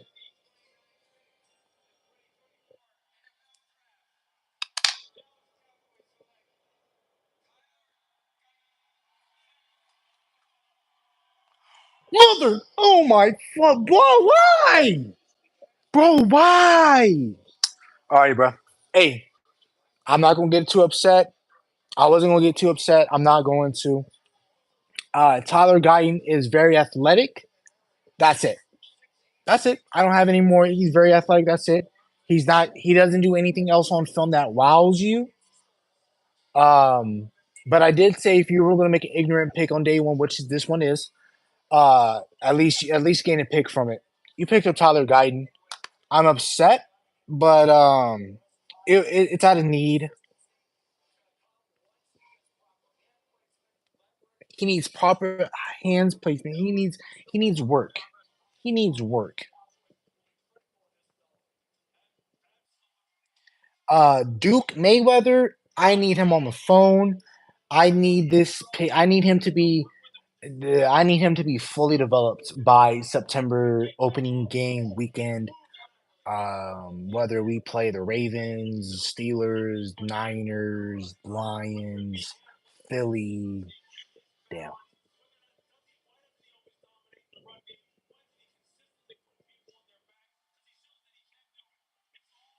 I was expecting Jackson Powers Johnson. Damn, damn.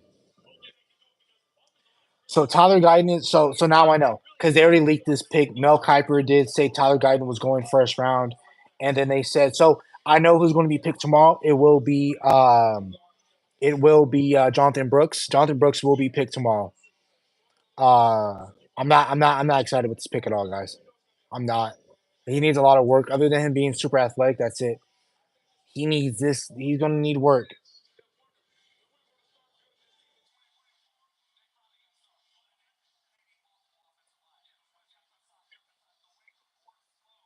I wanted a center because we were at our best when we had a center. When the Dallas Cowboys, when we had a legit center, we were unfuckwittable, bro. But like, we still have Zach Frazier on the board. You still got Cedric Van Pran who can fall to you in the third. I don't know, guys. All I know is that the Ravens, they're gonna probably take Cooper DeJean. They're gonna add to their defense. They're gonna do something smart like they always do. I love the Ravens. I love what they do. They're gonna take Cooper DeJean. Hell, they might pick Jackson Powers Johnson, put his ass next to Tyler Linderbaum, and say let's boogie. I don't like that Tyler Guyton pick. I'm not fuming because I knew what was happening because I saw Mel Kiper do it. I've seen the name a lot. So I know what he needs to work on. He needs to work on his hand placement, his leverage. He needs to stop freaking leaning on people. Man, it was happening. I knew it was happening. I'm not letting this ruin my night. I'm gonna watch everybody else do great in the draft. But that's it. I'm not. He needs work for sure. If you want to in depth, like you want to see visually, watch Voss Lombardi. He talks about plenty of Tyler Guyton, and you want to know what he thinks about him. Probably check into his live stream right now. We're already talking about it right now. I mean, I know what the Ravens. Ravens, they smart. That's why I fuck with the Ravens. Ravens, man, man.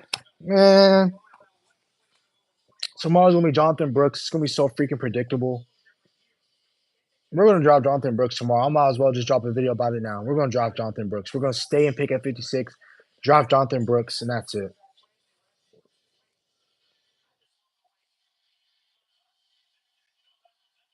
I knew it was happening. Why do I think like I'm glad we picked up a third round pick. That was savvy enough. Why didn't you just you know what? We needed help at tackle. They said they love their young guys. Young guys need to step up. Why don't you just let Austin Richards check him out? I don't know, guys. I don't know. Ravens, they're gonna pick Cooper DeJean. hmm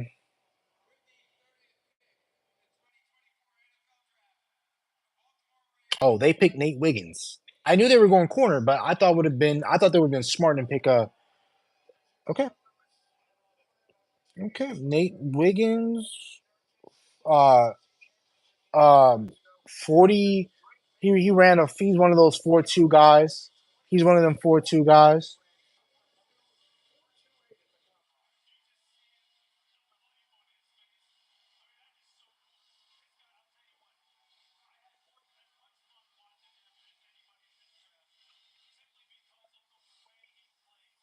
He's light. He's going to need next season he has to get bigger. He's 173 at 6'1". No. Um I didn't that's why I wanted Jordan Morgan to be available. That's why I wanted Jordan Morgan to be available.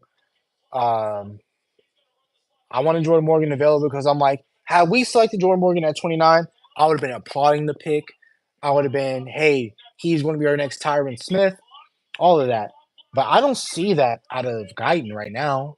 Guyton, but the Dallas Cowboys, they are picking for the future.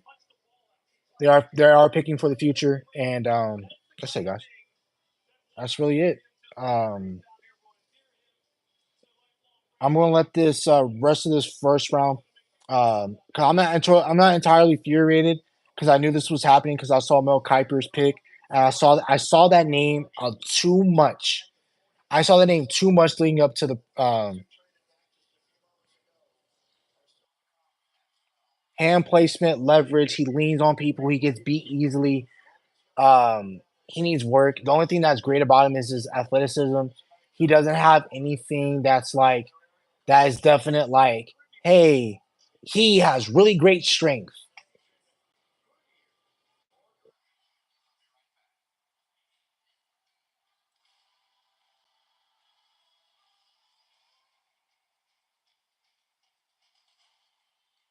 Hmm.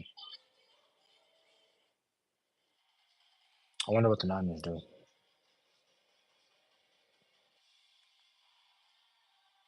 I think they might take Cooper DeJean.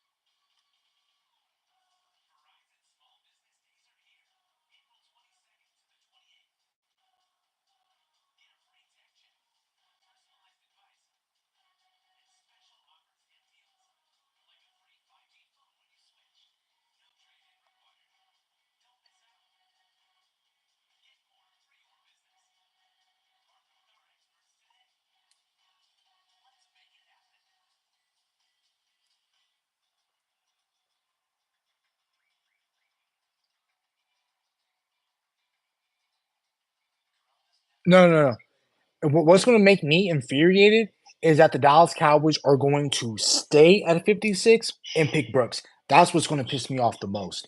Not because we're picking Brooks, but because you're going to stick at 56. Trade back from 56, pick up another pick, and get Brooks. That's my thing. But the pick is in for the Niners. I think they're going to pick Cooper DeJean. I would. I would if I'm the Niners. You already play lockdown coverage anyway. Cooper DeJean could play safety, could play corner for you. If uh, um, Palomalu's nephew, whatever, he's related to Palomalu, but the reason why I believe Brooks is going to the Cowboys is because the guy who does the surgery for the Dallas Cowboys, I forgot his name, really great guy. Um, he does surgeries on everybody. He did surgery on Jonathan Brooks. He played for Texas, so you're playing in Austin. You're playing near the Dallas Cowboys Stadium.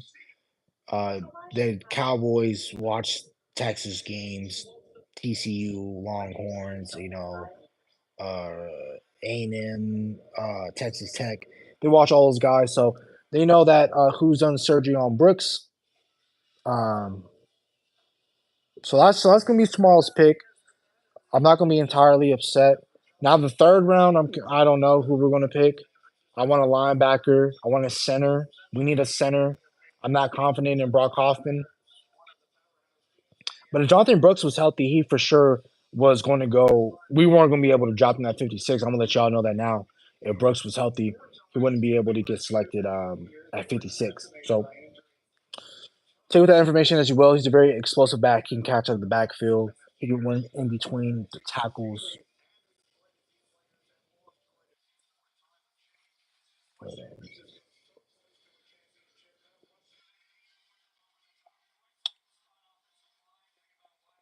I don't like Andrew. I don't like a lot of Andrew guys too neither.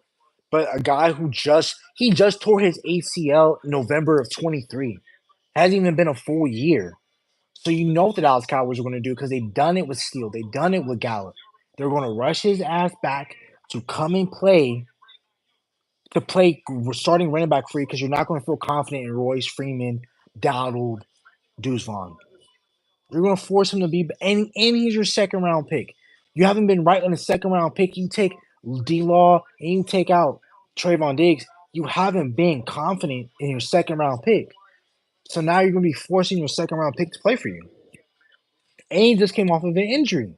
That's what's mind boggling to me. Like that's what's irritating me. You're gonna force him to play. Now they're gonna take Cooper DeJean and have a lockdown secondary.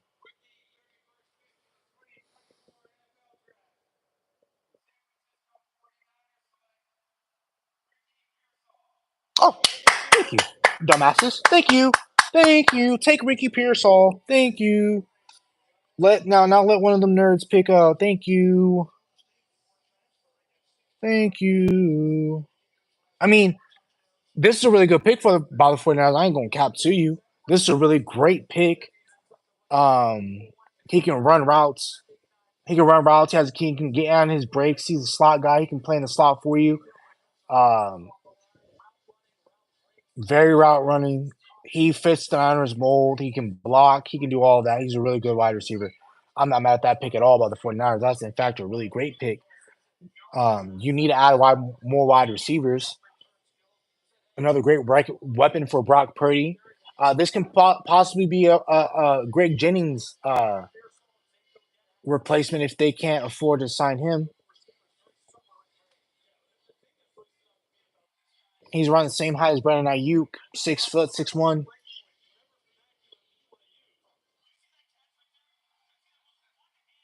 Yeah.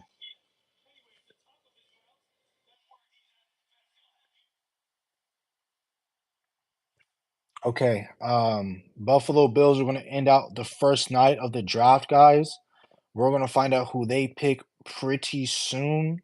I'm gonna try to see if I can see it online first before, so I can just log off, make the video.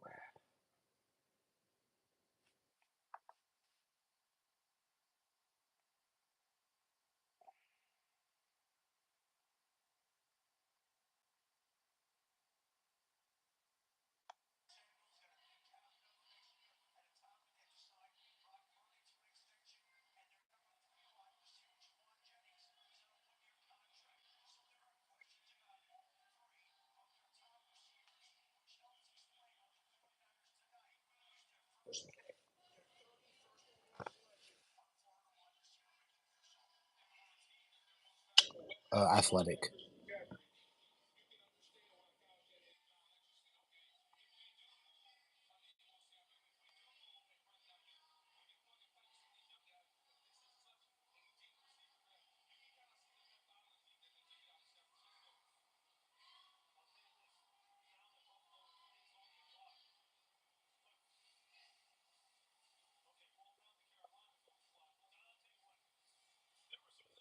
Oh, guys, the Panthers, they're on the board. The Panthers are on the board. They are making their first round selection.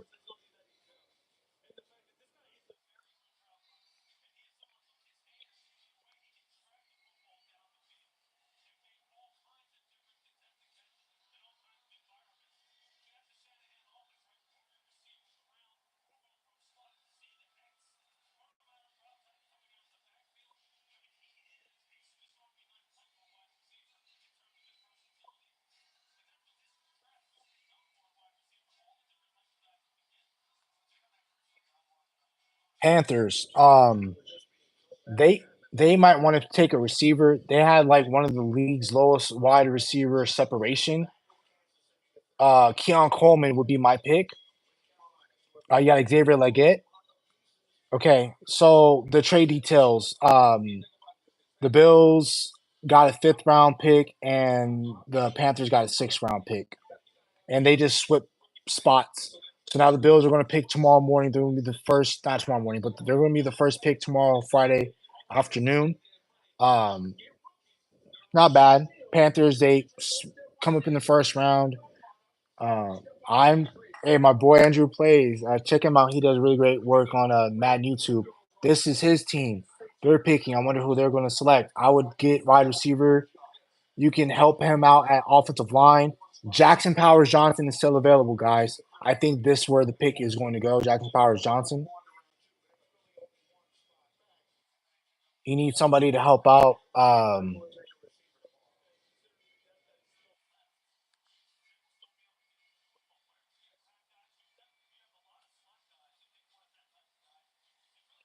Yeah, I forgot. Guy only has 14 career starts.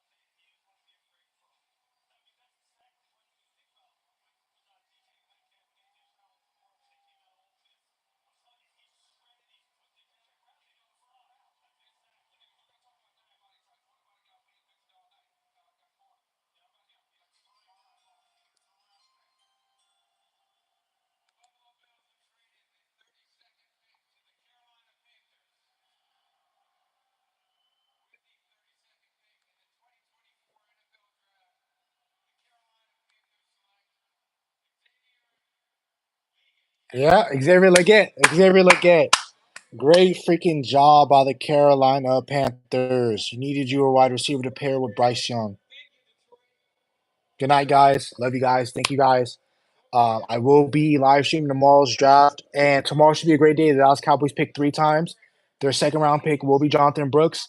No, I'm not no genie, no none of that. I know that Cowboys are too predictable. They like leaking their picks. See you guys. Love you guys. Bye. Stay safe. Stay blessed. Bye.